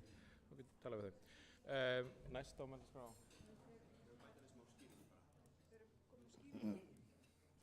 Já, ungmennar eru allar að fá að berðast beint við þessu.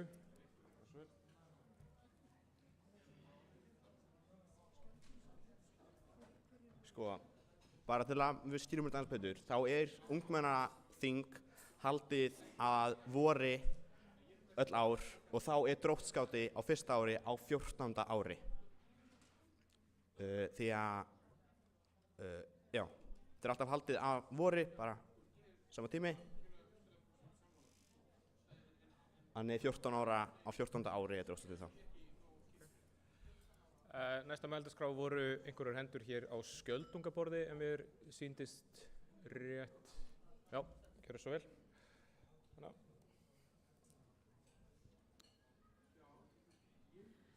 Hæ, ég heiti Sunna og ég í Skjöldungum. Það hefur verið tekið áður fram að hvort það að taka dróttskáta og setja dróttskátar og setja, aldursspilin, en það alltaf verið að færa upp og niður stundum í ákveðnum tilefnum og þá myndi að vera í raun og veru óskýrara en það og ástæðan fyrir að það ekki sett 13 ára að þá elsta árið í fálkaskátum sem á möguleika og það það sem við erum að reyna að taka í burtu héðan. Já. Ok, og næstur á mælendaskrá voru hér á Mosferi nokkrir. Svo vel.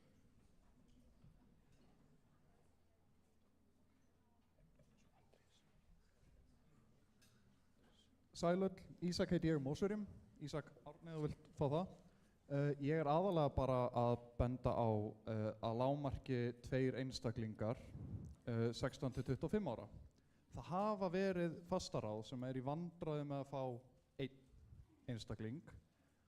Þannig þetta bara svona ábending að ef við setjum það í lög þá verðum við að gera það. Það getur oft virkað á fólk, þú verður að koma af því okkur vantar einhvern í þennan aldurshóp. Þannig hvort við breytum þessi æskilegt eða eitthvað. Þú veist, ég allur fyrir að það séu 2, minnst ekkert að því. En það sem sagt að vera að breyta úr 1 yfir í 2 líka, eitthvað sem ég veist ekki hafa heyrt. Takk. Næstur á mælendaskrá Jón Grétar í Landnemum.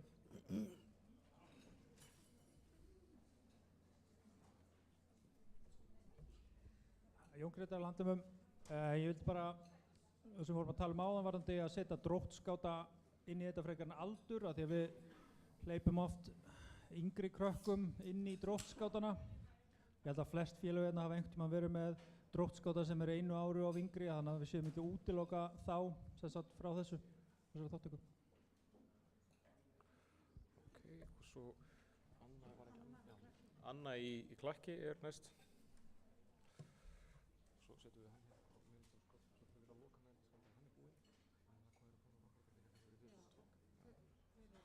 Nei, já, Anna, hérna. Já, Anna úr Klakki. Mér langaði eiginlega bara að taka undir með síðasta ræðumanni. Ef við treystum börnunum nógu mikið til þess að fara árið fyrir upp í dróttskáta eða rekkaskáta, af hverju ættum við ekki að treysta þeim til þess að fara árið fyrir inn í ungmennaráðið? Þar sem þau fara upp að því að þau eru á þroska á við dróttskátana og ég held að sé mun auðskiljanlegra og þæginlegra að hafa reglugerðina með aldurspilunum af því að það er aldur sem við þekkjum öll betur heldur en ártöl. Takk. Og Andrés, hérna, næstur.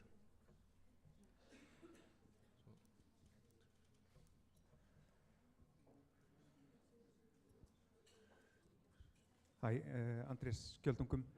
Mér finnst hérna þessi svona þrepaskipting í tillögunni mjög jákvæð, það að búa til eitthvað hvata til þess að ungmennaráð sé skipað bæði yngri hópnum og eldri hópnum til að fá breiddina sem að þarf til að styrkja starfið. Velti hins vegar fyrir mér eins og sko, kannski eins og Daniel var að tala þú veist hvort að aldursmörkin neðstu mættu halda áfram að vera 13 til þess að halda samræmi við líka aðra þætti í lögum BÍS. Þátttökuréttur til dæmis á þessu skátaþingi er þannig að það er æskilegt að félögin tilnefni fólk á aldrinum 13 til 25 ára. Þetta er svona aldursviðmið sem við erum með víða. En að því sögðu þá finnst mér líka pínu asnalegt að ég, þú veist, 45 ára sé eitthvað að sperra mig gagnvart því sem ungmennaráð vill leggja til sem breytingu á eigin starfsemi, þannig að ég ætla ekki að hafa ógeðslega sterkar skoðanir á þessu. Og svo er hér á endaborðinu hjá Ægisbúum já, ok, hann tekur sig af mælendaskrá. Við ætlum að tímabundið að loka mælendaskrá, við opnum aftur fyrir umræður þetta, en nú eru komið fram ein breytingatillaga á breytingatillöguna. Sædís ætlar að varpa henni upp á skjá núna. Breytingatillagan við breytingatillöguna á lagabreytingatillöguna er sú að orðin skulu vera dróttskátar 13 til 15 ára, rekkaskátar 16 til 18 og rófurskátar 19 til 25 ára komið í staði fyrir orðin sem að voru aftast í breytingatillögunni. Flutningsmaður er Aníta Ósk. Aníta Ósk, vilt þú segja eitthvað frá þessu?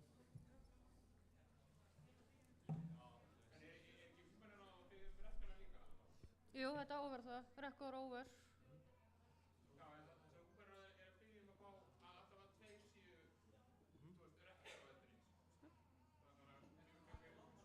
Þetta er tillagan eins og liggur fyrir, við tökum hana fyrir. Já. Ég ætlaði bara að setja hérna með aldurinn, það var eini pælingin hjá okkur að þá eru bara búin að setja svega fyrir aftan aldurinn. Já. Eða bara rekkaskátar og eldri, rekka og rófur. Þetta tillagan er svona, Sigurður. Við setjum bara fram þannig að þá eru bara búin að taka af allan vafa að það er verið að tala drótskóta 13 ára, þau þurfa að vera komin upp í drótskótunum til að geta farið í framboð. Eitthvað meira? Já, og við opnum aftur umræðum það hér og svo Daniel. Það ekki? Já. Þessi ungi maður hérna á Víblaborðinu. Ungi maðurinn á Víblaborðinu. Varst þú að réttu pönd hérna? Þú með gleraugun? Andri, varst þú að réttu pönd? Andri Snær, varst þú að réttu pönd? Andri? Nei, ok. Þá förum við hingað. Okay. Halló, ég er Daniel Þröstur Pálsson, Árbúum. Ég vil bara segja að ég styð þessa tillögu. Mér finnst þetta bara leysa vandan og bara mjög fín tillaga. Þau að leyfa dróttskátum, rekkaskátum og rófurskátum að bjóða sig fram og mér finnst, já, bara þetta vera hinn fullkomna tillaga sem leysið vandan, sko. Og ég meina, ef það eru eitthvað sem er fara upp eða niður í dróttskátum, ég meina, bara so be it, ég meina, á endanum þá eru ungmenni sem kjósa þá, sem bjóða sig fram í ungmennara og ég treysti þeim fullkomlega að taka þá ákvörðun. Þannig ég held að þetta sé bara hinn fullkomna lausn. En já, takk hérlega fyrir mig. Þá er næst hér á endanum á Mosfellsborðinu.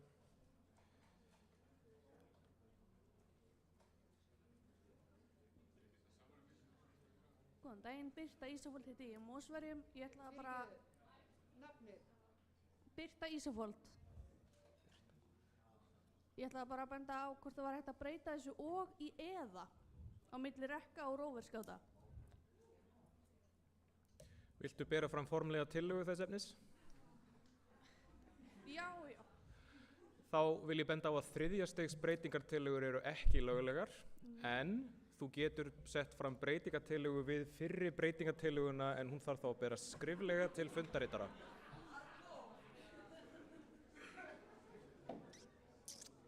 Þér býðst að gera það? Þá þarf ég að skrifa þetta niður, það ekki? Já. Vill flutningsmaður annarar breytingatillögunar breyta tillögu sinni? Ok, það er heimilt að flutningsmenn breyti tillögum sínum áður en þær koma til afgreiðslu. Flutningsmaður þessar tillögu breytir henni svona, þannig að í staðinn fyrir og komi eða. Vilja fleiri taka til máls þetta? Það er hérna.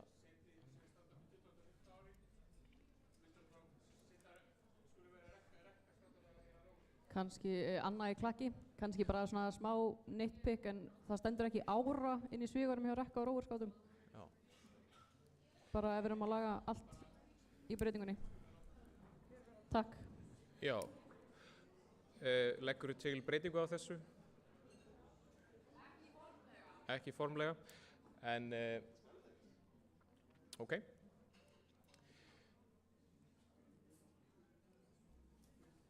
Þarna er einn. Já. Anton frá Klakki, ég er með spurningu. Af hverju er neðri mörk í ungmennaráðinu? Getur þú endur sagt en efri eða neðri? Neðri. Vilja flutningsmenn tillagnanna svara þessu? Af hverju, spurningin er, ef ég skildi rétt, af hverju eru neðri mörk yfir höfuð? Já, sko, ungmennaráð BÍS hefur skyldur að halda ungmennaþing og hefur, að þarf að framkvæma það. Og þá er alveg gott að, hafa fólk með reynslu. Þetta er ekki beint kannski eins og nemendaráð í skólanum þar sem kemur bara með hugmyndir og kýsum eitthvað og fer síðan, heldur þarf að koma með hugmyndirnar, velja þær og síðan framkvæma þær. Og þá er oft gott að, hafa dróttskáta og eldri. Ef þetta svar spurningunni. Má ég samt bara benda á að það eru samt ungmenni sem kjósa fulltrúana og ef fálkaskátar eru vissulega hæfir til þess að sinna þessu starfi þá eru þeir réttilega kjörnir eins og allir aðrir. Þannig að það að segja að þau sé ekki nógu gömul er ekki alveg rétt af því að sum börn eru vissulega bara þroskaðari og málefnalegri heldur en önnur og geta þá bara búið sér fram og verið kjörin alveg eins og allir aðrir.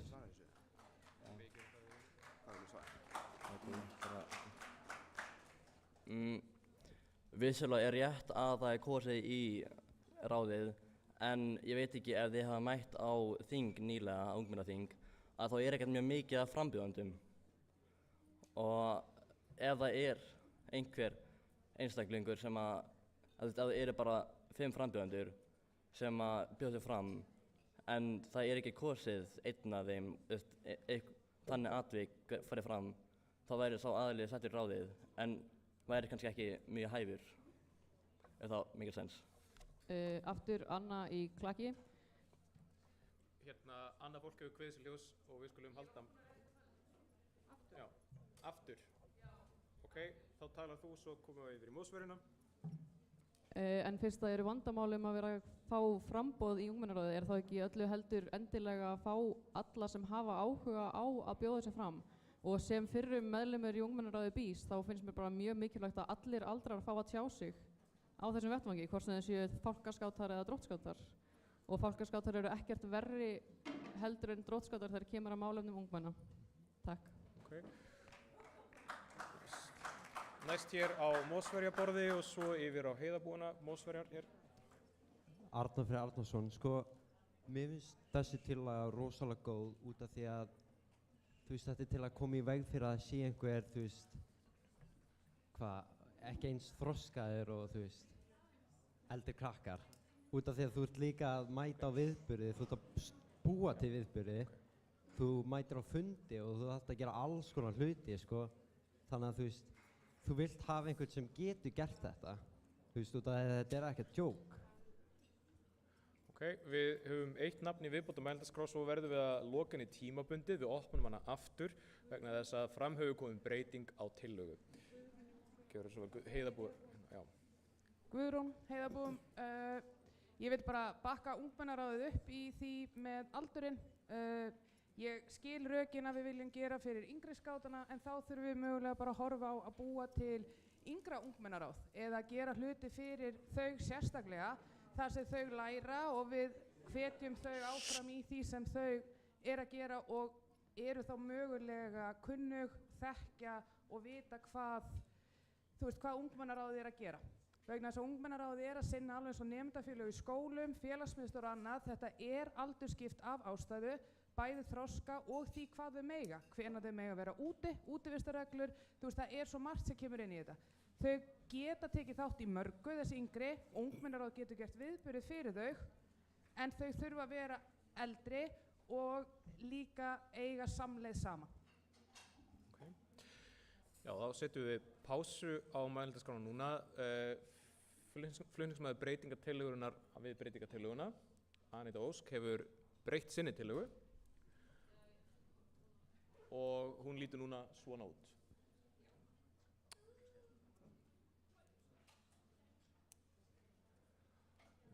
Fáum við hana upp á skjá. Já, ok.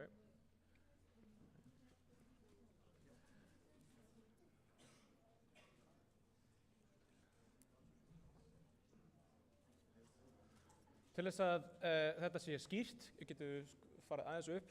Við erum með lagabreytingatillögu.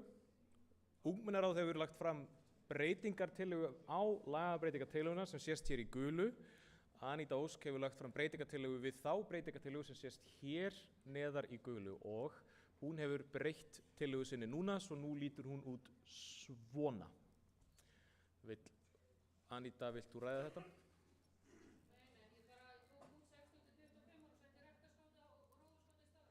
Ok, vill fólk ræða þetta? Já, gjörðu svo vel.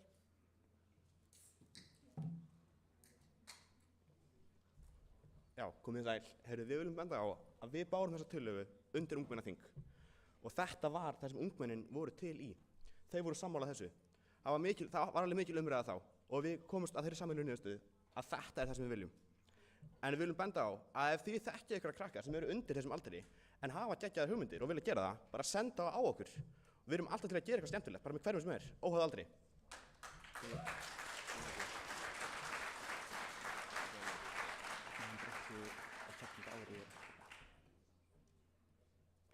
Ég vil líka benda á að upprunalega tillagan okkar var ásamt að þeim skulu lágmarki vera 2 einstaklingar á 16. ári, þá er ekki að tala um brekka skáta, við erum að tala um annars stigs elstu dróskáta.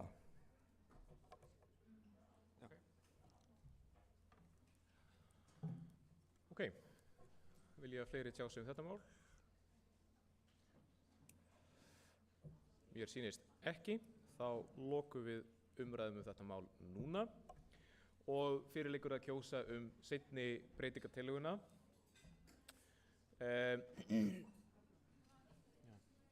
Var ein breytingatillögu viðbútt?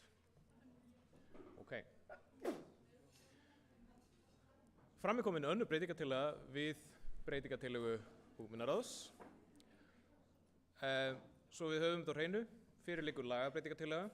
Við hana er breytingartillaga og við hana eru síðan 2 breytingartillögur. Nú, breytingartillagan er frá Önnu í Klakki og Anna, vilt þú segja frá þessu? Raddir ungmenna okkar eru það mikilvægasta sem við höfum og það mikilvægasta sem við þurfum að passa upp á. Þetta er æskulýðshreyfing og börnin skipta máli alveg sama hversu gömul þau eru. Ég veit að það er mismunandi, það getur verið erfitt að vinna með börnum sem eru á aldrinum 16 ára og 12 ára jafnvel, en þetta eru samt börn og þau eiga öll rétt á að sín rödd heyrist á þessum vettvangi og þau eiga öll rétt á að sitja í ungmennaráði BÍS.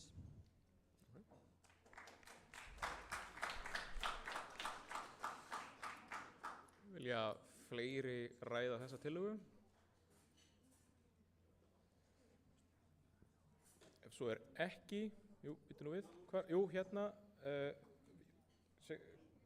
já, Siggi, vilt þú byrja og svo kemur Berglind. Ég vil bara, Siggi úr Landamum, ég vil bara benda á að þarna eru þessir 2 orðnir 17 ára, sko. Þannig að Anítu tillaga, þá voru þeir 16 ára og þau voru aðeins að spá í hvort að það væri, það sem þau verðast hafa verið að hugsa var sko elstu dróttskátar, sagði Emil. En þannig er þessi tveir alveg 2 árum eldri en það, bara svo að það sem við viljum er að vilji ungmennaráðs náu fram en að þetta sé skýrt.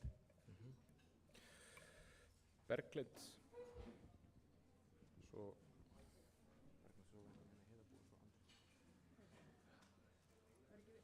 Berglind. Halló, Berglind, alþjóðafulltrúi býst til Vosum. Varðandi þessa... Getur tala betur í mikrofónu? Já. Svona, einmitt. Já, Berglind, alþjóðafulltrúi býst til Vosum. Varðandi þessa breytingatillögu þá langar mig bara að benda á að við eigum ekki að vera hrædd við stíganda í skátastarfi og ég held að við getum vel fundið út hvernig við höfum rödd fálkaskáta með í störfum án þess að þau séu að starfa í ungmennaráðinu. Ok, það er Andrés og svo fáum við hér á heiðarbúaborðinu. Hæ, Andrés Skjöldungum. Þessi tillaga Önnu er dálítið góð áminning það að aldursmörk eru alltaf bara svona að því bara. Þú veist, af hverju erum við með 18 eða 16 eða 13 eða hvað það er bara ákvörðun sko. Ég myndi samt fara mjög varlega í að sko færa neðri mörkin algjörlega út í óþökk ungmennaráðs án umræðu. Þú veist, mögulega geti verið ástæða til að opna þennan botn algjörlega og hleypa bara yngri skátum að, en það er eitthvað sem kallar á miklu meira samtal við ungmennaráðið og þeim þarf að líða vel með þá breytingu. Þannig að já, ég er ekkert ógeðslega hrifinn af þessu en mjög hrifinn af þessum 17 breytingatillögum hinum sem eru komnar. Nú eru á mælendaskrá hér ein á heiðarbúaborðinu og Anna hjá Klakki og hér á Mosverja og Garðbúaborðinu. Síðan vill Þorkell. Þannig að mælendaskráin er þá heiðarbúin, Anna, Mosverjanir eða Garðbúanir hér, Garðbúanir já, síðan Þorkell frá ungmennaráði. Eftir það lokum við mælendaskrá, nú er langt liðið á umræður. Ok, þannig að gjöru svo vel hér á heiðarbúaborði. Ég heiti Anton frá Klakki. Ég tek undir þar sem Anna sagði og við hér í skátanum fylgjum barnasáttmálanum og í barnasáttmálanum stendur að öll börn, ég tek undir, öll börn eiga rétt á að tjá sig.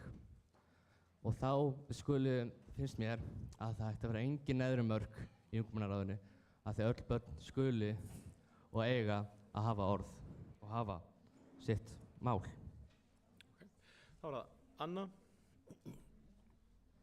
Mér langar aðeins að, já, Anna í Klakki, mér langar aðeins að svara Andrési með að taka alveg út neðri mörkin af því að þetta eru ennþá lýðræðislega kjörnir fulltrúar ungmenna.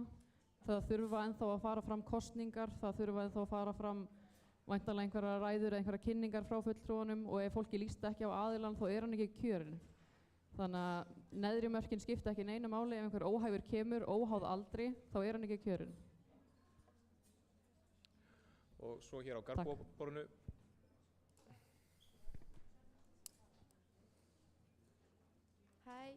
Hæ, Sigrún Garðbúi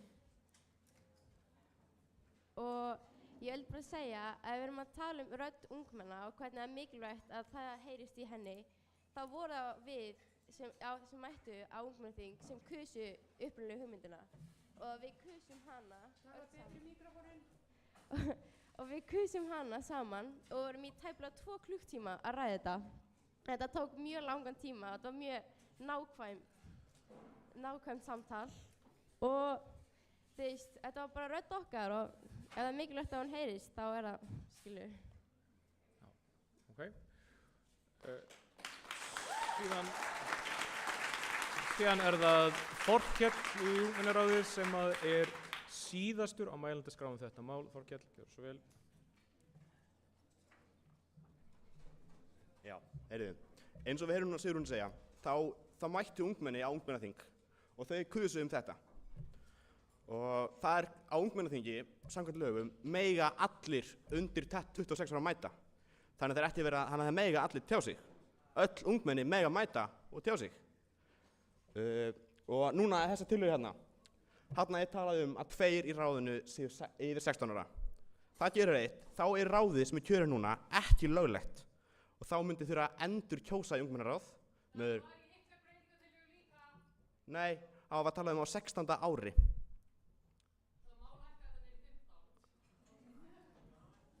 Viltu breyta tillögunni þinni? Já, ég vil breyta þessu til 15. Flutningsmaður tillögunnar getur breytt þessu orðalagi og kýs að gera það. Það er ekki að yfir 14 fólki til þess að það sé eins og ykkar til að... Nei, þarna við erum með á 16. ári. Og það sem að ungmennin ákveðu þetta. Bara að komu saman 25 ungmenni og sögðu bara við viljum þetta. Og bara hafa kjörið svona.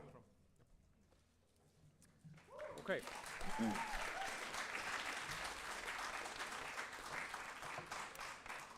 Nú göngum við til kosninga og þær eru nokkuð flóknar. Reglan svo að fyrst kosum þá tillögu sem felur í sér mestar breytingar eða gengur lengst frá núgildandi lögum. Það að mati okkar tillaga Önnu úr Klakki. Hún felur í sér mesta breytingu frá núverandi lögum. Einhver mótmæli við því? Þá virkar það þannig að sé hún samþykkt þá fellur hin breytingatillögan frá Anítu úr gildi en sé henni hafnað kjósum við breytingatillögu Anítu. Þannig að við kjósum nú að breyta breytingatillögu ungmennaráðs á þann veg sem Anna frá Klakki hefur stungið upp á og stendur hér upp á skjánum. Og við setjum kosningu það í loft núna. Ef þið eru samþykkt því að breytingartillaga ungmennaráðs breytist þannig hún hljómi svona, frekar en þannig sem hún hljómið áður, þá segið þið nú já, annars segið þið nei og við kjósum sem snöggvast.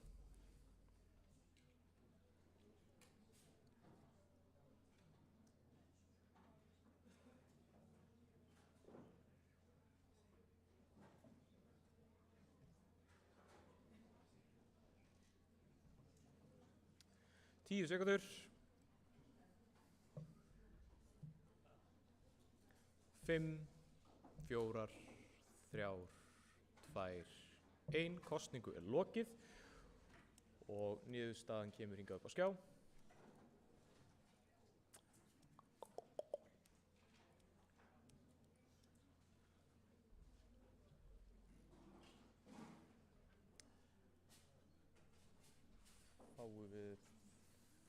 Fáum við niðurstöðuna upp á skjá.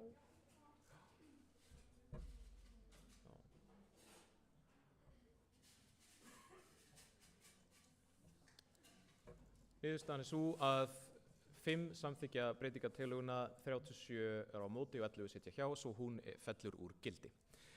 Þá tökum við til afgreiðslu breytingatillöguna sem kom þar á undan, sem breytingatillöga Anítu frá Heiðabúum og fáum hana upp á skjá, svo við höfum hana á hreinu.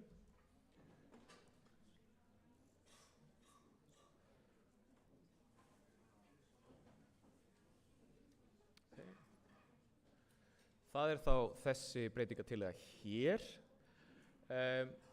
og munurinn á henni og tillögu ungmennaráðs sýnd með gulu.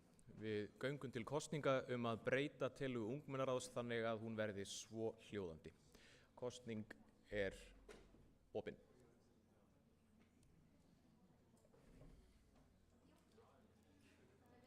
Það verið að opna kosningu. Kjósa þessa breytingartillögu. Já. Kosning opin.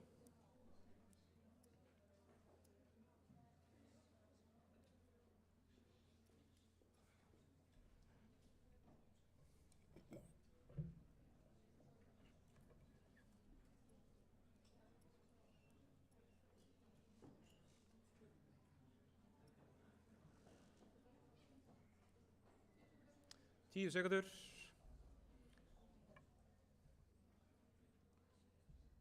5, 4, 3, 2, 1 og við fáum niðurstöður.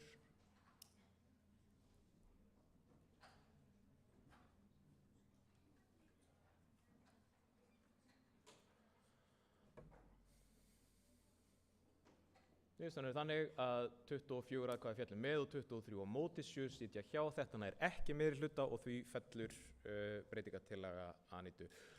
Þá fáum við upprunalega breytingartillögu ungmennaráðs til umfjöllunar. Breytingartillaga ungmennaráðs er þessi, að breyting við upphaflegu lagabreytingartillöguna séu þannig að guli textin komi í staðinn fyrir þennan sem strókaður er út í græna textanum. Ef þið viljið að lagabreytingartillagan sem við munum síðan kjósa hljómi svona, þá kjósið þið já, en ef þið viljið að lagabreytingartillagan haldi upprunalegum texta sínum, kjósið þið nei. Og kosning er opin.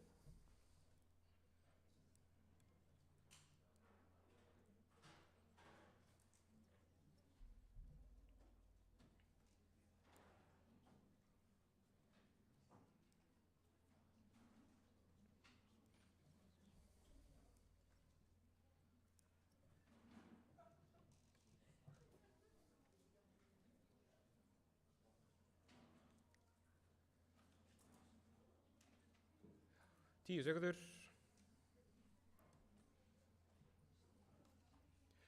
5, 4, 3, 2, 1. Kosningu er lokið. Við fáum niðurstöðu á skjáinn.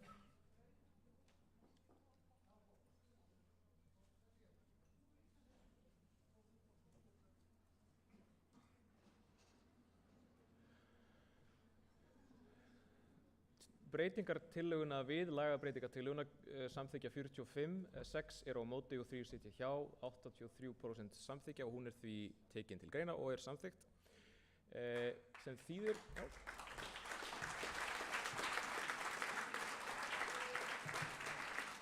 Sem þýðir þá að upprunalega lagabreytingartillagan sem við byrjum þetta ferli á breytir texta þannig að guli textin komi í staðinn fyrir það sem er strikað út í græna textanum.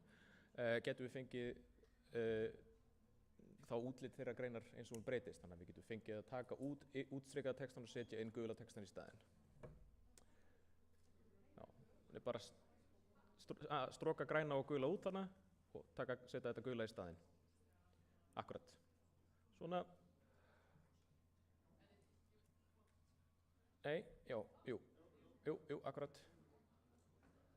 Svona, ok.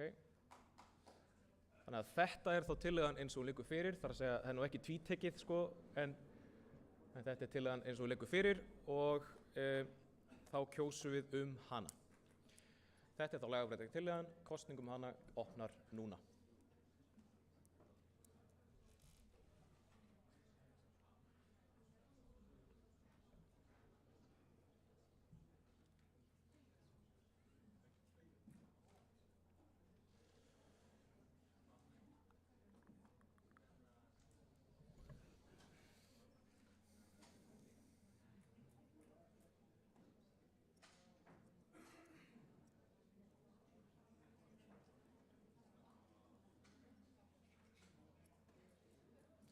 Tíu sekundur.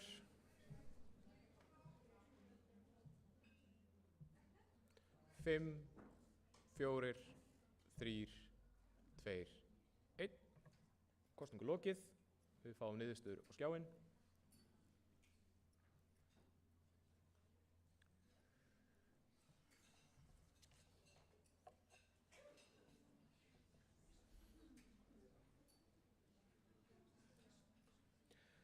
Samþykk eru 38 atkvæði eða rúm 80%, mótfallin eru 4, 5 sitja hjá, lagabreytingartillagan er samþykkt.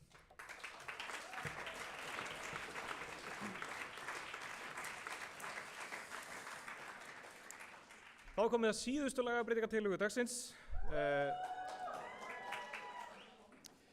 Það er breyting á 32. grein og það er stjórn bandalagsins sem að... Nei, Hún er dregin tilbaka.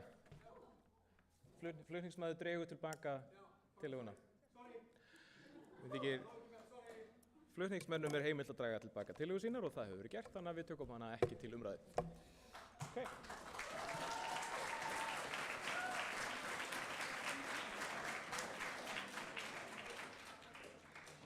Já, nú kemur liðurinn breytingar á reglugerðum.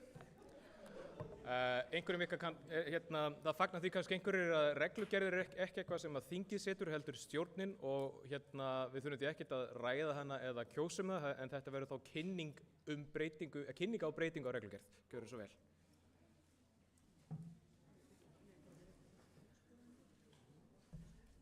Já, þið eru ekki alveg laus um mig en ég lofa að þetta sé í síðast sinn sem ég kem hérna.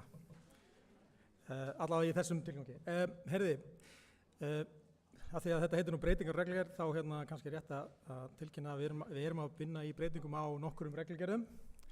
Meðal annars erum við enn að vinna í breytingu á reglugerðum utanferðir og held svo sem ekki neitt annað. Við erum alltaf í svona sífelldri endurskoðun reglugerðir svona almennt en það er svona helst. En það er hins vegar komin ný reglugerð, þannig ekki breyting heldur ný reglugerð sem fjallar skoðunarmenn reikninga bís og dótturfélag og svo reglugerð var búin til af skoðunarmönnunum sjálfum og fengið til þess síðan sérfróðir aðilar til þess að bæta við og gera breytingar og þetta eru svona til þess að búa til vinnureglur fyrir skoðunarmenn reikninga bís og dótturfélagana. Hún er inn á Skátaþings síðunni, bara hvet ykkur til þess að skoða hana. Það er svo sem ekkert að sýna ykkur eða neitt, þetta er lagateknilegt allt saman, en já, það var sem sagt tilgangurinn með þessi reglugerð að skoðunarmenn hefðu skýran rammi yfir það hvað þeirra hlutverk væri sem þeir hafa sjálfur sem sagt tekið þátt í að vinna. Þannig að ég ætla bara að þakka fyrir mig.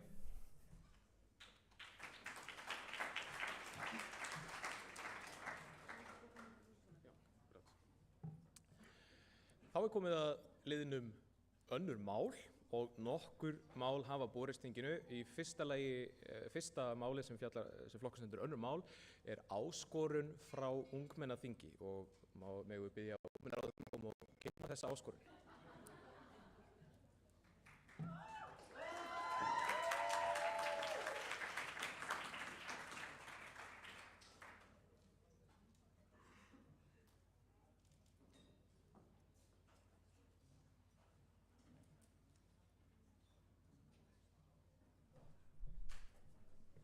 Halló.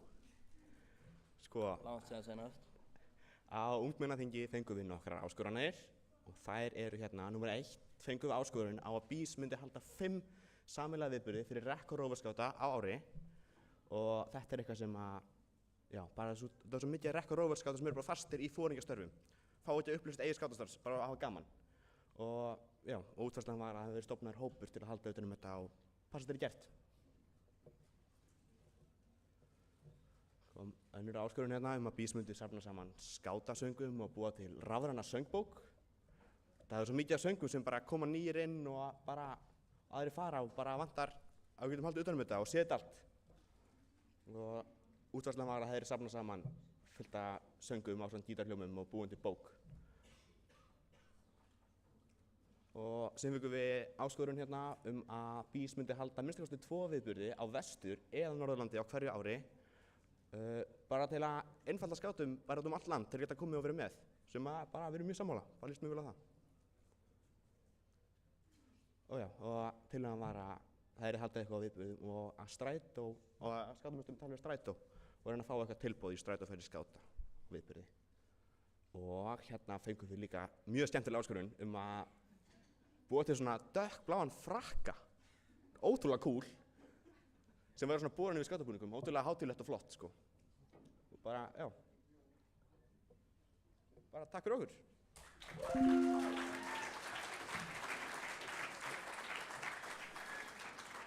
Já, þetta er nú bara áskorun til þings og bandalagsins og liggur því ekki til afgreiðslu eða til kosninga en það má þó ræða þetta og einhverju hafa kveðið sér ljós. Gjörðu svo vel. Já, það er þú.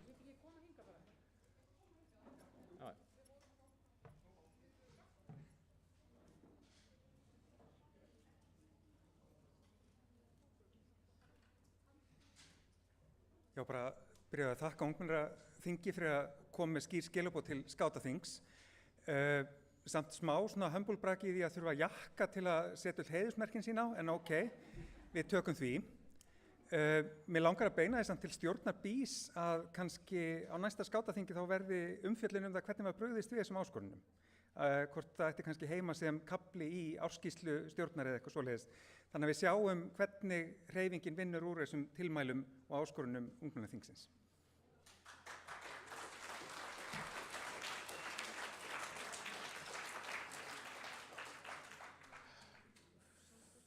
Já, fleiri hafa ekki kveðið sér hljóðs að mér vitandi. Þá förum við í næsta annað mál. Næsta mál á dagskrá samstarfsverkefni við Rauða krossinn sem Katrín Kemp ætlar að kynna.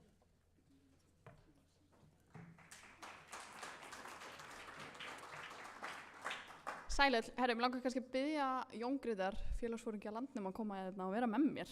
Af því að þetta samstarfsverkefni sem ég að segja ykkur frá samstarfsverkefni BÍS, Skátafélagsins Landnema og Rauða krossins sem gengur út á það að reyna að fjölga eða bjóða upp á skátastarf fyrir umsækjendur alþjóðlega vernd og flóttafólk á Íslandi.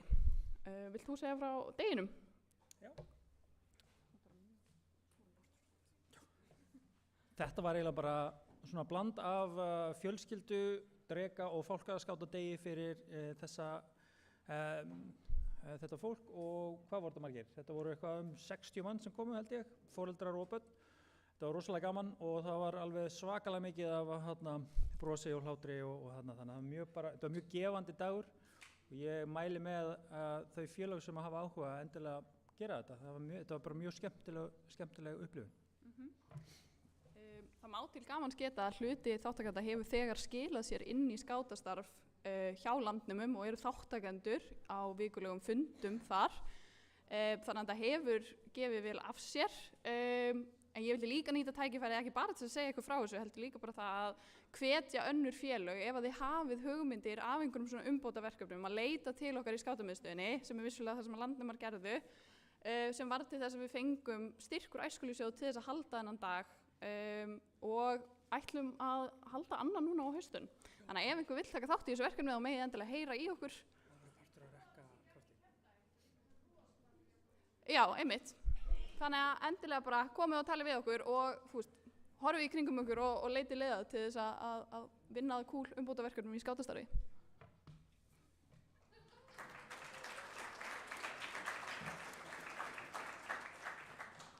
Vill fólk spyrja þau út í þetta verkefni eða ræða það nánar? Ég hjá, hérna, hvar eru hátalarnar? Nei, mikrofón. Já, flott.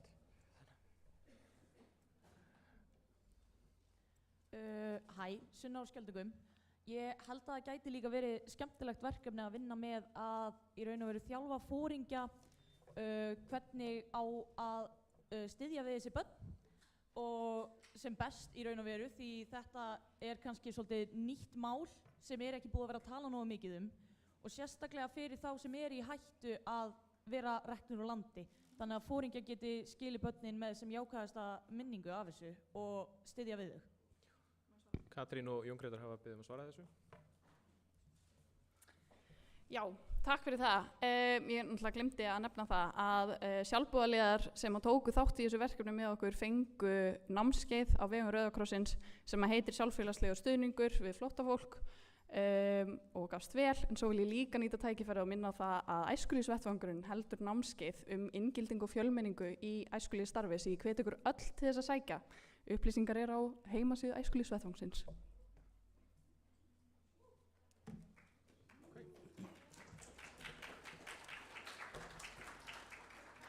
Já, þá förum við í næsta annað mál. Annað mál hefur borist og það er frá Hörpu í Slitunum. Sko, nú komin upp smá bobbi. 2 einstaklingar hafi beðið að vera slitinn og báðir eru jafn rétt á þér finnst mér. Þannig að Bjarni og Harpa, þið verðið að slást. Já, flott. Bjarni er næsta annað mál er ávarp frá félagsforingja Hraunbúa.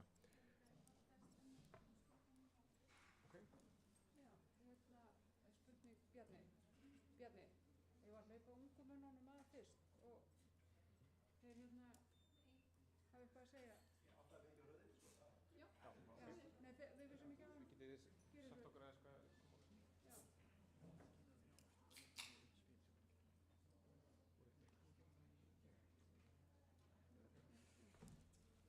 Já, við fáum stuttakynningu á spili færnimerkin. Hæ, ég heiti Högni. Ég heiti Helgi. Við erum hérna að koma frá RS Snúð, við vorum að gera spil, tengt færnimerkjunum og það getur verið svolítið flókið að byrja að spila það, svo að hérna á eftir í valdagsrunni ætlum við að vera neyra Víðistaðarnettrúnni í tjaldi að spila og öllum er boðið að koma og spila og ef þið náðu því ekki hvernig það virkar þá ætlum við líka að vera upp í skátumiðstöð á mánudaginn klukkan 8-10 og öllum velkomið að koma þangað að spila. Þetta er líka bara ógeðslega skemmtilegt spil, komið að spila. Og hérna, svo er eitt ótengt spilinu að við ætlum að lefa með kvöldvöku í kvöld. Hvar aftur? Í Skemmunni. Í Skemmunni hjá Hraunbúum eftir hátíðakvöldurinn. Spurning?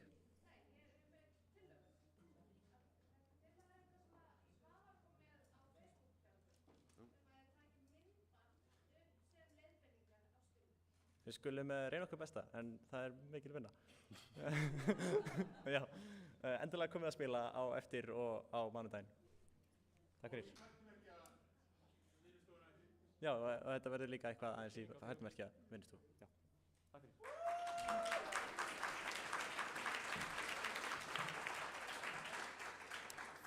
Þá ætlum við að fá loka ávarp frá félagsforingja Hraunbúa, gestgjöfum okkar í ár. Þau ætla að slíta saman ásamt slítum og ávarpi frá Hörpu og skátahöfðingja. Þegar því lýkur þá er formlegum aðalfundarstörfum bandalagsins þetta árið lokið. Þá er aðalfundi slitið en skátaþing heldur samt áfram og þegar aðalfundi hefur verið slitið færum við Agnes fundarstjórn yfir í hendur Sædísar og stjórnar Bís sem ætla að kynna fyrir okkur smiðjunar og dagskrá dagsins, það sem eftir lífi dags og dagskrá morgudagsins. En við bjóðum þá Hörpu og Bjarna velkomin í pontu og svo þökkum við Agnes fyrir okkur. Takk fyrir.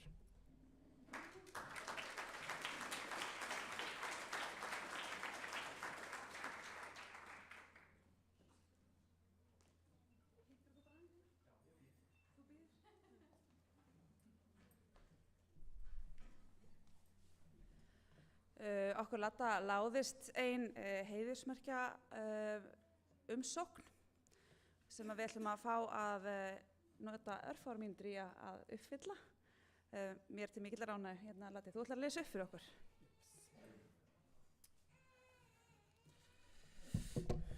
Við ætlum að fá að taka okkur það besta leif að lesa hérna rökstunning fyrir því að viðkomandi fái heiðursmerkið. Já, ég þarf kannski að segja nafnið bara fyrst að það er það fyrsta stendur hérna. Tryggvi Skarphéðinsson Ægisbúi er mjög klár maður og fer afskaplega vel með peninga. Einnig er Tryggvi duglegur í dags-til-dags skátastarfi í Ægisbúum. Hann er all-in í skátastarfinu og passar upp á það að öllu sé sinnt. Tryggvi er framúrskarandi leiðtogi og hefur sett stóran hlut af tíma sínum í skátastarfi síðan hann var ylfingur. Tryggvi passar mikið upp á upplýsingaflæði innan félagsins. Hann tekur sér hlutverk og verkefni þó hann þurfi að gera það og allt sem hann gerir hann vel. Þar sem húsnæði okkar er svolítið illa farið og við þurfum að gera við alls konar hluti eins og til dæmis eldhús okkar og mikill peningur getur farið í viðgerðir en það er mögulegt þar sem Tryggvi spáir mikið í peningum og hvernig hægt er að spara til að hafa efni á slíkum framkvæmdum. Þegar maður þarf að leggja út fyrir dóti fyrir skátafundi þá sendir maður færslun á hann og hann er búinn að borga tilbaka innan við mínútu. Svona skáta viljum við allir hafa, þannig að Tryggvi, gjörðu svo vel.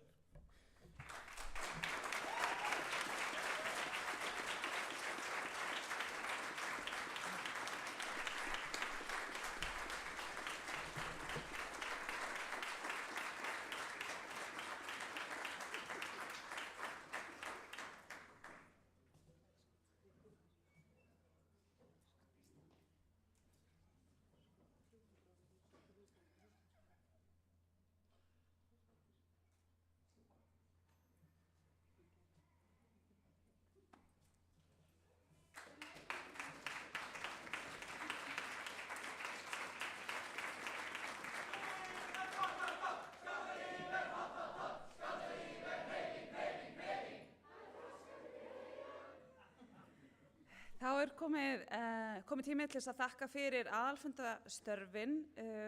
Það hér, við ætlum að færa Hraunbúum þakkir fyrir þeirra mjög góðu móttökur hér og færa þeim örlítinn þakklætisvott sem þau geta skreytt með í Hraunbyrgi. Með blómvendinum. Já. Ég leyfa Bjarna að tala áður en við gefum hróp. Ég held bara á þessu. Já, þakka ykkur öllum rosalega fyrir að koma í Hafnarfjörð. Við erum, eins og ég sagði í gær, ofboðslega stolt að því að vera gestgjafi hérna núna á 100 ára afmælinu okkar. Og ég var ekkert búinn að ákveða hvað ég ætlaði að segja, þannig að ég bara þakka ykkur öllum fyrir. En mér er ennþá minnisstætt þegar við vorum á skátaþingi á Akureyri, þegar var 100 ára afmæli skátastarfs á Akureyri. Og við eigum ennþá í Hraunbyrgi fána frá því skátaþingi. Þannig að Hraunbúum okkur langar til þess að gefa ykkur öllum skátafélögum eitt svona afmælisfána. Svo við getum klappað öllum á bakið og okkur líka. Þannig að endilega megið taka með ykkur fána. Ef þið sjáu ekki fram á notan þá skal ég taka á tilbaka. Þetta kostar pening, en ef þið viljið nota þá er það bara frábært. En svo vil ég líka þakka BÍS og öllum fyrir að treysta okkur fyrir þessu verkefni. Og takk fyrir þingið. Ég ætla að minnast á hvað þið bútt. Já, hátíðarkvöldur eftir. Það náttúrulega auglýst. Hver Brynjar? Ég að gleyma ykkur. Já, einn Brynjar.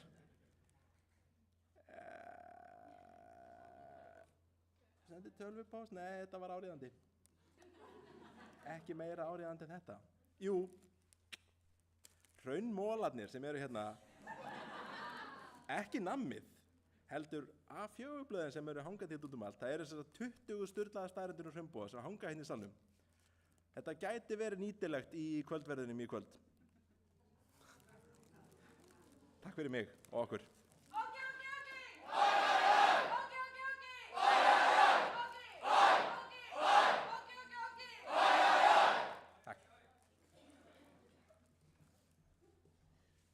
Þá komið að því að þakka hér fundarriturum og fundarstjórum fyrir velunni störf. Viljið þið svo segja eitthvað að lokum? Ég sé slíta ykkar störfum. Þú ert búin að því? Hann búinn að gefa mér fundarstjórn. Þá má ég gera allt sem ég vil. Þá má þegar biðja ykkur að koma upp á svið, fundarriturar og fundarstjórar. Það venja að afhenda einhvern gúrme girnilegan BÍS-varning í gjöf. Og þar sem við erum með nýja fundarstjóra og nýja fundarriturar, þá getum við notað gömlu gjöfina sinni fyrra.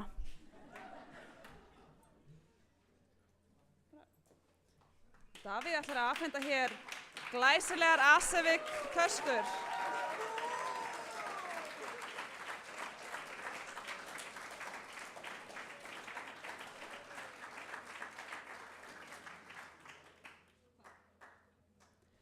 Og við skulum gefa þeim hrópið sem virðist vera alls líkjandi í hreyfingunni. Skátalíf gott, gott, gott. Skátalíf hopp, hopp, hopp. Skátalíf hreyfing, hreyfing, hreyfing.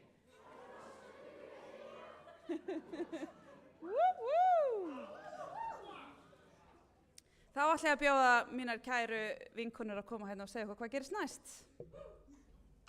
Klöppum vel fyrir tæknistjóra BÍS, sæti sig.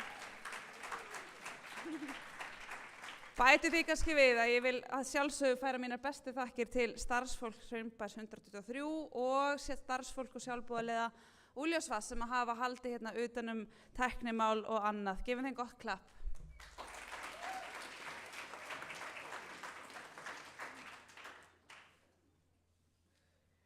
Alright, heyrðu, áður en við göngum frá, þá dagskrá, við erum með vinnusmiðjur og það hópmynd. Þannig að þegar ég búin að lýsa dagskrásmiðunum þá ætlum við að fara hérna beint fyrir utan á stallana og raða okkur rosalega fínt saman og ætlum að ná einni góðri hópmynd á okkur. Hún Andrea ætlar að smella einni af. Alright. Strax að því loknu þá byrjar dagskrásmiðunar. Það stendur 14:15 en kannski gerur ráð fyrir þessi 14:30 ef að klukkan 14:15 núna. Vonum það besta. Smiðjurnar eru í skólastofunum sem beint við hliðina á skátabúðinni. Þar eru 3 skólastofur. Í fyrstu skólastofunni skátamiðstöðar fyrir skáta. Í stofu 2 starfsráð með færnimerkin og í stofu 3 er hringferð og fyrsta smiðan mun fjalla fjölgun sjálfboðaliða.